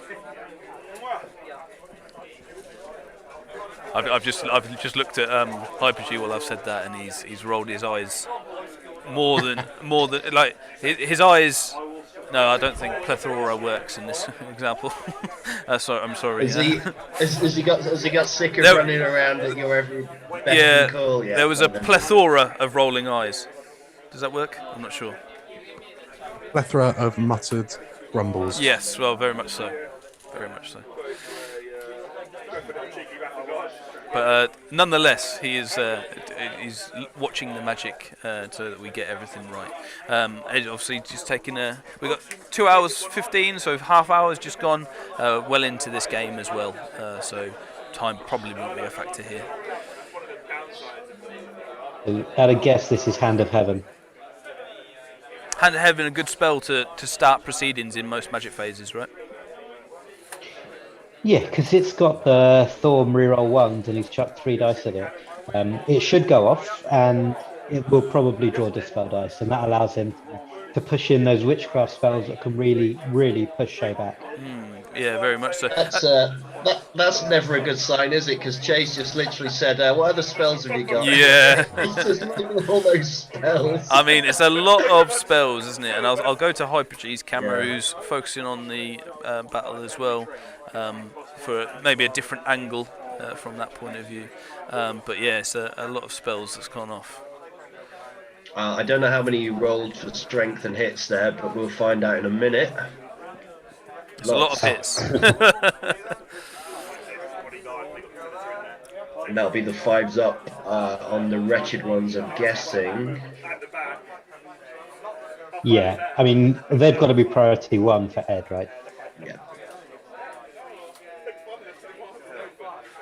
And if our guess is right, the next spell should be Fate's Judgment on the same target. Mm. I'll look over to Hyperg. He'll give me a thumbs up or a thumbs down on that. Thumbs down. No, you're wrong, Amit. I'm not sure he's got Fate's Judgment actually. I think he took Spear on the other thumb option. We'll see. We will see. We should say as well. I'll pin mine one ever slightly while we're working out what magic is being done. You can see in my corner all the prizes and the trophies that are out. There are also, I'm sure, I think you won't mind me saying, a little wooden spoon that isn't a spoon. Some hobby prizes, very, very good. And I'll quickly show you these. Inscribed as well, which is really, really cool. So John has done amazing on some of the prizes. There are some more as well, and the trophy itself. Well, with the as we pointed out, Nav's Orcs and Goblins on there, which is really interesting. But yeah, so that's up for grabs, as well as the title of Masters, or Master, I should say. Did we just see a tiny little raven's wing there? We did. Yeah. That was a very, very fine adjustment, wasn't it, to the Hope Harvester?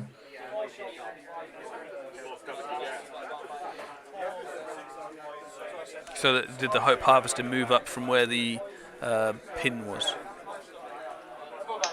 It only seemed to move forward about an inch, so it must be to get presumably into shooting range, isn't it? That's what he's doing. So it's only movement 5 before it's got the gun. So because of the size of base, if your units are 24 inches apart, you add the 5 to the 18-inch range, it's only 23. But with the way the bases are, you can normally angle the base such that you get into range because of the free pivot. But it looks like Ed missed a trick. And had to correct himself.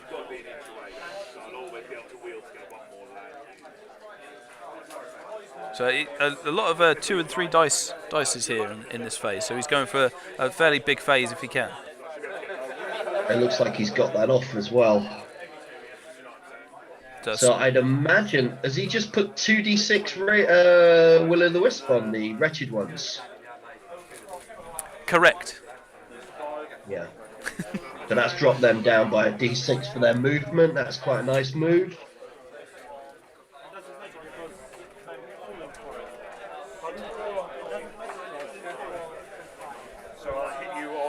Ed's doing some basic maths. And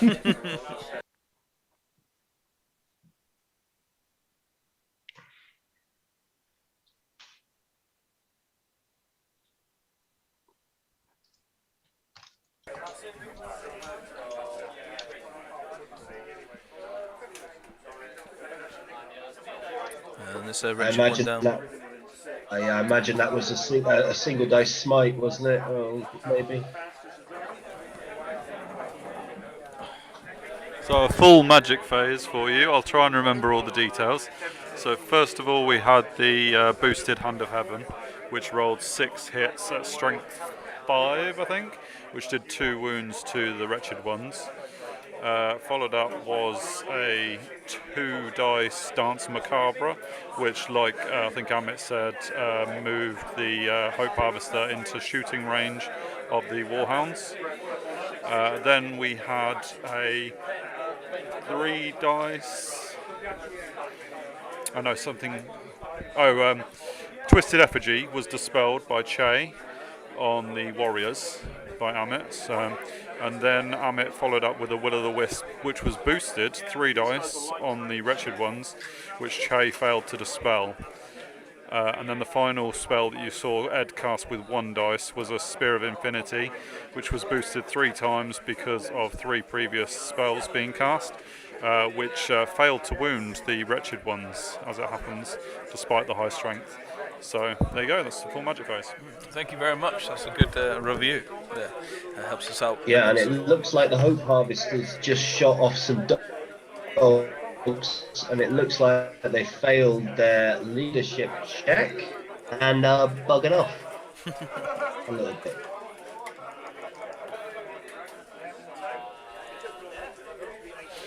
I mean, that's obviously, that's one of the problems with running a sorcerer, of course, is your general, which is why, I mean, I can see why he's using dogs as chaff, but, if you're going to be running sorcerer as your general, you're taking a lot of risks here with losing that stuff fairly early doors.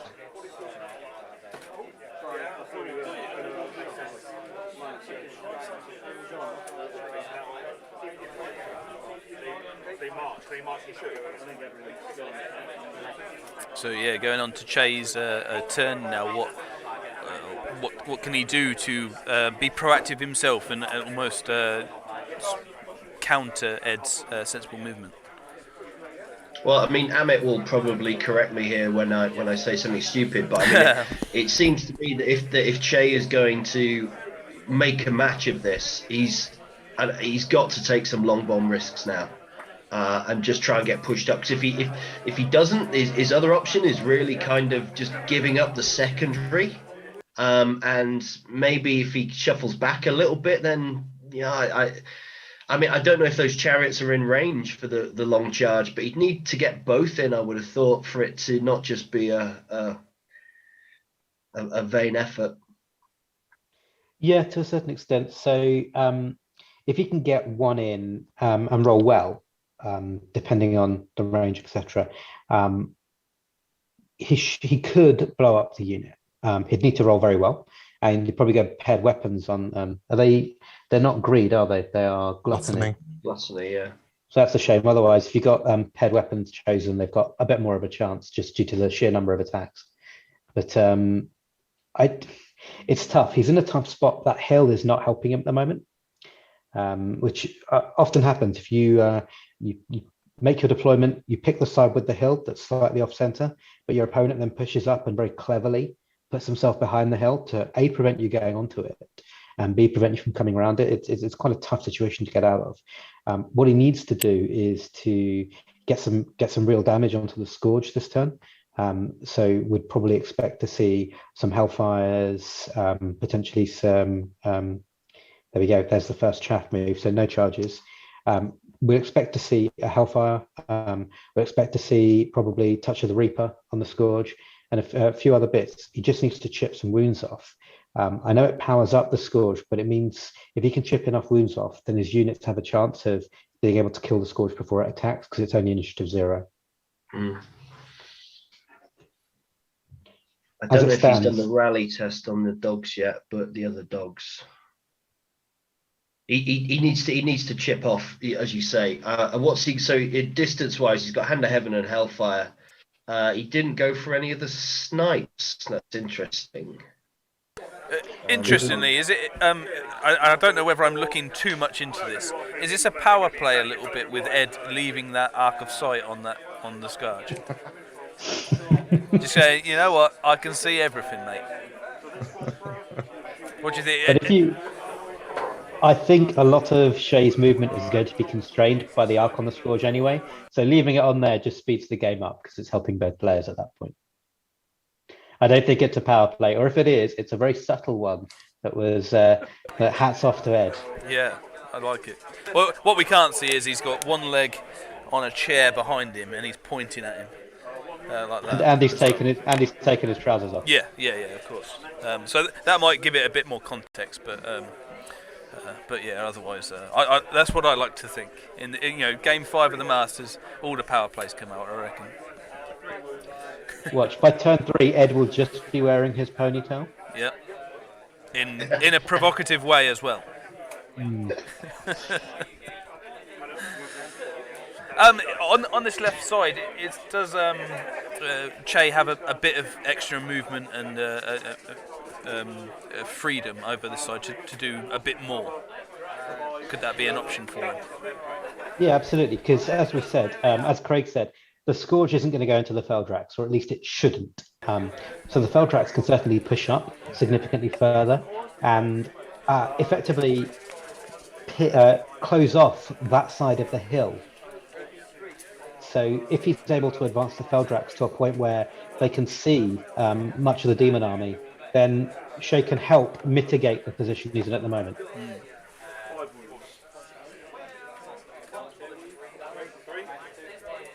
Yeah, really interesting, and I think this is a really important phase for Che to perhaps enact himself and get back into the game at this early stage as well. In other It's news, interesting. Sorry, just very, very quickly. It looks like Hugh and Tanker, that we did obviously see a consideration for shaking on a score, but it looks like Hugh has abandoned all defensive activities and is marching heavily on the highborns of Tanker. Maybe they're just looking forward to getting a result out there. So those games are the best, where you're sort of just off the podium positions or off table 1. So you're on kind of tables 3, 4, 5 going into the last game, and you know that one of you has to win big. So you end up with both of you effectively putting your balls on the table. You are literally the only person who knows what that feels like. Very true, very true. But yeah, no, I can imagine it's just you both just throw caution to the wind, right? Those are the most fun games. The game 5 YOLOs. Yeah, they're not always the most tactical, although they can be, but they're typically the ones where one of you either wins 20-0 or it's 10-all. Yeah, sure. And everything's dead. Yeah. You've got 3 completely polar results. One of you's getting 20 or 0, or you're getting 10, and nothing else happens. Yeah.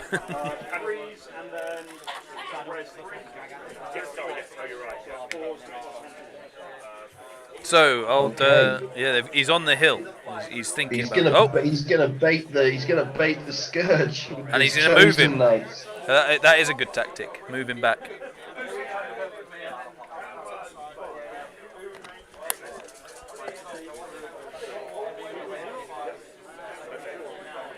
What do we see as that in that matchup, the Scourge versus the Chosen Knights? Is there any hope for the Chosen Knights there? Well, the Chosen Knights will go first. They're Greed Knights, aren't they? So they'll probably take halberds. You'd assume so, yeah. Yeah, go first. But I mean, you know, if you're going to hit her, your Scourge, you better kill it. Well, so there's something else in the middle here, and that's that the Chosen Knights have a champion. So there's the ability to challenge out, still be steadfast, and then to set up a counter charge. That obviously, but obviously, if the flyers clip in as well, they've got a champion who's the mage who's got 3 wounds, which could be a way of avoiding that for Shay.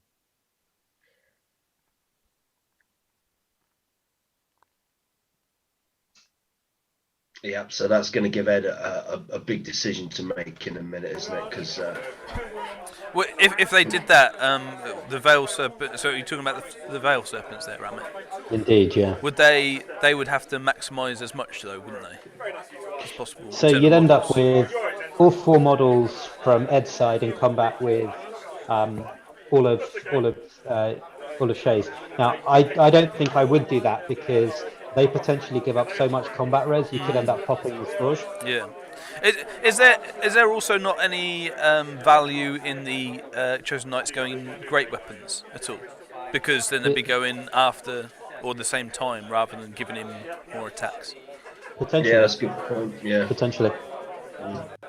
It depends on. Amit, if he put the Scourge into the Chosen Knights and just fought the middle guy, and then clipped on the corner, that would obviously minimise the number of attacks then they'd have to stand up to, wouldn't they? In terms of the flyers, and if you put the Veil Serpents just clipping on the corner. Unfortunately, you have to maximize initially the number of units. Then second level of maximization is number of models, and that's from both sides. So because if both of those charge in, and there is a physical way to fit them both in, you would have to do that to make sure all four are in combat. Okay. Yeah, so that only really works if it was a double monster thing, wouldn't it? No, you could have it that only 3 of the Chosen Knights could fight the Veil Serpents. Because they're only on 40 mils and the Chosen Knights are on 50s, you could have them clip the left 2 to make sure that all 3 of the Veil Serpents are in combat with 2 of the Chosen Knights, plus the 1 supporting. And then the the Scourge clips the furthest one to our right, and then has got the overrun into the chariot. But as we're saying, it looks like the Feldrax are going to be set up for a counter charge, and you probably don't want them fighting anything that flies. Agreed. But if Shay advances too heavily with that unit, then the the Hellhounds could be used to chaff them. So he needs to be careful about how far forward he brings them. And he needs to be wary of Raven's Wing.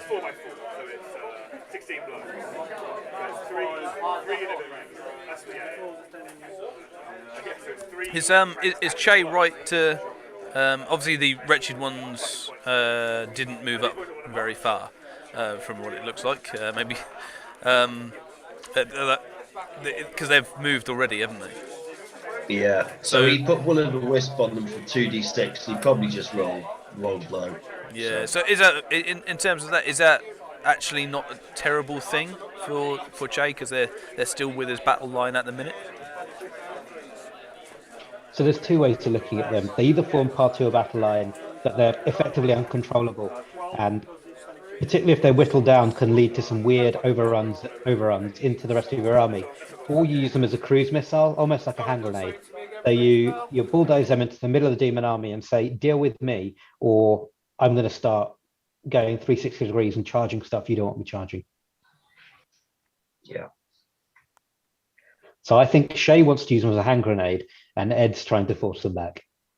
Yeah, that's really interesting. I think especially in the demons, the hand grenade would be quite effective. I mean, one of the comments I'd have about Che's list here, and I said this on the pod, so it's nothing new. But you know, for me, I think this list falls a little bit between 2 stools. If you're going to do any of the random movers, I just think they synergize so well with each other that you probably would be looking to pick up 2 units of Wretched Ones and maybe a Forsaken one as well. And then you have Lord of the Damned. And at that point, I think you're now giving people real headaches, particularly with this sort of matchup. But Is that at the cost of the Chosen Knights then, do you think? Well, I mean, you could get rid of the Fallen. Actually, because we need to get out of core, right? So I wouldn't have that Warriors build either, but I would probably be looking to lose the dogs because he's not taking dogs out of core. Yeah. So there's some dogs there. You could probably shave down on the both the Feldrax and the Chosen Knights. I think could be shaved down to 5s and 4s. You know, and the chariots, of course, it's the 2 chariots that I would probably be trading in for Che obviously likes chariots. And of course, all this is mute if Che wins big, right? Because he's the master with this list. So he can do what he wants, yeah? He can do what he wants. For sure. As there's a lot of movement and consideration going, we'll say thanks to everyone in the chat. I know Amit and Matty are talking to people, and Dan actually, all talking to people in the chat. So if you've got some questions for them on there as well, please ask some questions. Please comment on the game, how you think it's going to go. Na says Hugh can win 20-0 and go Hugh and all that jazz. So it makes sense for him to push. Really interesting to hear some of your comments. Cheers, Pateglio, for coming as well from Vale of the Ages, big supporter of the channel. I really appreciate that. Wish Kurt, and I'm saying that wrong on purpose. Cheers for coming, and everyone else in the chat. There's about 40 people in there, so keep the comments coming, guys. Makes it really interesting. And when I run out of questions, I go to you. So it helps me out immensely as well. There's a shout out to young Seward down there in Sydney. Looks like he's staying up in the middle of the night to watch some UK and Republic of Ireland Masters. Yeah, man. No, I'm really, there, buddy? really impressed by there's just over 40 people in the chat. Considering there's 50 people here that are to do with the 9th Age not watching the chat, and obviously us on the commentary. I think it's really impressive. So thank you so much, everybody, for showing your support. We really appreciate it, and it's wicked having you guys on board, man.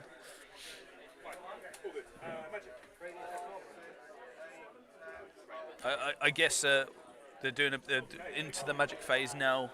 The stream seems a bit of connection issues. It has frozen so slightly. Here we go. We're back in. There we go. So yeah, we'll get another cheeky review from Hyper G after the magic phase has gone. But it looks like something's on the Scourge. I think there might be a wound or two.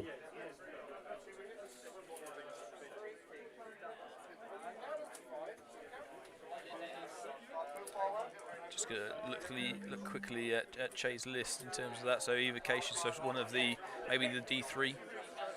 I can't remember who's got that. Or He's got Hellfire and Hand of Heaven, but he hasn't got Veil Walker though, which is obviously I bet he's wishing he had now as well. Yeah, but fair play to Che in terms of that. I mean, you sort of said, look, the Scourge has got to be his number one priority, and it looks like that's what he's doing this turn.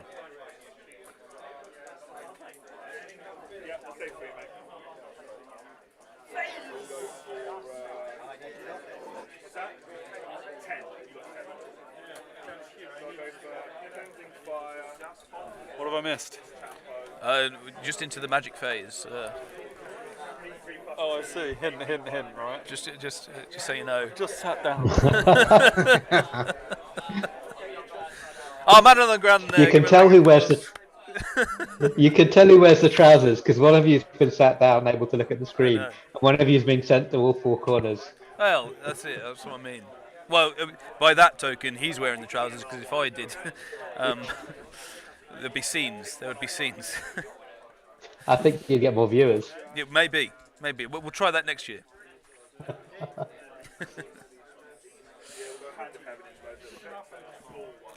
Whenever anyone ever tells that sort of story, I always remember the Black Sun when they did their podcast and they changed the front of it to they just put Dom. Do you remember Dom? The guy, I can't remember his surname, but he was part of all their jokes a lot. Dom. And they photoshopped his head onto a gay porn scene, put it up on the pod stream, and they went from getting about 300 or 400 downloads to about 500,000 downloads in one day. Which is what we were going for with Kev's photo this year, but unfortunately it was the air guitar he sent in. Yeah. Matt and I have probably been on a number of nights out with those gentlemen. Oh man, I tell you, those Black Sun know how to party, eh? It's Dom Hook, Scott Lines, Chris Tomlin, and Ben Diesel, I think, for the good old days. Matt Loyan as well. Yes, yeah, they were good lads. Yeah. Did any of them survive? I'm not certain any of them made it to 40. Yeah. Dom had a couple of kids, so I think it quietened down for him a bit. Settled down. It tends to happen. Speaking of which, I guess you had a child last year, didn't you, Amit? Yeah, so December 19, so my daughter's just turned 2, and we've got another one coming in July. Oh, yeah. Congratulations. Thank you. Which is going to make this summer interesting. I can imagine. And that is the main reason that I've taken a substantial step back in the amount of time I spend away at the weekend. Well, even more so that we appreciate your time coming on here and helping us out with this. It's really, really cool to have you on and everyone on as well, especially the real Dan T. We should say as well, we introduced you last time, Dan, as well, on your channel, but if you want to do another shout out for your channel, obviously on YouTube as well. Oh, thank you. Yes, so I recently started a new tabletop RPG channel called Explorers of Elsewhere. We focus on, primarily on a weekly Dungeons and Dragons 5th edition campaign set in the Forgotten Realms in the nation of Cormyr. So knights, swords, sorcery, dragons, politics, all that sort of fun stuff. Recently fired up a podcast where we talk about role-playing games and, again, kind of D&D, just kind of various subjects. That's available on places such as Spotify, Amazon Music, Apple Music. It's, I was saying earlier, it's been a lot of hard work, but it's been so worth it. Yeah, man. And a massive shout out to the PTG boys. You've been supporting us since inception. Well, like a loving father figure. Yes, absolutely. Well, the production is top notch. You mean we're just about getting by on about 3 laptops, but the production from elsewhere is really, really, really good. So definitely give it a check out. And obviously, you're not just here for that. You are a big night rager and a big in the hobby scene for sure. And what did you think of the armies on show here today?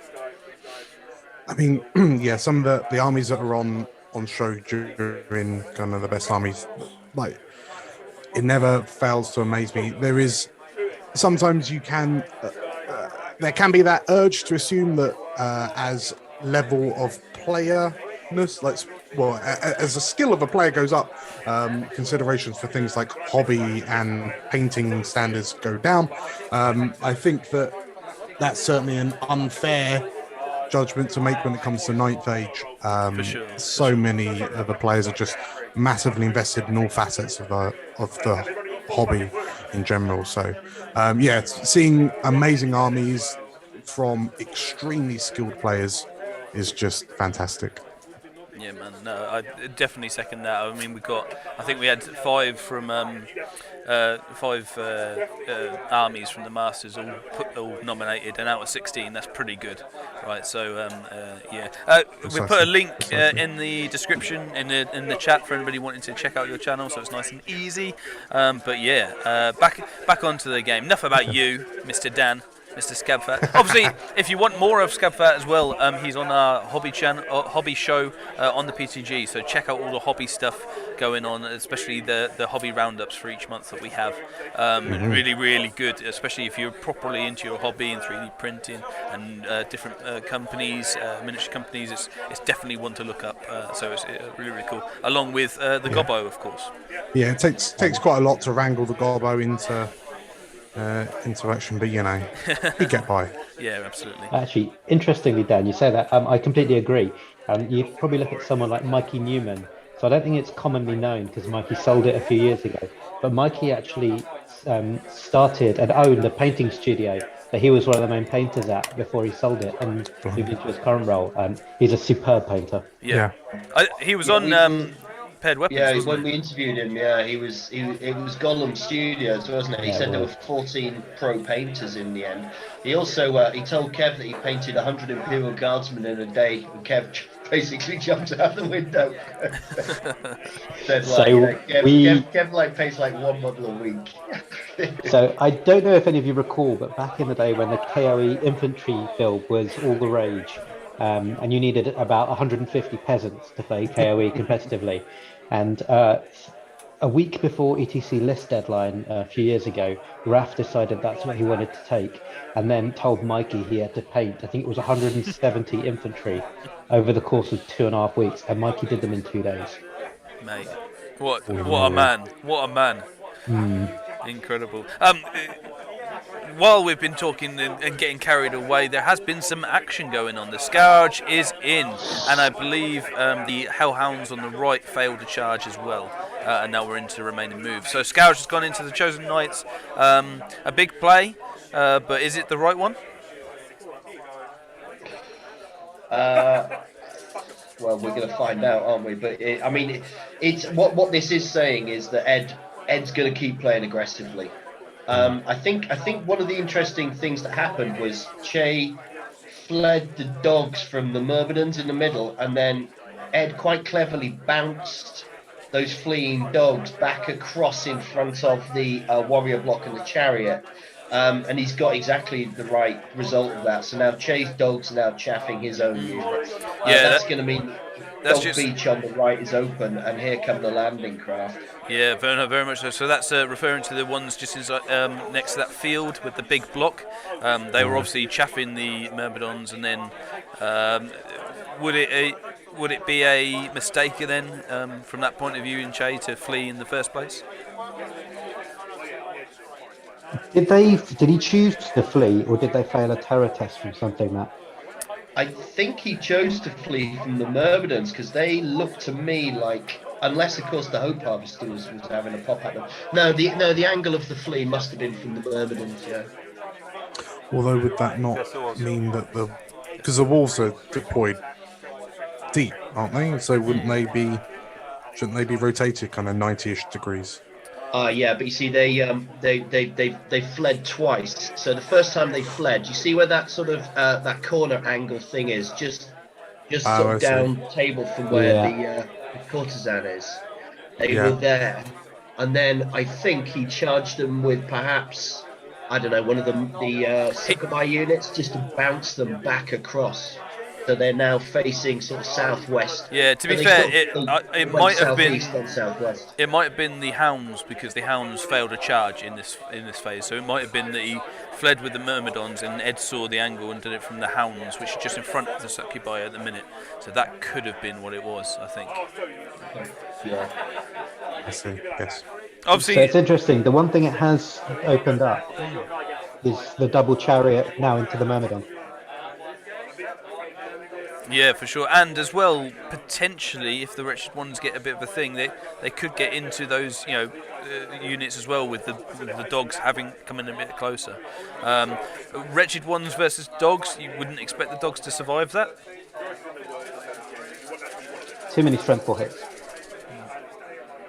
And if that's the case, then they go straight into the Succubi, and that's exactly where the Wretched Ones want to be, right? Yeah, eating up lovely toughness 3 troops. Yeah, for sure. And obviously they have to get there, so it still looks fairly long, so it's not going to be a given by any means, but possibilities for swings. And that's exactly what Che's looking for, right? It's an interesting table stake. Yeah, very much so.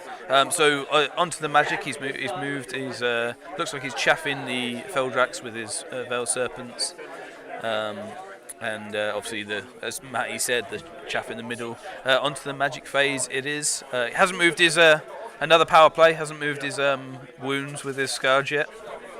Or the Arc of Sight that is no longer apparent. Yeah, true. Yeah. It's just, by the way, I could see everything before. Don't forget that. Don't forget that.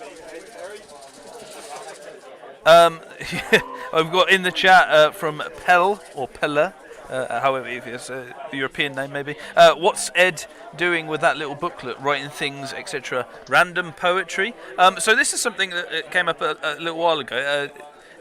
A lot of booklets are used by some of the top players, especially for team tournaments, we should say, but also is really useful during a random game. Does anybody want to explain why that is? So I actually, because obviously Team Scotland get one of these books. One of the things that he's writing down, for example, is obviously points accumulation as units are taken off, so he knows where he is in terms of the score. But he's also recording which phases, which magic cards have come out, and he'll also be keeping an eye on things like, for example, which spells Che appears to be, favouring. Those are the sorts of notes that he'll be taking. Yeah, and that's obviously going to help him understand what game state, and probably game 5 of the Masters is the one to understand the game state, right? And understand what points you need and where it's at currently and what you need to do. So that's predominantly why, my friend.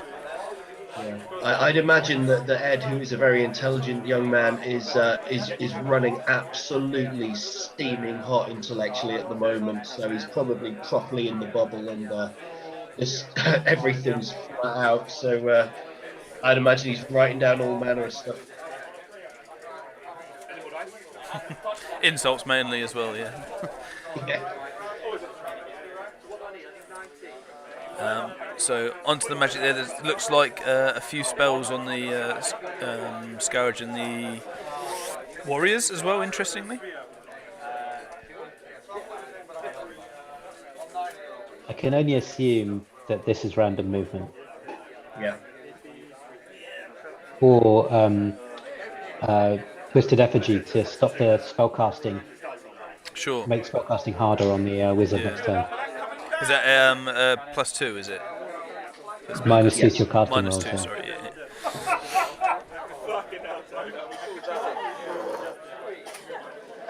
I can hear. Was that Felix Newman? That was Felix Newman. You can hear. My man Crush. He can do anything. He's exempt from all rules as far as I'm concerned. He can make as much noise and disturb the podcast as much as he wants. Another question. Go on. Sorry, Lucky Sixes. I was just going to say, you wouldn't send your man, would you, to have a quick look and see what the spell is that's on the Scourge? Would you all be? This thumb says yes, but he was go to see what spells are on the table currently. Thank you very much. He was, to be fair, he was getting me some water because I am thirsty. So fair play to that man. It's surprising when you talk for 6 hours, your throat gets a bit dried up. But hey, here we go. Another question from the chat as well. This is awesome. What do you guys think about table state in a different manner, having anything other than the cards and the dice on the table? Is that an issue? Obviously, tournament's probably less of an issue when you're thinking about the game. But what do you think about having a tidy table? Personally, I think it's always nice to have, but with all the kind of the unit, like where units were, like the markers for that, I think it just becomes you could spend more time trying to tidy up your table than you could playing the game sometimes. Yeah, and I think especially at this tournament as well, I know Jordan's trying to crack down as much as he can on time.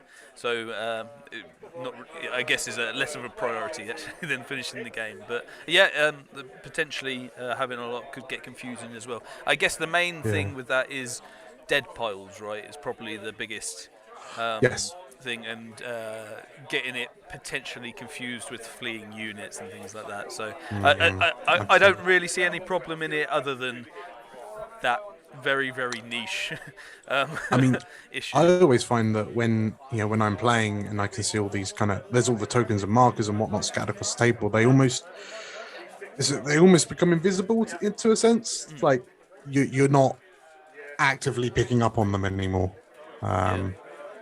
No, very much so. And Hyper G is back to tell us what magic's on the table. The Veil of Whispers of the Veil. I could have lost my head completely. Whispers of the Veil is on the Scourge, and we've also got Twisted Effigy on Cho's Warriors, which is obviously less of an important thing, maybe. But yes, it is Whispers of the Veil on the Scourge.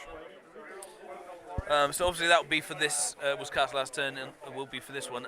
Probably not so much of an issue for the Scourge as it's likely, or has happened actually, that the champion would declare so a challenge. Scourge just took a wound. So Scourge has taken a wound. It looks like the champion is gone. We would assume it's the champion unless...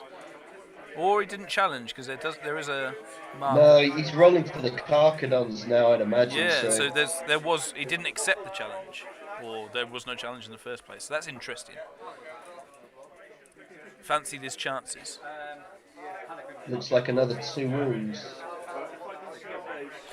Do we know how many that is? I think it looks like 3 wounds, but I'll get Mr. Hyper G to check that. I'll also, if there's any chance, see what weapons they chose in this combat. It was quite interesting to me to see what, because if the halberds, surely. Well, if the Scourge went first, I guess I think the Chosen Knights just broke. Yeah, but yeah.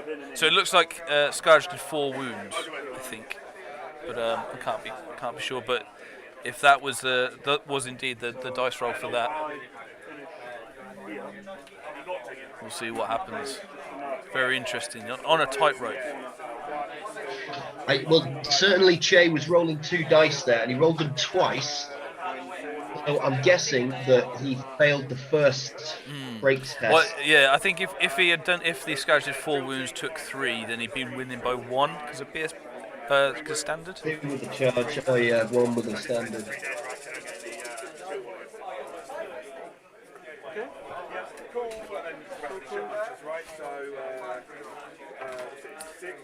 So yeah, but I'm looking over there, having a chat now. So it looks like they held on that second one, so needed a re-roll, which obviously worries get anyway. But did it? It looks like because he's measuring up some things rather than moving any or removing any models. I think you're right, Amit. He's going for the double charge, isn't he? He definitely should, because what he can do is he gets both chariots into the myrmidons. The right chariot can simply just clip and then overrun into the flank of the courtesan. And you might not kill the courtesan, but you'll certainly do some damage and then pin it for next turn. Honestly, Hyper-G's never done so much walking. I'm being very demanding at this point, just checking up some things. So fair play to him for that, giving us some insight. But yeah, he's certainly eyeing that up. I mean, I have a chosen. I use a chosen knight chariot quite a lot. I do like it. Expensive, but one of the best chariots. That the Myrmid, if he doesn't do a lot of damage, the Myrmidons have rerolls to wound against the chariot because of unhinging jaw. Sure. Yeah. So yeah, really interesting to see what Che does here. Obviously going into Che's turn 2, and the bottom of second, is that? Ed went first, didn't he? Yeah. So Veil Serpents eating up the charge from the Feldrax. Was it Scorch has taken 5 wounds. 5 wounds. And Chosen Knights have taken 2 wounds on that third one on the left. So, quote from Che is, hopefully they all kill each other. Fair enough. Just looking at Che's, do they have a standard? So they don't have a standard, that unit, so that's why. So they both did 5 wounds, but the Scourge 1 by 1 on the charge, so there you go. The Scourge down to 5 wounds, that's quite a lot. Taken 5 wounds, apologies. Quite a lot. That second chosen chariot, would it have been able to have charged? I think it looks like the hounds were just a bit too far over to... Possibly. The angle might be not too good. So. But that's a mistake from... No, it's not a mistake, I suppose. There's nothing you can do about it. It probably should never have fled the initial charge. Yeah, I think that's where it comes in. But yeah, I mean, at the same time, quite fortunate that it did, if it did, stop the other chariot going in. Stop that. So 1 chariot versus the Myrmidons, is that still okay for Che? Could that still go well? Yeah, you think so, right? If this is a large roll, this could break open the game. And it is a large roll. What we were talking about with the wretched ones, they get in. So, ouch for Ed. They looked like it was at least a 13-14, but the wretched ones going into that, that's not good for Ed. Chase certainly pushing the go button this turn as much as he can.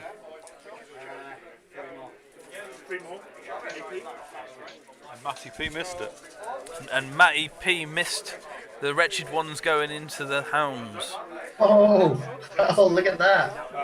Maybe you just need to step. In order for your Dark Horse Chafer Master, you just need to step away from the camera on the charge phase of every warrior's turn from now on, because big stuff happens with Dark Horse. Dark Horse. Big stuff is happening.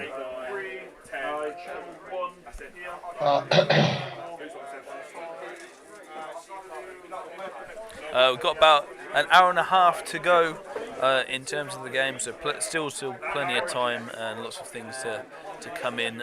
Obviously, at this point, there aren't any other results and stuff, but we will let you know as they do come in. Yeah, I mean, obviously, Twisted Effigy might come into play now because Che will want to back up that good charge and movement phase with some magic, really. So the two spells that jump out are Whispers of the Veil back on the Scourge to make sure you kill it, or Whispers of the Veil on the Hellhounds. But in an ideal world, you actually want to buff up the Wretched Ones because you're assuming they're going to pop the Hounds and overrun. So rather than a debuff on the Hounds, you want a buff on the Wretched Ones so they get to use it next turn as well. Yeah, for sure. Now, Ancestral Aid doesn't help them because they don't roll to hit, so Spectral Blades is really the only buff he can use. Yeah, I mean, I would imagine he'll split his dice and go with Spectral Blades and Whisper and roll big. And the alternative is obviously to poke a cheeky Hellfire or a 2-dice Lightning Vambraces onto the Courtesan to start chipping some wounds off people. So depending on size of phase, I suppose. Out of interest, and I'm just asking this question because I don't know a lot of the differences, so this is my definite thing. Would Spectral Blades definitely work on grind attacks? It would. The Lethal Strike piece wouldn't work. Right, okay. But you still get to reroll to wounds with all of your melee attacks. Yeah, and this is probably one of the rare occasions Lethal Strike matters not. Yeah. Right. Just so. Interestingly as well, if you're running Alchemy and you're looking to create the flaming rerolls to wound, that doesn't work on the Wretched Ones as well. So there's only one way to get rerolls to wound onto the Wretched Ones, and it is Spectral Blades. But like Amit says, you can't pick up the Lethal Strike element because that would just be silly. And also, you obviously have to grind into the unit, so you can't pop anything onto characters.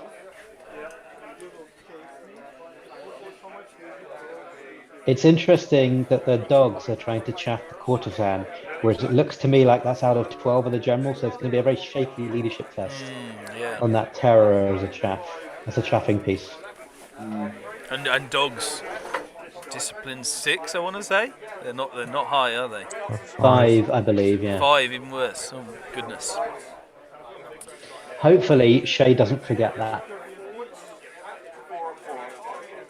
And those other dogs in front of his unit rally, so they can't move either. So I guess it's just trying to position his warriors in such a way. See, I mean, this is why, you know, I mean, I've said this all along, and I spoke to Che about this. That I think Warhounds they're a liability. They're just a liability for me. I mean, Che would actually be better off without them in this game, and. You know, whilst they are cheap, for an extra 50 points, you get one of the best chaff pieces. So, I think you're right. I think if you're taking them out of core, they're worthwhile because they come out of core.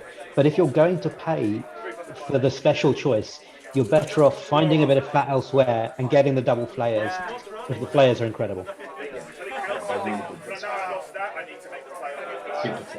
In so fact, I'd rather have one Flayer than 2 Hounds. Yeah. Yeah, as the chat says, this could be a big turn for Che, just sorting out his final bits in the movement and moving on to magic. Yeah, the Chosen Knights versus the Scourge is going to be a really interesting one, and if that does go the way of Che, as well as say the Wretched Ones, which we expect, it could be without a few pieces at the end of all things told at the end of Che's turn. So as it stands, the Scourge has 5 attacks base plus the 5 for wounds, so 10 attacks, hitting on 3s, wounding on 2s, and Shay has a 6-up save, so you're looking at 5 wounds, so he shouldn't wipe out the Chosen Knights. And the Chosen Knights should kill him in the turn. Well, there we go. So that should go that way. Doing 5 wounds in that first turn was really good. I don't suppose we know what weapons they chose. Great weapons. Chosen Knights. So we had to choose great weapons. There we go. So I don't know who said great weapons, but I don't know the answer. No, it's fine. That's what we're going to go with. I would assume so as well because of the order that they did it last time. It now makes choosing halberds now would be quite a good option. No. I think it depends on if he gets whispers up or not. Yeah. Little update from other tables. Jake and Bristow decided to run at each other, which for Bristow means he's ever so slightly out of his corner. But there is very little left on the board, even with an hour and 24 minutes to go. In other news, I went over to see Jack versus Ali, and the first thing Jack said to me was Ali has rolled some horrible dice this tournament.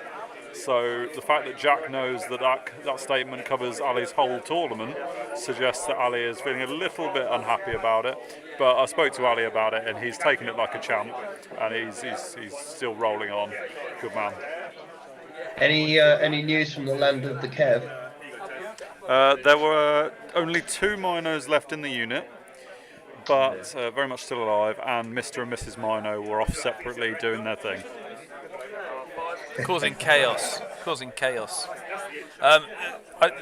The chat, we will do a little look at the Masters Open and some of the top tables maybe in about 20 minutes when there's about an hour left, and obviously we'll cover it when the results start coming in there as well.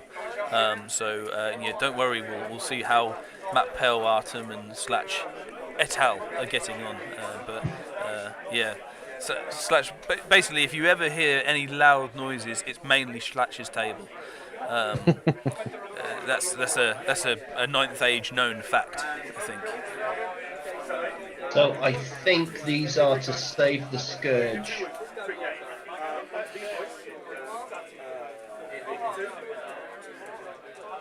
And it looked like he did because he's now picking up loads of dice. Yeah. I think the Scourge, my guess is the Scourge is dead but still gets his attacks because they're all going at initiative 0. Oh, right, okay. Sure. That's my guess. He's gone with great weapons, yeah. I could be wrong, but that was my guess. Yeah. So we'll see after this and what he does. So what strength is the Scourge? Is it 6? 7 AP4. Oh, right, okay. These are so it looks like he did 6 wounds, 4 wounds to peel off 2. And we'll see if he's around or not. Intense. Drum roll, please.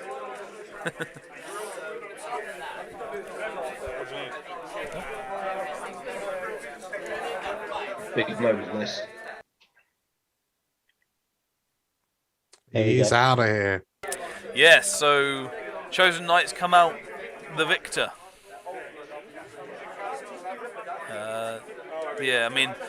Chosen Knight's got a single one. Will he do too much more in this one, that Chosen Knight? It is, it would be Ed's turn next, wouldn't it? So I think it might get eaten by the dogs. Yeah.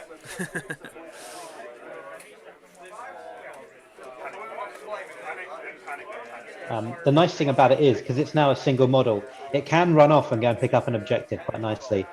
And if you can pivot off the hill, he's in a great spot.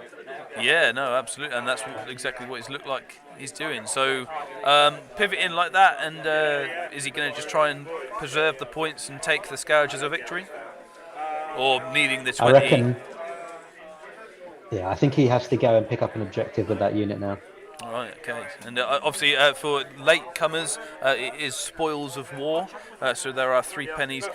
For the majority, the 3 pennies are hidden by units and stuff on the table, but they are across the... I think there's one under the Myrmidons, one under the Succubi on the right, which is the light blue unit, and potentially one under the Feldrax as well. I think that's where yes. they are. Yeah.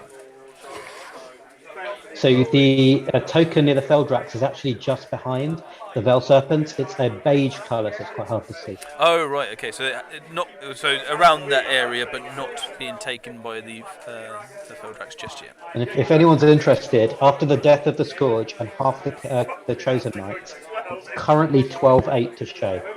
Well, we are certainly interested in that because that plays a big part. I mean, 12-8 ends up like that. I think Ed's still in a very, very, very strong place. So yeah, Shay has to push for at least 15. Yeah, so the game is by no means stopping at that, and no one is, especially Che, is going to take his foot off the pedal there in that respect. Looks like only 1 wound got done to the chariot, though. Mm-hmm.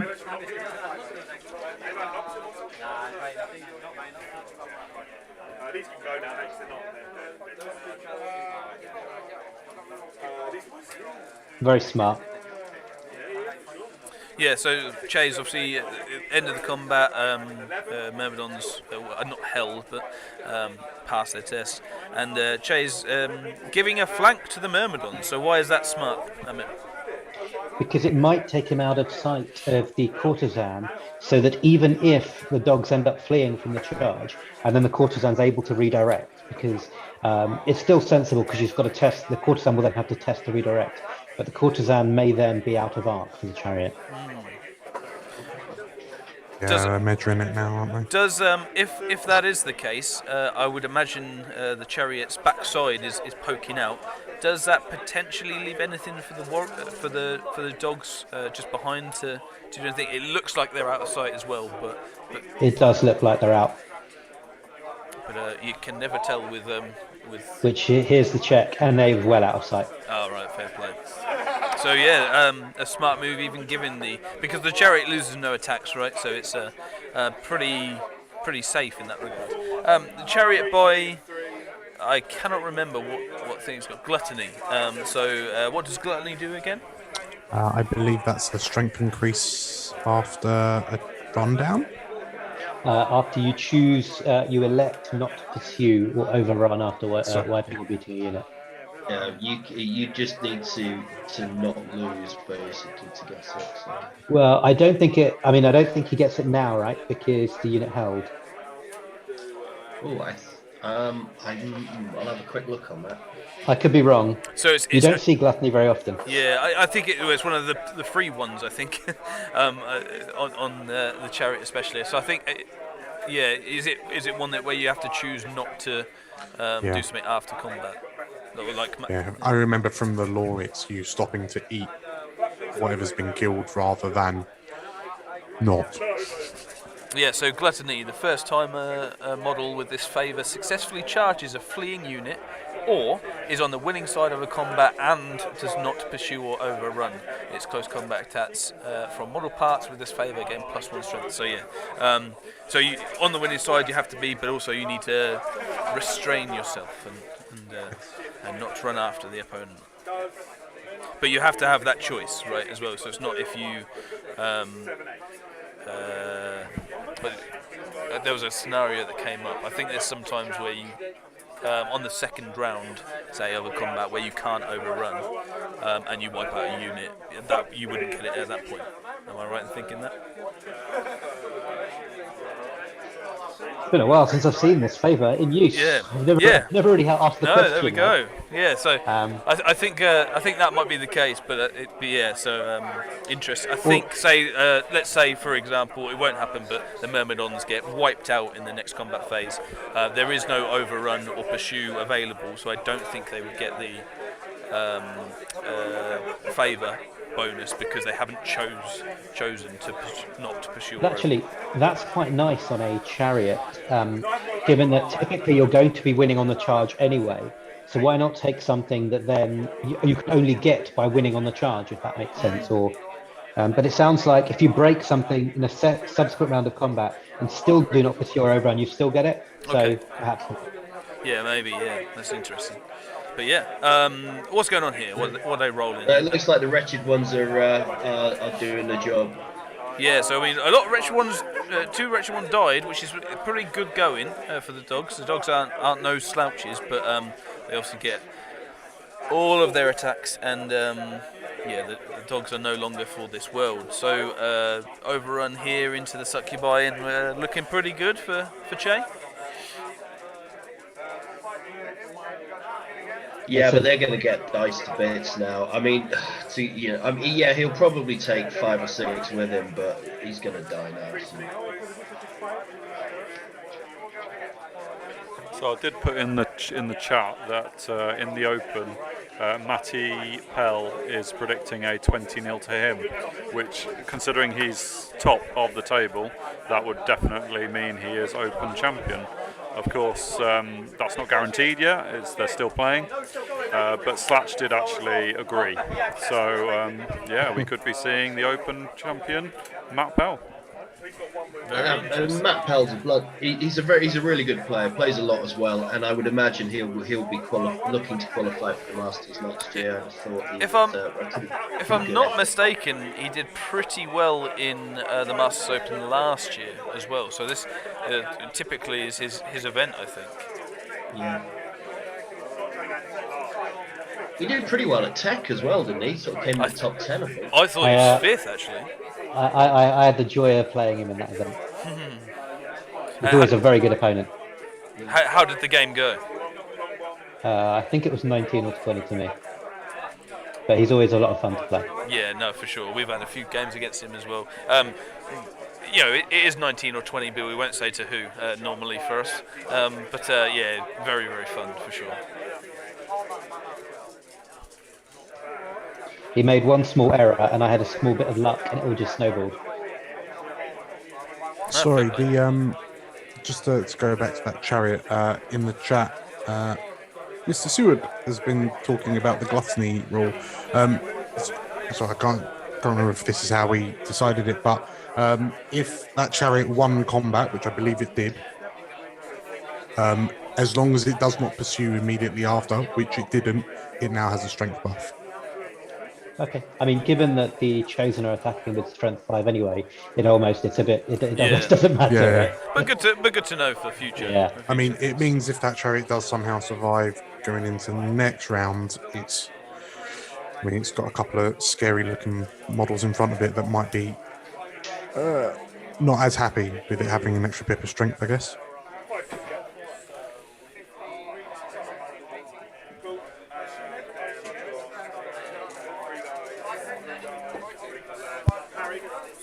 So the Feldrax did what Feldrax do and wiped out the Veil Serpents. And just pivot in order to, or do they overrun slightly? I would imagine just pivoting in order to get the objective, right? There's no way the hounds go into that for sure. I think they go and stand in front potentially. We've got the knights behind the Feldrax at the minute, not really doing a great deal. Is that sort of poor from Che, or is that because the hounds could cause them a problem? I think a combination of the hounds can cause him a problem, and he wanted to keep them away from the Eidolons who melt knights for fun, so he deployed them as far away from the Eidolons as possible. Fair enough. Yeah, it's Eidolons or the 1, 2, 3s always fail, aren't they? 1, 2, 3, 4s now. 1, 2, 3, 4s even better. Yeah, with the 1-up armour save, that's not what you want. Classic king, you bastard!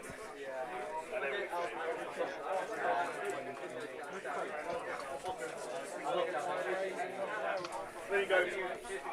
Just an update. It is almost a 14-6 to Shay at the moment. Very cool. So creeping up. That certainly was a really, really good turn for Che, turning on the pressure back onto Ed, and Ed's got to be careful here; it doesn't get away from him. He's also lost a spellcaster, which isn't helpful. No, absolutely.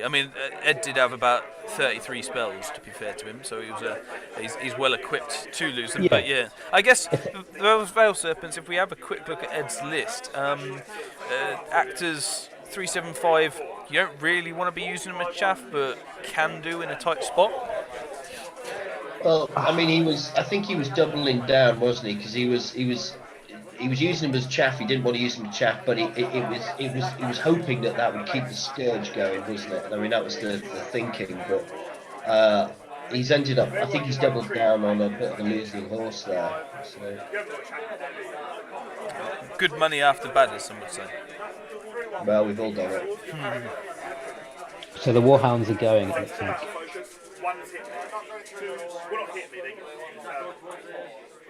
Yeah, so Panic the Terror was no good. Looks like they terrored from the Hope Harvester again. Hope Harvester, yeah. So that's another Ed? We saw him on the last one using the Hope Harvester's Terror as a different tool in his arsenal. Quite a lot from a predominantly shooting unit. So I know it's got a gun, but it's a combat monster that happens to have a gun, I think, as opposed to an outright shooting unit. In terms of the flee, obviously Che will want them to be fleeing through his unit, but obviously with Panic Test it doesn't look like they have. So another really... this is a close one. As long as they come within an inch, they're going to pop through, right? But it looks like they're still chaffing. Oh, that's unfortunate. Well, I've said it before and I'll say it again. Dogs are a fucking load. Absolutely.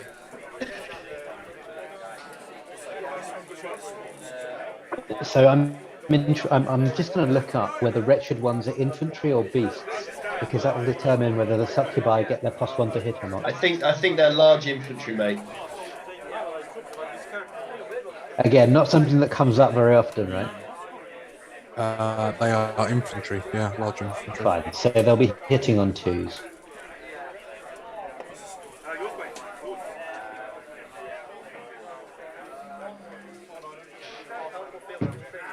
So probably the dogs overachieve really in their death. That's one way of phrasing it. Yin and yang, right? We died, but we did lots of damage to the wretched ones. So, I think part of the problem that we've got with this unit of dogs that's now fled is it's preventing Shay from using the second unit of dogs to chaff because of the way that they've aligned. The only way he can get out of that is if he's smart with when it comes time to rally them. If he's able to rally them in a slightly jaunty way, he might be able to pull a swift maneuver around them. It'll be tough, but maybe go conga. Maybe they'll have to conga them. Yeah.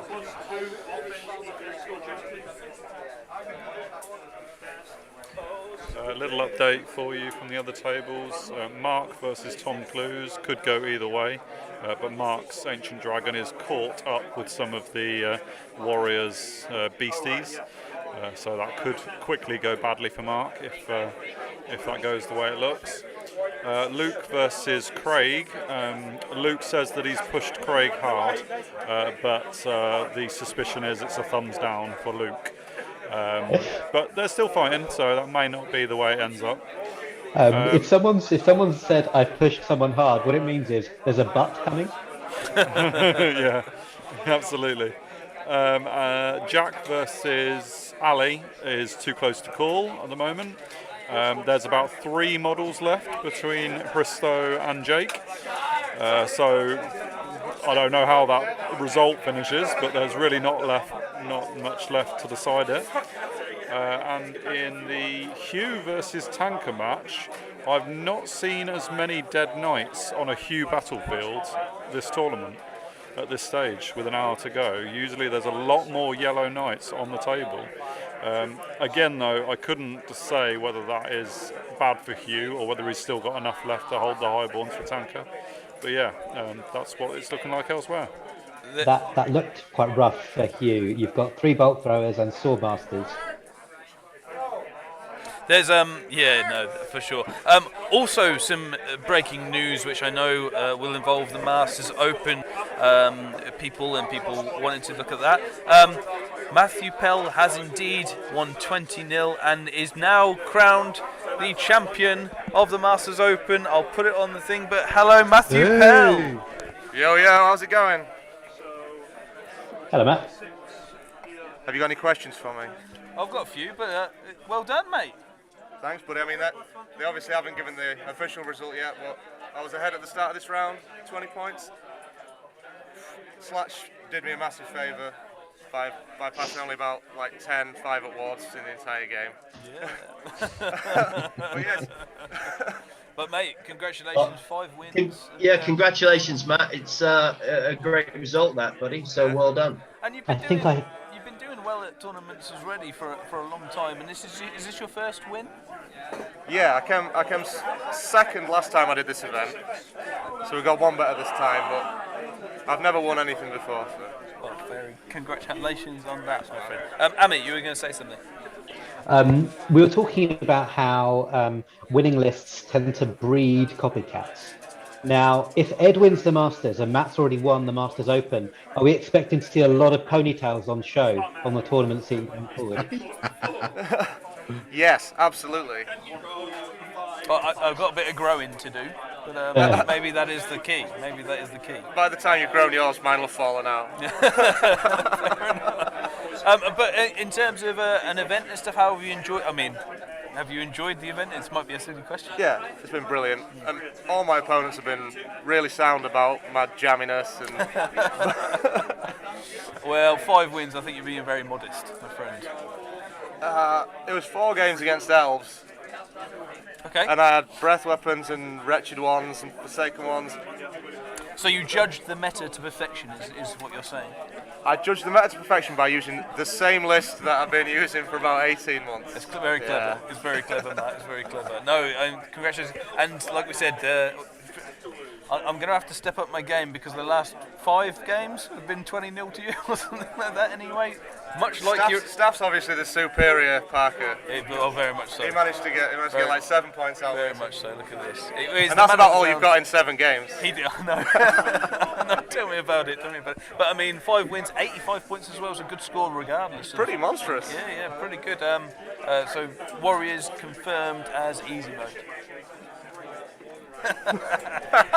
No, I mean, I'm just joking. Congratulations on everything. Well done.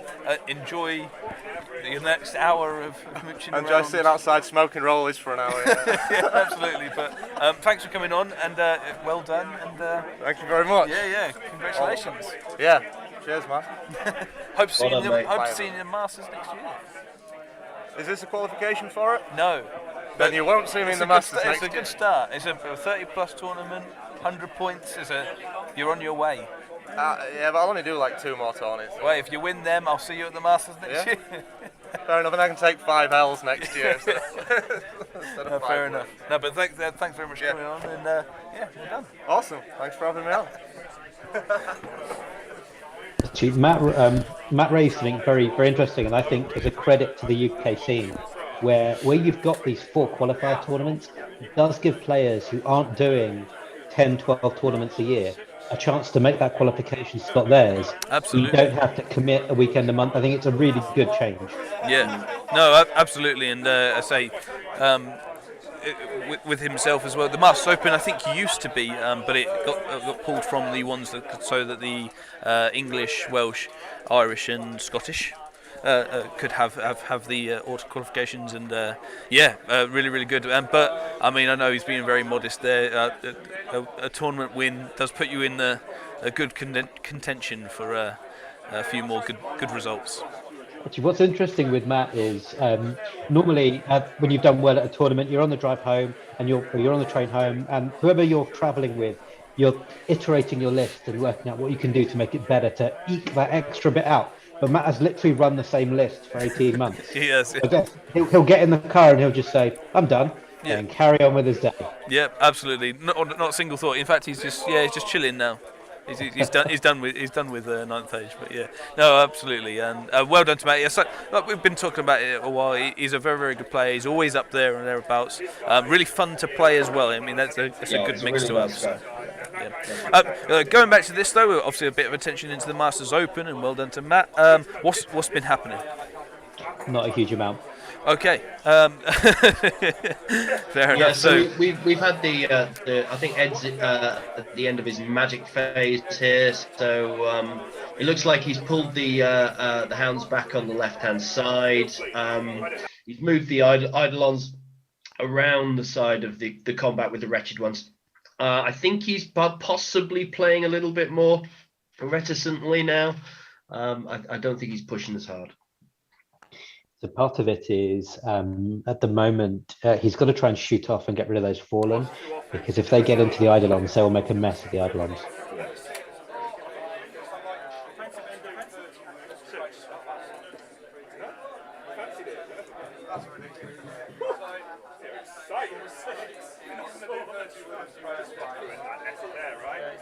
Does Ed have to be careful here with? I know obviously he's done his movement and stuff, but a bit fortunate in that middle with that Warriors and Warhounds block that's kind of stuck where they are. But does he have to be careful not to overcommit any of this stuff?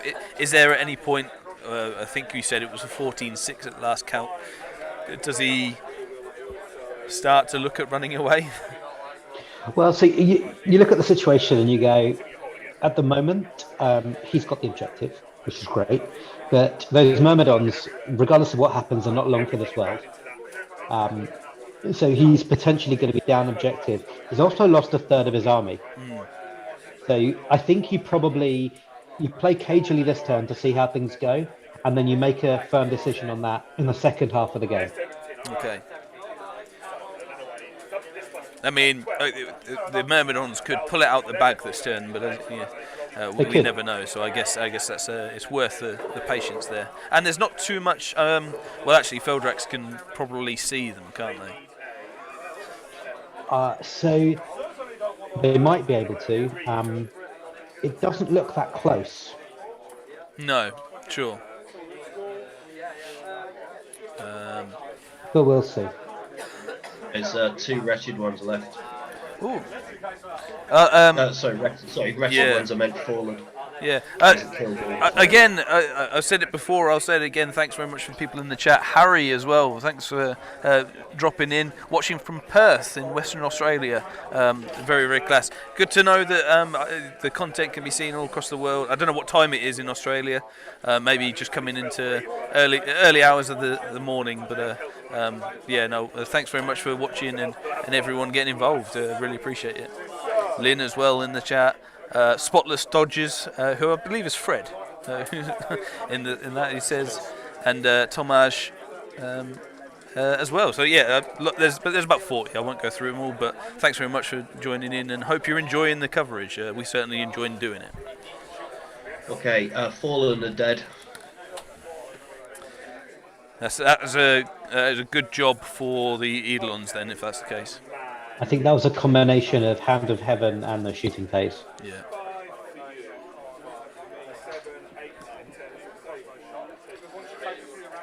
So yeah, really interesting. We probably think the wretched ones go down this turn.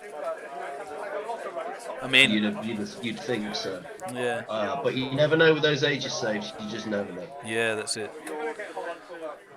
Yeah, both these combats, I think. He only needs to have one left, and one wound left, and they just keep on trucking. Yeah. To be fair to Ed, at this point, I guess as long as they get the job done and survive, it's not too much of a problem because there's nothing much on that thing. So I can't imagine that Succubi unit with the wretched ones will have much part to play in the rest of the game. I think they're just going to turn away and go back home, right? Yeah, Depends I think how many. he's rolling for. I think he's rolling that combat now. It depends how many hellfires they eat in later turns. Yeah, sure. Interesting thing with dice box, because I think it just happened there.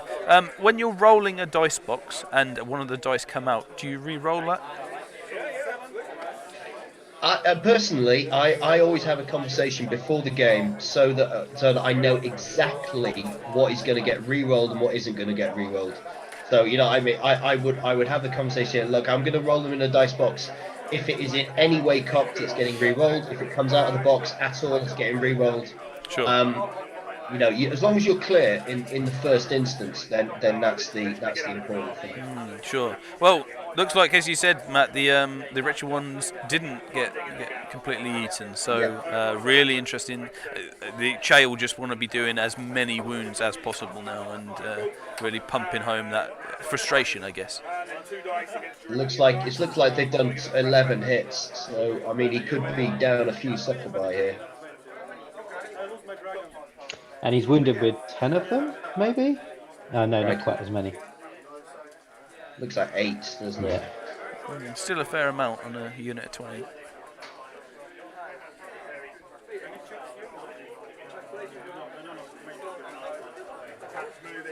So 5 taken. So break test. Yeah.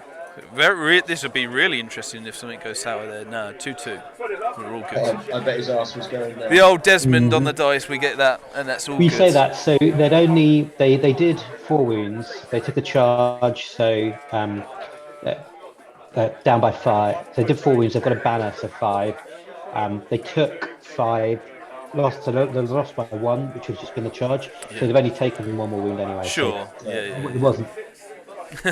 Still, it's one more, and with the wretched one still in play, like you said, the late game Hellfires could really, every single one that goes down to those wretched ones is actually fairly important if they can't get away quick enough. I mean, the secret, you need to deal with them at range, unless you've got something that's got a 1-up rerollable save that can go in there and sit on them.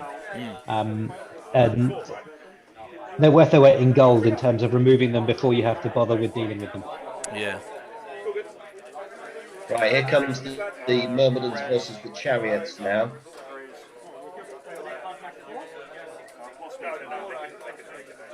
So that's the hit.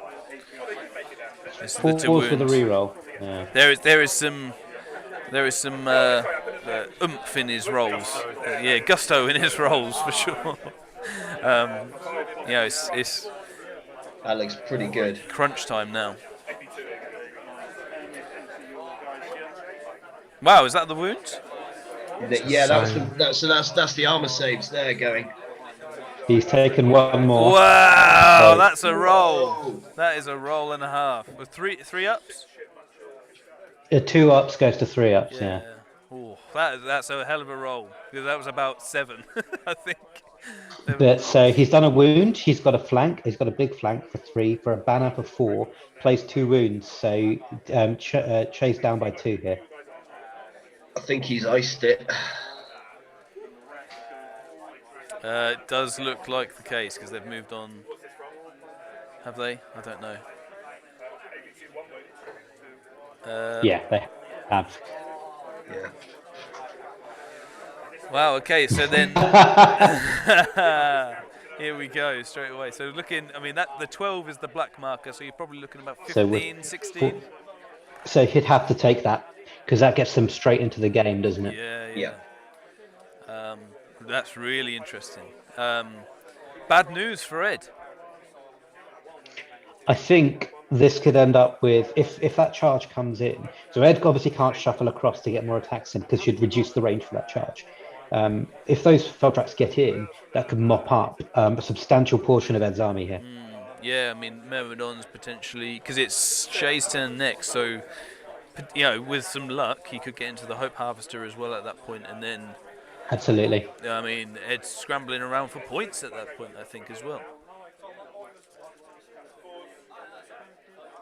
So, not that we're putting any pressure on it, but if that Feldrax unit makes that charge... What movement of the Feldrax? Is it 8 or 7? 7. I don't know. It might be Chafe and Master if they get in. I tell you what, there was a plethora of armor saves that helped Che out there, wasn't it?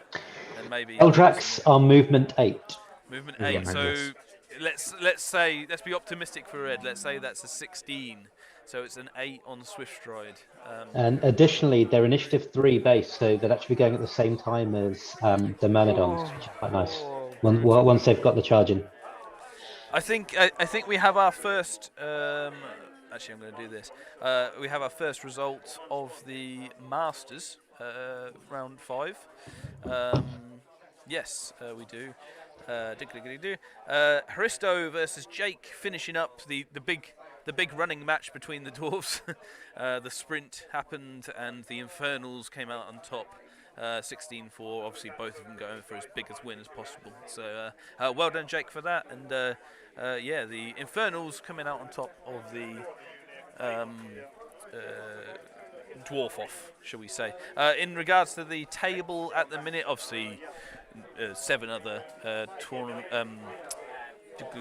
things to results to come in, but that does pump Jake up to 4th, so a respectable position and shouldn't fall too much lower than that. So if you look at it, he's averaging just under 10 points a game, so you'd assume he'd finish somewhere 8th or 9th. Yeah, so pretty good. I know he finished about 12th, 13th and wanted to do better than that, and considering Jake's a prep boy, I guess, in terms of preparing, didn't have much prep with real life stuff going on, so well done to Jake for that. But yeah, big news here, guys. I think the Feldrax just failed to charge.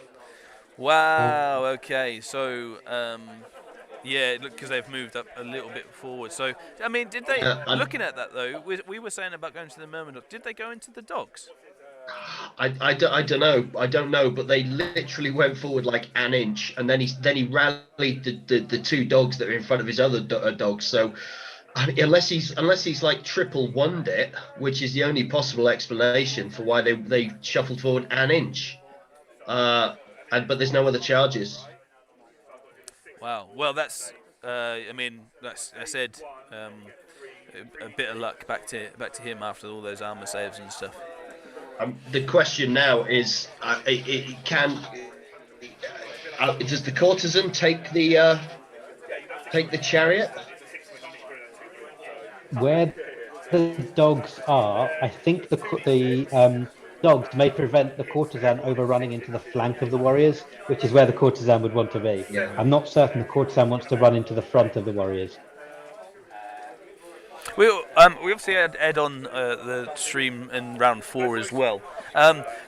We had Henry saying, Mr. Johnny Crass for some of the viewers, saying that the courtesan isn't that much of a buff in the flank. It obviously is, and it's something that you want to do, but it's more of a bonus buff than something that you're always looking to do. Is that the case with the courtesan, or would you be really focusing on getting flank charges more often than not? So you'd often see them paired with a unit of seekers or fiends that have I think it's called roaming hands, where you've got roaming hands on a unit of seekers. So you either take it in the flank from a buffed unit of seekers or from the courtesan, and you come either side of a block. On their own, it's a bit harder to pull that off. Sure. And I mean, a courtesan is still to be respected going in the front, though, right? As well. Yeah. No mean feat.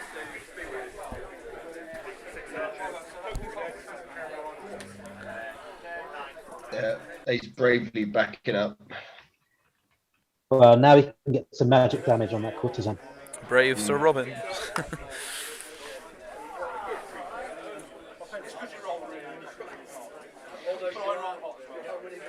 I mean, that's a lot of point in terms of the courtesan in points. If he does start chipping away and have that as a goal, in terms of Ed's list, courtesan is 870 points plus generalship, so a good 1,000 points. So that's about 3-point tournament swing, I think, isn't it? But he has made a mistake here. He's left that chosen knight where it is. What it should be doing is going up the left-hand side of that hill, staying behind it, because at the moment I think with a forced march and a shooting phase, the Eidolons can get to it. Oh, right, okay. So obviously I went over there, and I'm obviously, because this is the round 5 of the Masters, I really don't want to make my presence known or anything like that, or ask any leading questions that might give anything away to the players, because they need to very much be in their own world at the moment. I asked what happened with the Feldrax, and they charged the Hounds. They needed an 8 to succeed, and they rolled a 5. Obviously, I didn't in any way let on that we expected a different charge, because that wouldn't be fair to either player. So yeah, I just got that info and then left them to it. No, thanks for that, Hubsy. I really appreciate that. So yeah, went for the dogs, which is I guess, I mean, it's not a terrible decision because points are points, but must have been that the Myrmidons were slightly further away then. Not only that, if he clears, I mean, I don't think there's a bad decision here, because if he kills the dogs, he then pivots and turns and he's facing the rear of a demon army with a full unit of Feldrax. So. Yeah. And it seems like that chariot's living a charmed life and is going to tank the Myrmidons for the rest of the game. Yeah, for sure. How many wounds is the chariot? 5? Yeah. And it's taken 2, yeah? Yeah, over 2 rounds, and a lot of armor saves. So, yeah, so just to add to the different countries, obviously we've got Young Seward in Sydney, as you've mentioned. We've also got Belgium from Nico Hermans. Nico Hermans is from Belgium. Nico has previously been the captain for their ETC team. Oh, great. And someone I've played before a Danish warm-up event. I'm sure Matt will remember many moons ago. Yeah, it was a crikey. Yeah, well, I remember bits of it. Fair enough. But that would be really cool, guys, in the chat. If you are there, just quickly put in your different countries. If you're from different places, it'd be really interesting to see where you're from, and I'll give you a shout out as well. Saying that, just as the Wretched Ones finally go down, perhaps one annoying turn too late for Ed, but yeah, some more points. What does he do with this unit then now?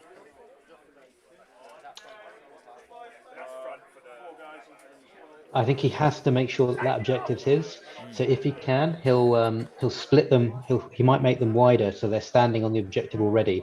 So at the start of his next turn, he can take the token and then start walking away. Sure. Just get out of range of Hellfire or anything that can get him from any sort of thing.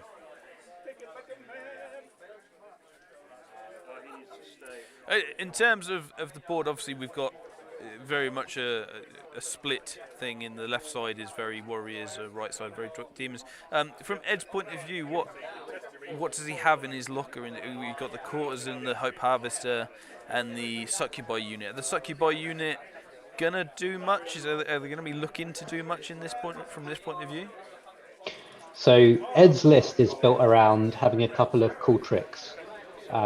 He's used those tricks and he's still down 1,100 points. Yeah. So I think that's where the struggle begins, where you've kind of used the bits that made your list, and you're still struggling. Sure. So I think it's uphill, significantly uphill from Ed here. But Shay's troops are being their own worst enemy here. His warrior unit, which is pretty good in combat, it's been blocked off by his own units. Yeah, for sure. His knights are being blocked off by a Feldrack unit that failed a quite easy charge. So while Ed's down a third of his army, more than a third of Shay's isn't doing anything. So from that perspective, it's not the worst trade-off in the world. Yeah, and with the said about the chosen knight on the right side there, could there be an easy out for the Courtesan to go down that route as well? Take the chariot. Does he take a chariot? He's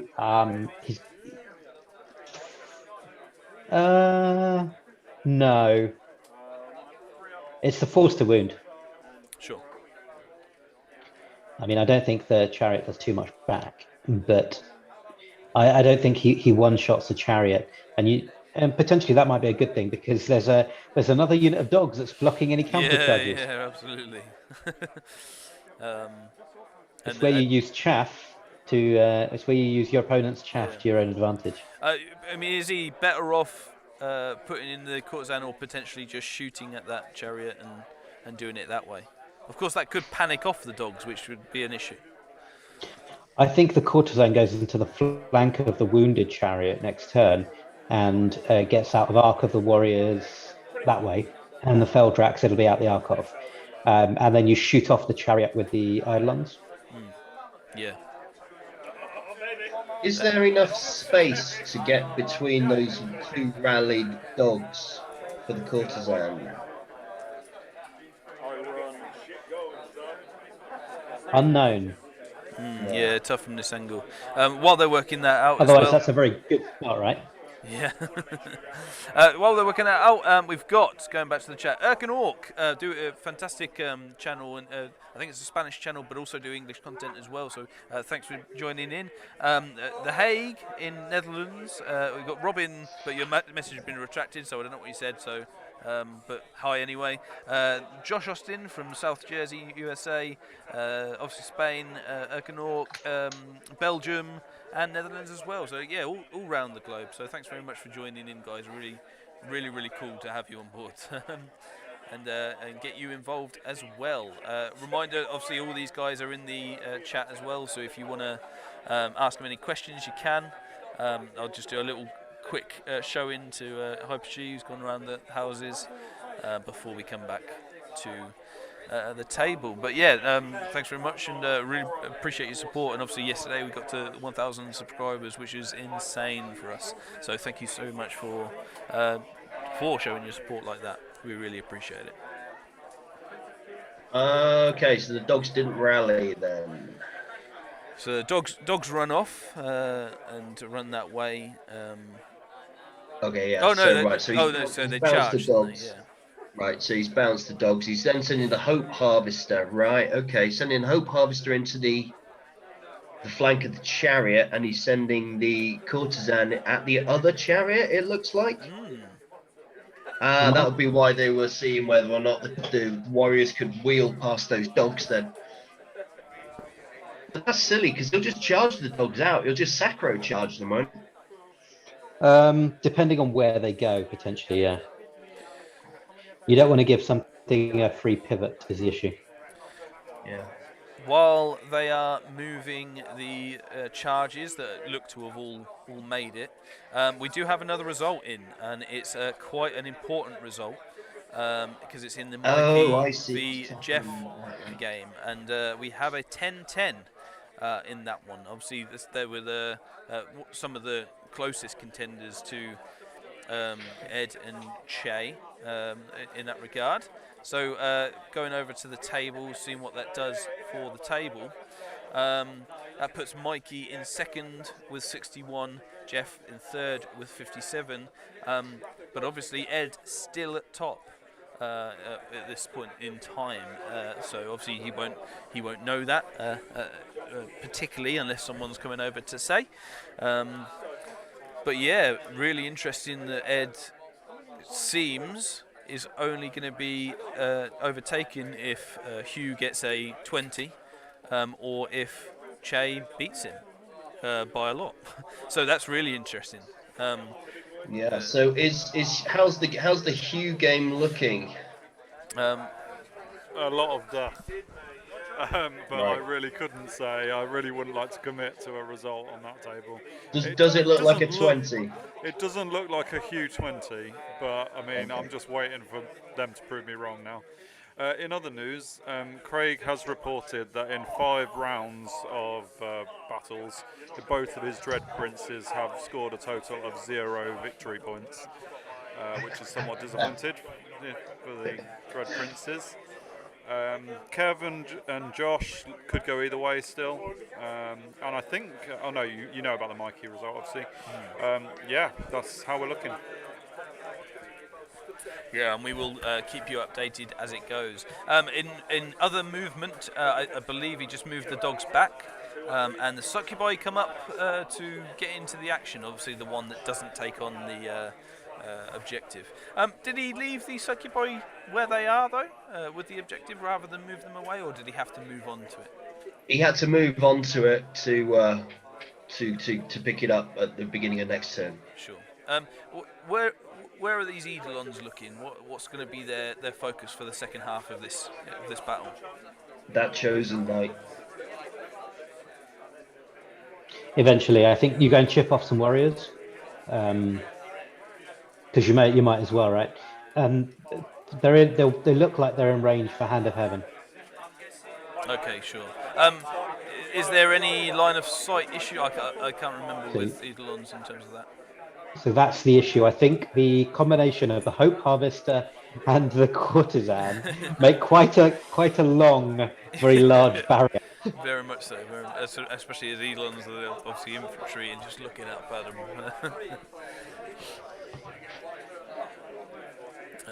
There's a wound though on the chosen knight, so that's one of 3 that Ed will be looking to get before the end of the game.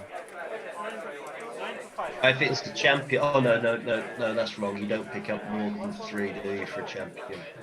It's another 270 odd victory points. It's an extra TP if you can ping off those 2 wounds. Yeah, man. So it looks like he's got a spell off on the Courtesan as well to increase his chances there. And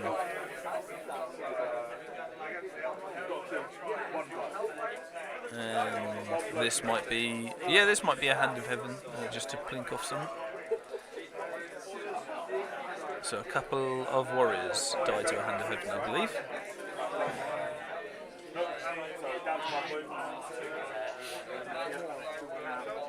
An interesting thing that Ed did in the last combat reform as well with the Myrmidons was to put them into a single rank, therefore taking them out of arc of the Feldrax, meaning that the Feldrax won't be able to do anything for another turn. Right choice. Very much so the right choice.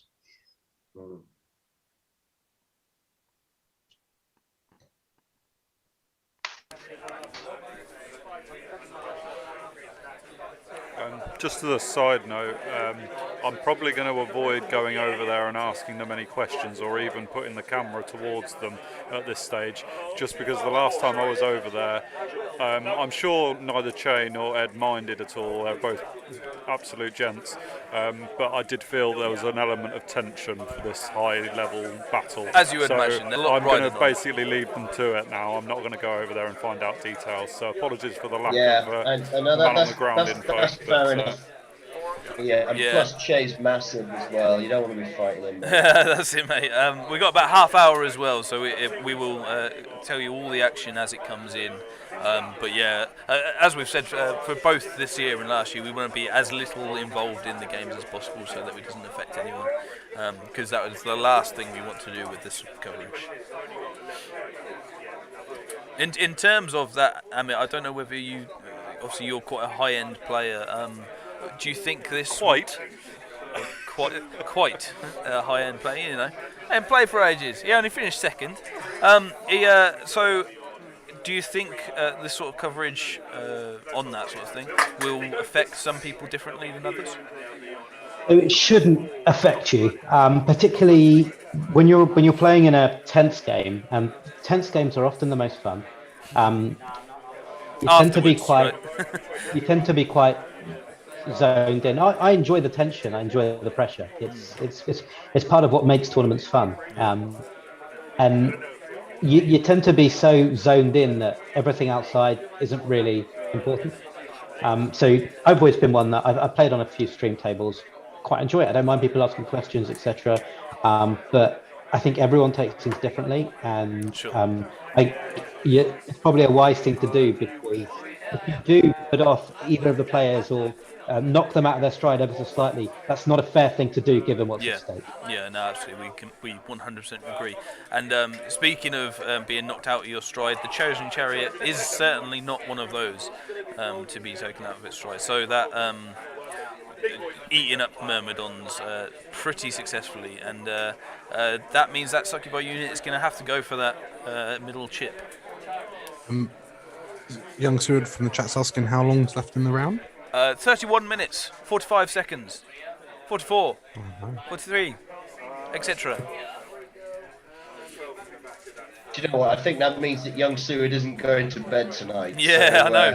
He's got to go to work in about half an hour. I think I read earlier that it was about 2 o'clock your time. So yeah, what's another half hour, boy? Come on.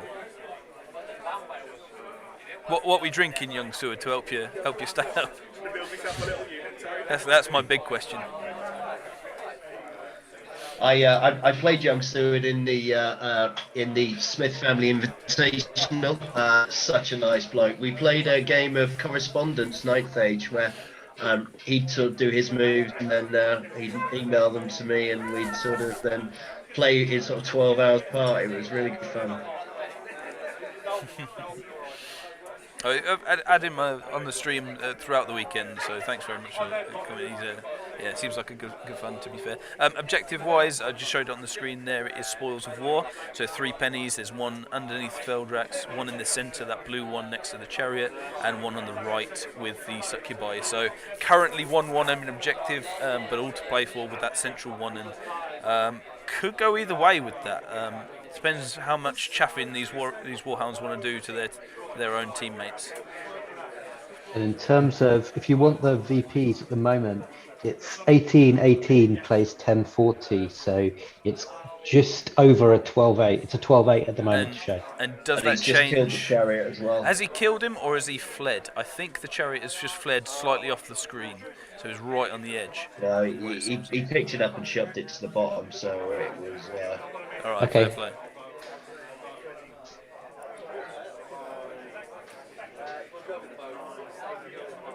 I mean, the really interesting thing now is what's Ed going to do about that middle token.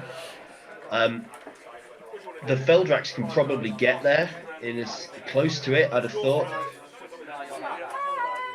And this is the thing, would the Feldrax drop their token in order to go for that central one so that Knights can pick up the ones behind?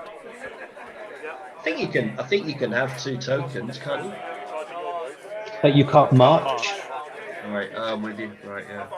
But here's where that 2-wound Chosen Knight comes to play. Yeah, sure. God, cheeky little dash from him right at the end. But what you could do is the Feldrax drop their token, and they rush towards the middle one, and the Knights move on to the newly dropped token. Yeah. Yeah. And then you've still got that cheeky piece left to go and steal one at the end if you need it. How do you describe it? Jaunty, isn't it? That's your Because I mean, I suppose if it's 12-8 at the moment, if Che gets the objective, pushing them up to 15-5, doesn't really need to blink off that much more for an extra TP to push him over to his... No, but that means it finishes 68-67 to Ed. So Yeah, he needs another. He needs a 16. Going back to that. So yes, still only 2 results, and yeah, big money. Yeah, sure.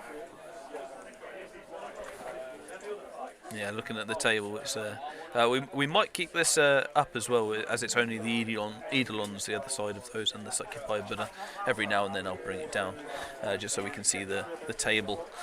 But yeah, really interesting going into this. It's all to play for, and certainly not. You wouldn't like to bet on either one, would you, at this point? What's going to be interesting is that Engine of Damnation should kill the Chosen Chariot in base turn, which should then give it a pivot and a charge. Sure, yeah. So it looks like he's got 3 more wounds to do on that chariot. Is that the case? Do you know what I'd do now if I was Che? I'd put those effing dogs in the side of something just to get rid of them. Report from Hugh and Tanker is that it is going to be a small to mid win for Tanker. Okay. Which? So we're saying neither of those are going to 20 then. Well, small to mid to anyone doesn't do anybody any favours, meaning that unless Luke gets a 20, but I think even then that means Che and Ed have changed it slightly. So I think it's all down to this game, and 26 left. 6 minutes left.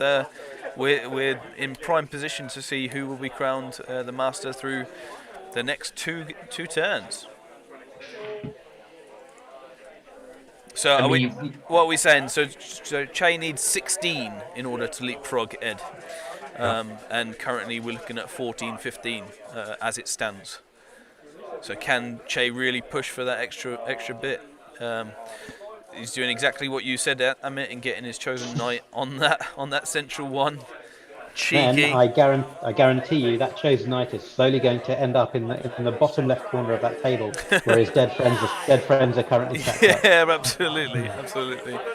Just paying respects and juggling the spoil. Although, has he left an open flank charge for the Hellhounds? Well, this is it. He's seems to have kept the token on the Feldrax, has he, or has he moved past that? I think the knights are on it. Right. Okay. So he's dropped it and moved up there. Could he have been more aggressive at the Warhounds and stopped that charge coming in? It's tough. Also, I mean, another thing to think about is if the Harvester does go through the chariot this turn, then that's an obvious thing for the Hope Harvester to go after, isn't it? So I think Shay's hoping if the chariot does die, it does a few wounds to the Hope Harvester because it's now got the Strength 6 halberds. At which point maybe the chosen knight champion can kill it before it can attack. Yeah, really interesting. I think this magic phase is going to be really important for Che. What would you be, as Che's point of view, what would you be looking to go, and what does Ed have to absolutely stop? Whispers on the Harvester. That is the key spell here. I think he might have to let go both Hand of Heaven and Hellfire. He also needs to stop Dance Macabre on the chosen knight carrying the token. Oh, it'd be insane. I mean, with moving up like that, is that in? Do you think in Che's head going like Dance Macabre is? I think that's probably. What he's just Oh, here we go. I think that's what you open with because it's almost must stop. Then you get off Whispers and then you got a chance to Hellfire. Okay, although why he's moving into the Eidolon range. Yeah. Into slash, even Succubi will fancy their chances with 2 wounds to go. He's it's a chaff knight. So he had. I mean, yeah, of course, because he hasn't picked it up yet, has he? He hasn't picked up. So you have to pick up at the beginning of the movement phase. Wow. Okay. So I mean, with the knights going on that left one, his pure focus is Feldrax to the centre. But then he'll give the flank to the Hellhounds. I'm not sure with 6 Feldrak attacks that's so much of an issue, because you've got the stomps as well. So do the hounds? I mean, bearing in mind this is Che's 4. Do the hounds in Ed's 5 go up and chaff? They just have to chaff the Feldrax. Which is the issue. Yeah. But I mean, that's also what Shay's done here. He seems to have almost stopped that Succubi unit from being able to pick up the token, or not. We shall see. Yeah, really interesting. I mean, if that's the case, then it just stays at 1-1, doesn't it? A lot will depend on what happens in that centre. Yeah. And do we know, and I guess we don't, if that bottom chariot is still alive? Because it's got a dice next to it, which makes me think it might be counting wounds. I think it's dead. Because he picked it up and moved it diagonally away, so it wasn't fleeing from the combat. And then Ed reformed the courtesan, so I'm thinking it's gone. It's in an unfortunate position if it is. Yeah. We will see. It's strange if it is dead that he would leave it there. Yeah. It's my only thought with it, but I guess most of his dead stuff is on the back of the board, so maybe not so much. But yeah, that's interesting. Send staff over and tell them to move it. Mate, we're already on it. The chariot is alive with 3 wounds taken. Thanks to Rory, who found that information for me. There we go. It's alive. How did it get there then? Oh, I don't know. It ran away and the courtesan did not pursue. So yeah, really interesting. So at the moment, there's a 700. At the moment, there's a 700 odd point delta between the two. Okay, so we're looking. Is that 13? 12 currently. 900 makes 13. Yeah, sure. So that's enough for Ed to win, though, yeah? Yeah, no, completely agree with Erkenork in the chat. This chosen chariot versus harvester is really super important. I think the harvester's taken wounds looking at the tokens next to it. Oh, and it looks like the chariot has got a 4 next to it as well. So potentially they both took wounds, stuck around and carried on. So, I mean, this next one, the courtesan is looking at what he can potentially do, going back into the chariot. It's really so. I mean, we're probably talking that those Eidolons go against the chosen knight. That's the obvious thing for them. Yeah, he's measuring it. There we go. Good lad. Oh, he's clearly listening. He's not, by the way. You have to have a word with his bauble. He needs to get a Scottish blue bauble. You can't have him with a pink bauble. There's nothing wrong with pink. It brings out his eyes.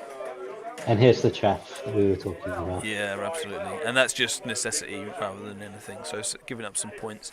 So this is Ed's 5, isn't it? 2 and yeah. So in that case, the Feldrax can now no longer get to that token and pick it up. So they can, just not by charging the hounds. Combination of conga lining after a swift reform and moving onto it, or if they don't charge, you've still got the ability to dance by using evocation to get onto it. Okay, yeah. But what I'm thinking is the ballsy play here is to take the charge with the Feldrax and then try and dance the warriors onto it. Okay, yeah. Yeah, or just get the points as well as doing it. Although, actually, having said that, if the Feldrax do go conga line, presenting a flank to the Hellhounds fine, they actually get more attacks if they do that. So, not yet. Probably, 9, possibly even 12 attacks, which would actually put them in a better stead, weirdly, than if they just went for it. So that, both plays are interesting. The new dance is a further move, isn't it, than it used to be? I think it's 9 inches now, isn't it? Is it 9 or is it 18?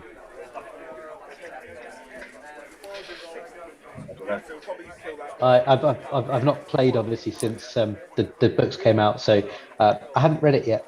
It's on my list of things to do. I think it's 18 inches because I think it marries up quite well with Ravenswing, which is now 18 inches. Except it's slightly better than it's 18 inch. So sorry, it's an 18-inch range to cast it, but you perform a 12-inch magical move. Right, sure, yeah. So that's plenty of distance, isn't it? But it's not the same. Ravenswing gives you light troops. Dance gives you ghost step. Right. Okay. So yeah. So you can't basically. Yeah. Well, place your bets now, folks. 17 minutes remaining in this game, in what seems to be the only game that matters for the master title. Really interesting, and like we've already said, there's only 2 or 1.5. They're certainly playing quickly. Yeah.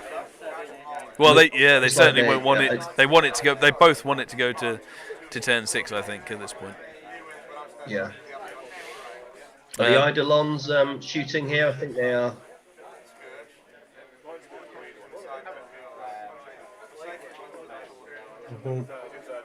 Chariot down. Yeah, the chosen knight, so that's extra points. Yeah. Extra points. Oh, that's massive. With every model that gets taken away is crucial here. They're going on to the combat after the shooting of the Eidolons. Eidolons have done pretty well in this game. They've been really useful, I think. Or I suppose they're always going It's still 12-8 as it stands. Yeah, and so what we have here... It's like the Hope Harvester took another wound. Yep. And then it goes back. We wanted to do the last wound, I think.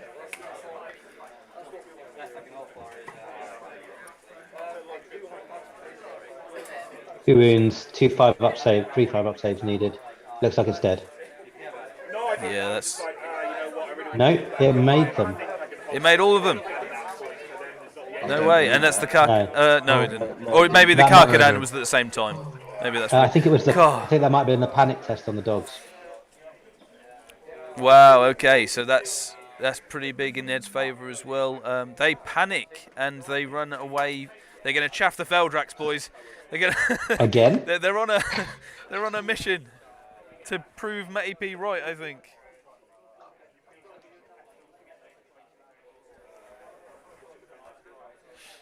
Yeah, really tense. I think that's a decent swing. It is obviously Che's turn next, which is interesting. I think this is the chosen chariot with the courtesan now, is what he's rolling. Yeah.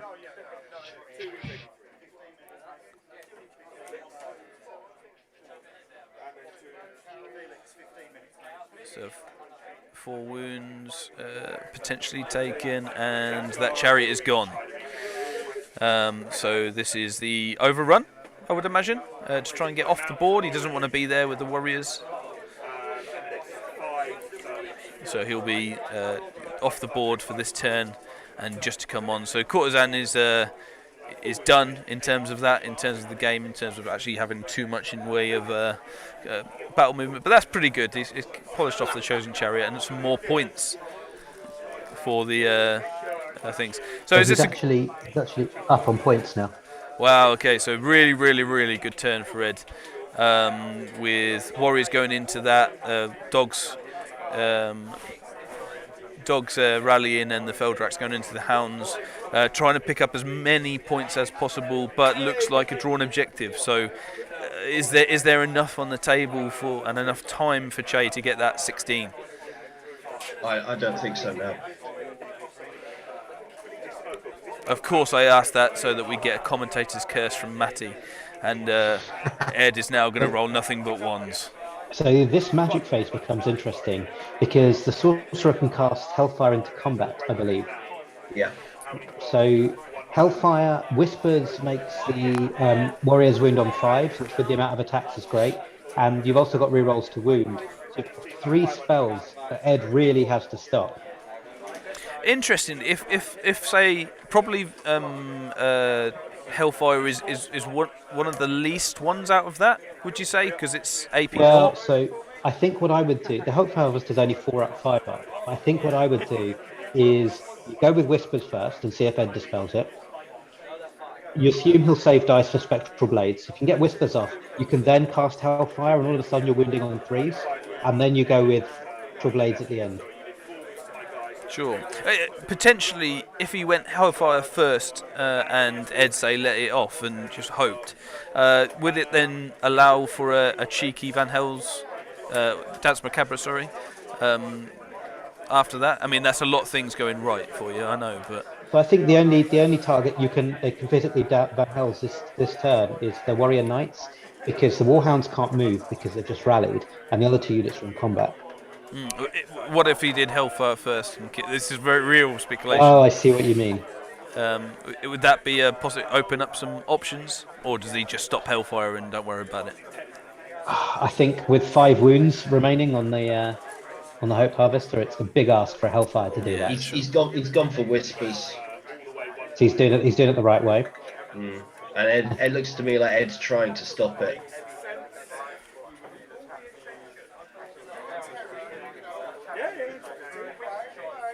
It's okay. Yeah. It's like they're not playing for the stream, isn't Hellfire. it? Right. So when that should be the only reason that they're playing. Oh, that's some. Yeah, that's dead. Sure. Well, that might be the armor saves. Yeah. That was the armor saves, but he's taken some more wounds. So he's taken 2 more. And then Whispers, then Spectral Blades, which I think he's got off. Yeah, so I think there's they are both looking intense. They're both looking intense. They're both laughing though as well. So this is even with all the tension and the pressure, they're having a good time, which is good to see. Well, you should, right? You should. Absolutely. This is great for both of them. Anything could happen. It's a game that literally could swing so many ways. It's really fun to watch from our point of view. It must be great to play.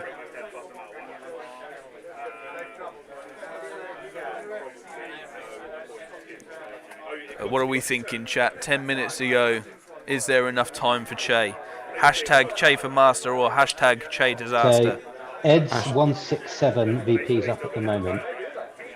So you assume the Hounds are dead, so Shay's up by 30 odd. You assume the Hope Harvester's dead, so Shay's actually up 12-8 going into turn 6. Oh, that is close. Hashtag pray for Che. But if he makes that overrun into the Succubi, then there's another 400 points. Yeah, wow, okay. So and he might be able to reform to be wide enough to sit on top of the objective. Yeah. In fact, that's what he should do now. He should reform, post killing this thing, to be wide, go 10 wide, pick up stand on the objective, and almost dare the Succubi to charge. Because they have to, right? At that point. Wow. Really? So this, can the Harvester last? So those if Shay plays this right, he can do it. Those extra wounds from Hellfire and that sort of badish roll, that could tip it again. Once again, so this is the Feldrak, don't worry about it. So, big news, the Feldrak took 1 wound. See you later. So if he kills this, he can reform onto the objective. That's going to be, oh, crikey me, this is tense now, isn't it? So you're saying he's up, you reckon he's 12-8 up on points, yeah? So I think he's 30 points up at the moment without the Hope Harvester. Okay, and when he takes the Hope Harvester, which he will... He's 12-8 up. And let's look at that. 12-8 up. The and then if he takes the secondary, so if he takes the secondary, he'll be 15 points up, yeah? So he then needs 1 spell. He needs 1 spell to go off on the Eidolons and get as many points as he can. Do you know what? 15-5 won't do it. He needs more points. He needs 1 more. Is something that's just come in with chat, and this is why I love the chat. Other than Ed for Masters, which is good to see as well. I believe he loses scoring if he reforms. Only until the start of his next turn, at which point he will gain scoring again and pick up the token. Wow. These are the finite rules that really matter. So the really interesting thing is, has Che spotted that, and can he pick up another 300 VPs? Because he's 15-5 won't do it. He needs the 16. Yeah. And then it would be drawn, and then it would be a countback, and Lord alone knows how that would come. Well, Amit does. I think the Hope Harvester's still alive.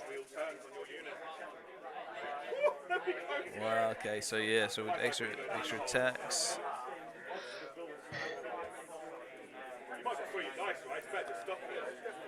Oh, this is really interesting. I'm really intrigued as to what goes on here.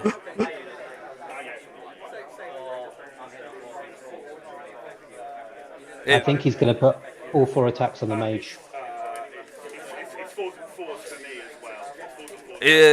Hope Harvester wise, it might be alive, but does it lose a lot through supernal and stuff?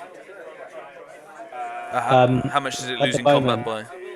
At the moment, we're talking charge, banner, 3 ranks, 5, plus the wounds, of which Hellfire counts, I believe. No, it won't, sorry. No, that's the magic, isn't it? Yeah. So 2 wounds, I think. 3 wounds. But I don't know what that did. I think that was 1 saved, and that includes us. That was on the mage.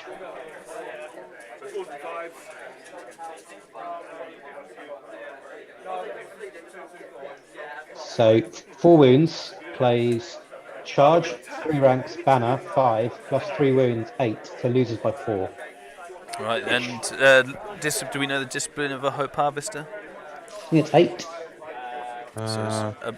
And we think it's got how many wounds left? 1. So It's on a 4. I mean, this is where you want that bit of luck, isn't it, from Ed's point of view? Snake Eyes right now would be pretty sweet, wouldn't it? it? That would be good. 7. Okay. Because General's off board as well. It's gone. Yeah. And it's gone. So that is point. So what does Che do? What does Che do? Che's going to overrun. So he's going for the points rather than the 10. I don't think he's made it. No, he's gone for the overrun. That's a mistake. Could that be costly, folks? In the heat of the moment, as he tried to get points over the objective. No, Ed just runs away now. Just run away, Ed.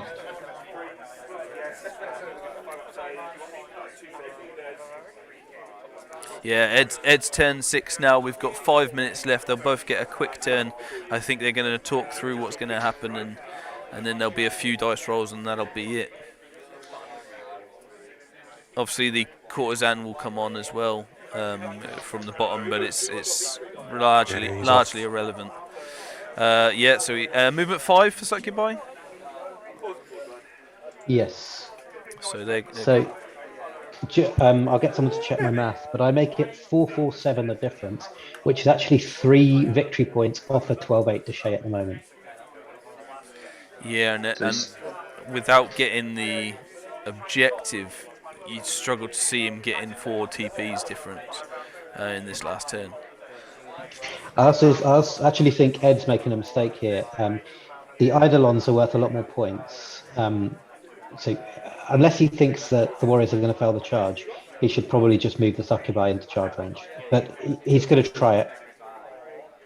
Yeah, he just sends them straight up front and just, So the benefit here is he's got the ability to evil eye down the movement of the Warriors to reduce that charge range, and he can also magically move the Succubi further away. And you can put random movement on the Warriors, which prevents the So 3 spells that are really going to matter. But if he's not going to put random movement on now because that might cost him the Eidolons. Yeah, true. Yeah. Oh my word. And I suppose, even 2d6, it doesn't look like it's much more than 12. So yeah. While they're sorting out the magic, we'll skip quickly to Tawny Keeper if I can get the pairings up, and I can. I think we have another result. Tanker wins that heated battle with Hugh getting 17 to Hugh's 3. And then Craig getting a 19-1 against Luke, which obviously he lost 20-0 last time, so a huge victory actually from his point of view, and nice to see him playing that and getting that as well. So we'll see what that does to the table quickly. Which is so Tanker is currently the master, although just for the time being anyway, with 64 points. Craig goes right up there to 3rd, so Craig will be saying how bad a tournament he had, and he still gets nearly a podium, right? So yeah, really good. Craig's gonna finish 4th here. Tanker should finish 2nd or 3rd. So and then depending on this result, Che will go to 62 plus. Again, depending on what's going on. So yeah, really good results for those guys. Well done, and well done everyone really in the Masters. And we're coming to the crux of this battle as well. Turn 6, 2.5 minutes left with the final turn to Che coming up.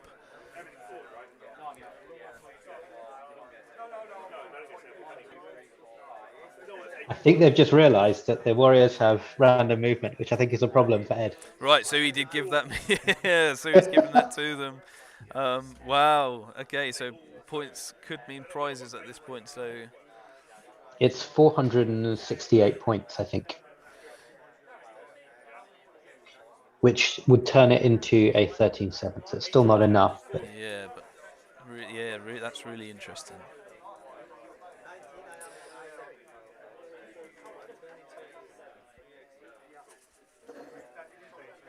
So having put Will-o'-the-Wisp on the Warriors, he's now going to have to Ravens wing his items out of there. Mm-hmm.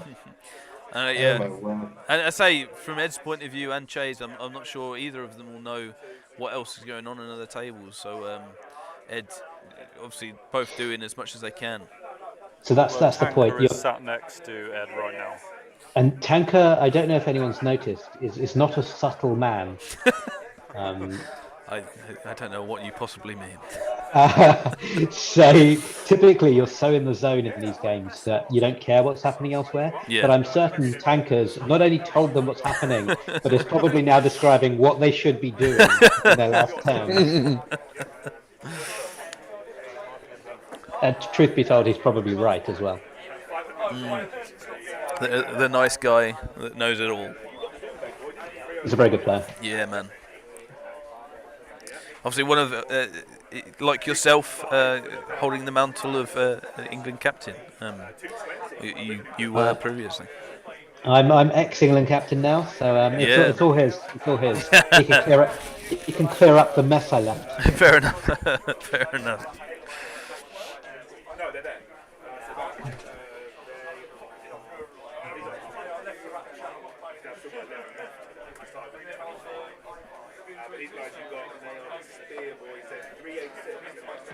I think they're trying to work out whether the aura of Netherlands has affects Will-o'-Wisp, which I'm almost certain it doesn't.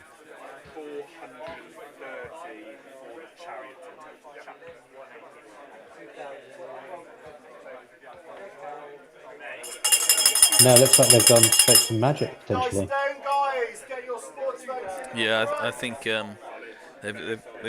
the time is up, so they're just doing the final bits of their game, and yeah, this is the despite the fives on the other side with the dice. This is the last of the turn 6 from Che, so they're just finishing the last few dice rolls. Some big stuff from Magic. Probably not enough, so we probably see Ed's thing, but we won't know until the results come in. So this is a bit interesting next 5-10 minutes to see actually who gets crowned, because it's nail biting to the end. I don't think either of them are worrying about picking up a yellow card from Jordan at this point, are they? No, I think it's just finish up.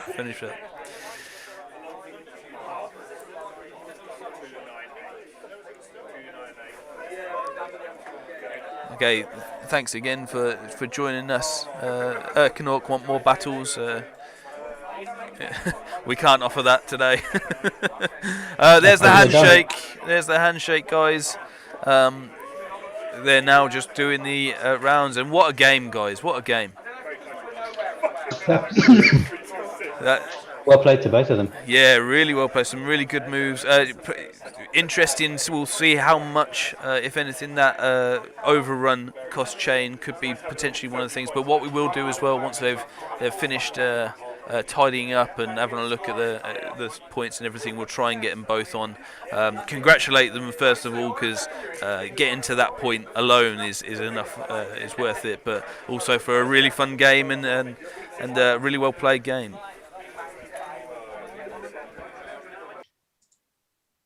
I feel like Shay will look at this as a missed opportunity if he doesn't do it, because his warrior block has effectively done nothing all game. His Feldrax have eaten 2 chaff units.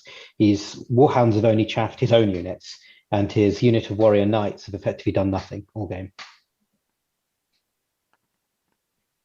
Considering all that, he's done bloody well. Yeah. But knowing Shay, he'll look at this forensically. Does that mean through the bottom of a pint of glass? Does it? Because I imagine it works better if you've got one on each eye.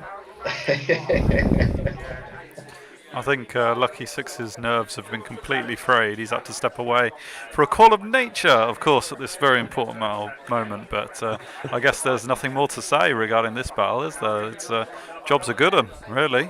Just waiting for the final count-up. Yeah, well, I mean, there was opportunities there, I think, for for Che to make it. it must be so tense though. It must be so hard to keep when your body's in the oven, to be able to keep your mind in the freezer. It must be really hard. Yeah, I mean, I don't know how. Yeah. I don't know how nervously these buttons are being pressed on these calculators, but just to see if there's a shock result come in. But yeah. He's back. I mean, Amit, when you said about that reform, I mean, that's just the next step of thinking, isn't it? That you just. So I'm not on the table, so I don't know if it was physically possible. But from here, it looks like it was. And so it's all. And again, it's very easy to judge when you're not playing, and there's no pressure on you, and you can look at a table top down. But you've got to remember, the players don't have this perspective, and they're also so involved in the game that these things are very easy to miss. But that next level for Shay is not missing these things. So you're absolutely right. Yeah. It's that next level of, it's not so much making a mistake as not spotting an opportunity. Yeah. I suppose if you're tunnel visioning on getting points, I mean, yeah, of course you go for the overrun, wouldn't you? So actually, Mikey is one of the best players at this. If you look at the results Mikey gets, Mikey scores very few VPs and yet wins a lot of games. Yeah. Because he wins mission and then gets 900 points to win game 16-4. So if you look at VPs, he'll always have less than everyone else, but he always does very well. Yeah, no, absolutely. And we had another thing through. Kev did get his win, Matty P. 17-3 to Kev against Josh and the Sylvans, which could have been a really... Oh, he is! Oh, very good. The score is in between Ed and Shay. And I will refresh, and the score is in. Obviously, Shay needing a 16. Did he get it? It was a 13 after points. Really, really good game. Jay, fantastic work. But that does mean... Scottish champion, Scottish champion, and the master is the Scottish captain. Ed I would like to be the first then to congratulate my skipper, Scottish Knight Ed Murdoch, Mr. Ninth Age. There's nothing Ninth Age that he hasn't got involved in. His fingers in every pie. He works so hard. And I'm absolutely delighted for him. Fair enough, he's taken his chances on this, but he will be absolutely over the moon. And if he was a drinking man, which he isn't, right, I'm pretty sure they'd run out of whiskey in the streets of Glasgow tonight. Absolutely, and nothing but echoed from us on that. We'll just refresh and confirm. So we have the table standing at the end. Excuse me. What a good time to lose your voice. Ed Murdoch at the top, number 170 with his Dark Hide scouting Demon Legions. Congratulations. Che, number 2, your Dark Horse, and a plethora of support for that man with his Warriors push list 65, and Tanker filling in the podium spot at 64 points with his Highborn Elves, which was a really interesting take. Well done to you. Craig coming in fourth as well after being disappointed yesterday. Well done for that. That's really, really good. And congrats to everyone at the Masters. What an event, guys. What an event. Another new army on the trophy. Another new army on the trophy. 6 different armies in the last 6 years. Oh, there you go. The balanced patch clearly works. I just wanted to say before I bail, thank you very much for having me on. It's a pleasure again. I'm glad to see everyone's doing well, but I have to commence babysitting in a few minutes, so I'm going to swap with my better half. And with everything going on, we really... Oh, is she coming on here? Is that what you mean? I'm not sure you'd want that. Fair enough. No, we really appreciate the time doing that, and it's been right back at you. Really, really a privilege to have you on the thing, giving in your insight, and I know you know a lot of the players as well, pretty closely. So it's been wicked having you on. You're welcome anytime to come on to these sorts of things, and we will be hitting you up every time we do something like that, because it's really, really nice to have you on. Happy to, and I've got 3 tournaments booked for this year that I've got a pass for. So excellent. Well, we'll be looking forward to seeing you there, and all the best, and have a good rest of Sunday. Thanks very much. Take care, guys. See you later, mate. Okay. But yeah, and the same goes to you, Dan. Thanks for coming on, and I hope you enjoyed the game. What a game we had! Thank you for having me. Yeah, as I say, one of the things that always kind of blows me away is the armies that are coming out, the top end players, the ones that you kind of look at and you realise that it never dawned on you that an army could play or operate in the way that they're making them play and operate. And yeah, just to show that they're, I think, we were talking about balance patches and whatnot. I think that's testament to the balance of Ninth Age, really. Yeah, I think so. No, very much so. And I say thanks to coming on, giving your input and everything, especially on the hobby stuff. That was really nice to have that side of things not neglected through its coverage as well, which is really cool. We're just getting all the final things set up from Jordan, the TO, to do the rewards. So we'll put that on camera as well. But an unofficial, I guess, congrats to Ed, who won the event. Very, very good. And we should, Matty, extend our thanks and appreciation to all the guests that came on over the course of the weekend. We were in double figures for sure, so I don't know the exact amount, but yeah. Absolutely, we've been so blessed, haven't we, to have all of our friends on from around the world. Absolutely great. Really, really fabulous performance, and thank you, Lucky Sixes. What an amazing performance that's been, and to you, of course, Hyper G, for doing all the hard yards. You've been magnificent. Yeah, absolutely. We definitely couldn't have done that without some of those clarifications. It would have made our job a lot harder. So I really appreciate that, Hyper G, and helping out, and of course for the lineups as well, for adding a bit of comedy to this really fairly serious event. Thanks everyone, I've enjoyed it as always. I think both myself, Lucky Sixes, and you, Matty P, anyone who's been on, we're all going to be absolutely exhausted after this, but I think it's well worth it. It's been a hell of an event. Yeah. For sure. Obviously, as well as the people that have come on, we've got so many people to thank, really. Obviously, all the hype build-up and content was amazing from all the podcasts, including yourself, Matty. The Masters coverage wouldn't be anything without that real group effort. From the players, the cooperation and the just general nice guy attitude that we've got from all of the players at the Masters and the Masters Open this year has been fantastic, really good. But more importantly, perhaps than everybody, including ourselves, thank you very much for watching.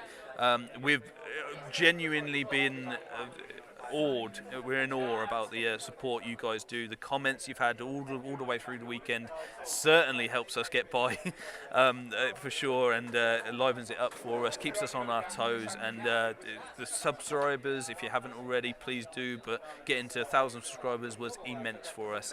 Do keep watching our channel, because we'll have a review show coming up in the next week or so. I don't know exactly when, but since then we will have a competition. We'll keep it open for another week or so as well, so you've got time to do that. I'll run that competition before we go, but we're just waiting for Jordan to finish up his preparations before he does the awards. And we'll skip to that video and sort of let him have his moment, because it's been a fantastic event, not only for the Masters but the Masters Open. Absolutely, mate. Is there any chance of getting Ed on for a howsy doozy? As long as he's finished with the champagne and all the girls surrounding him. After that Masters win, of course, we will try and get him, and Che, I think, is on as well, absolutely. And maybe even Tanker if we can, who finished podium, but for sure Che and Ed, if they are still up for it. But I know Che's going to be sad that he's not the master, but what a performance! What a performance! Oh, absolutely. To be fair, when I said he was my dark horse and stuff, it was a. I think I said a few times, I don't think he's going to win it, but I think he could ruin it for somebody else. And do you know what? He's gone beyond even my wildest expectations, and bloody nearly won it. Yeah, for sure. Hell of a performance. Yeah. We will wait till after the awards for anything to happen, but. Again, obviously, if they're available, we won't. Either way, we won't worry. But just in case they don't, congratulations, guys. I don't know whether I've read this right at all, but I've just went over and spoken to Ed. I'm not entirely sure he knows he's won. He said he would rather not come on until he's seen the results on the other tables. Oh. So obviously I'll completely respect that. Yeah, and we'll absolutely. leave Ed alone for the time being. It's a very intense moment. It's even better if he doesn't know. I'll keep it quiet and I'll try and keep my voice down as well, because it'll be one hell of a moment that we'll hopefully have on camera that the master doesn't even know he's the master. What a moment! Wow, that's he must be like intellectually just like totally broken. Yeah. Just to confirm all the results and to end that from that point of view, for the Masters, the last result coming in, I think, was Ali versus Jack, ending in a Jack Payne 15-5 win. We know that a few of the comments throughout the weekend have been Ali's been suffered a bit of bad luck on dice, but still getting 5 points, and really well done for all of those as well. Big congratulations to all the players, really, for where they finished up. No matter where you finished in everywhere, you are a star in our eyes. And we go over to the awards now.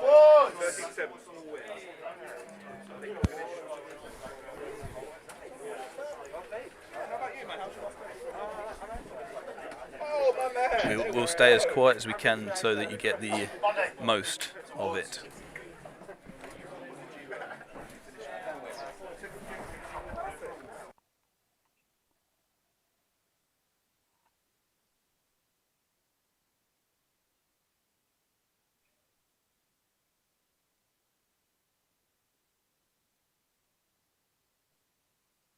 At the same time, all had fun. Enjoyed the food, enjoyed the games. So thank you for being here. I'm going to start off with the painting awards. I'm a painting nut, so people know it.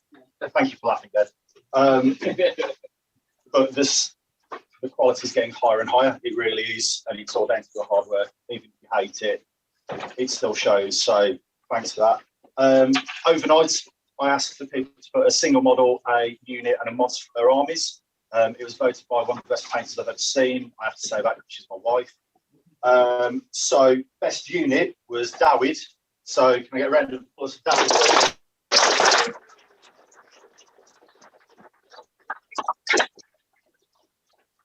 Best single model was Mr. Ali Parron.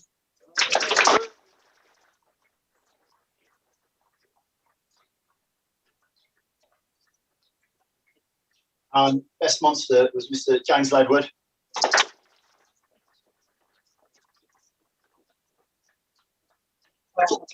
Has he gone?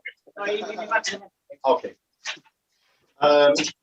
Then on to painting. For the open, it was a runaway. It was Mr. Matt Wilson.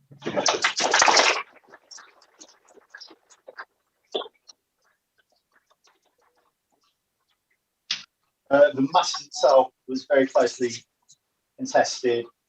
Have Mr. Kev Stonebanks playing this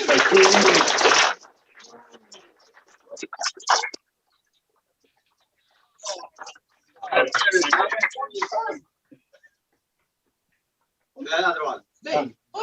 That's monster. That's monster. That's monster.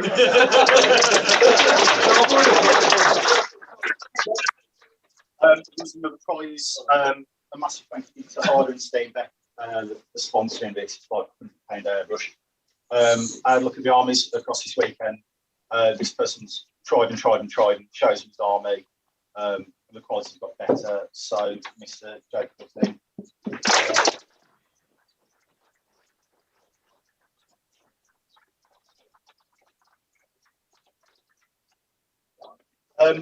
Well, no, there's got to be. Oh, we'll go to sports. Why not?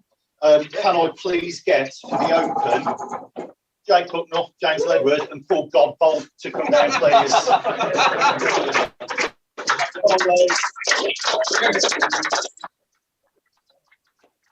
Most roll wins. Come on, roll one. Yeah. 6. Oh, I'll take that. Congratulations, mate. Thanks, mate.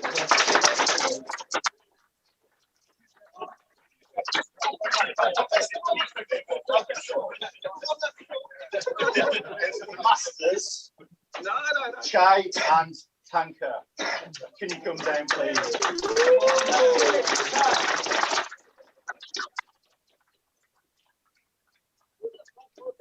Oh, no. I owe him money. Lowest roll, guys. 6.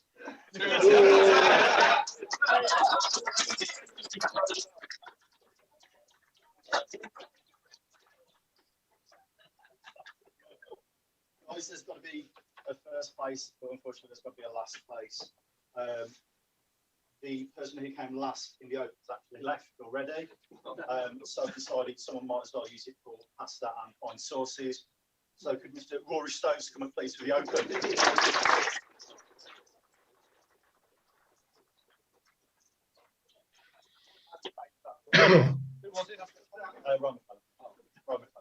And for the masters themselves, could Mr. Josh Burns come on down, please? Oh, yeah!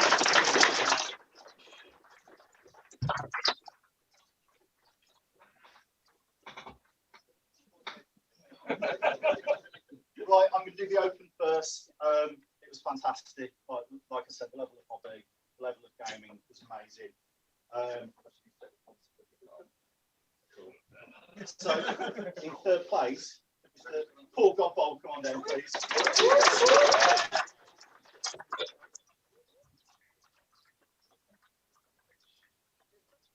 Second place, I thought he was going to run away with it day 2. Could Artem come on down, please?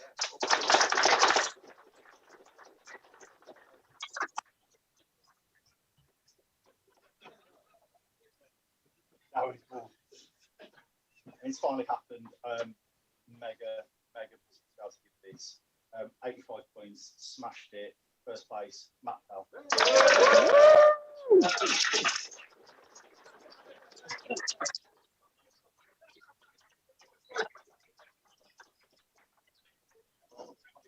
And then on to the Masters. In third, he's moving already. In third place, it's Adam Jones.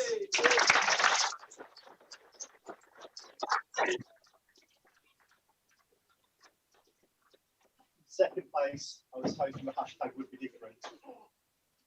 Tanker. Timor. I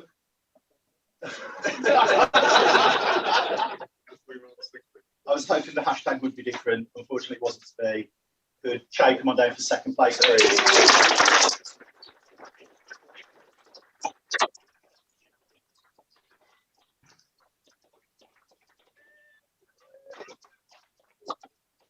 That leaves one more thing. Hotly contested, smashed it all the weekend. Yeah, Mr. Ed Murdoch, he's a new master.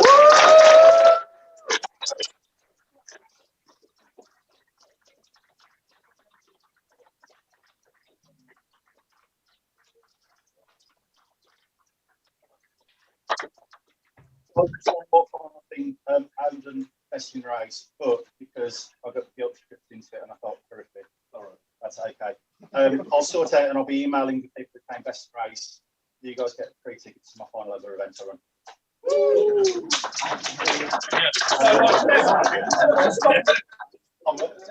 Next event is the Teams event. We are full of. Other than that, guys, safe travels, have a great time, and yeah, thank you.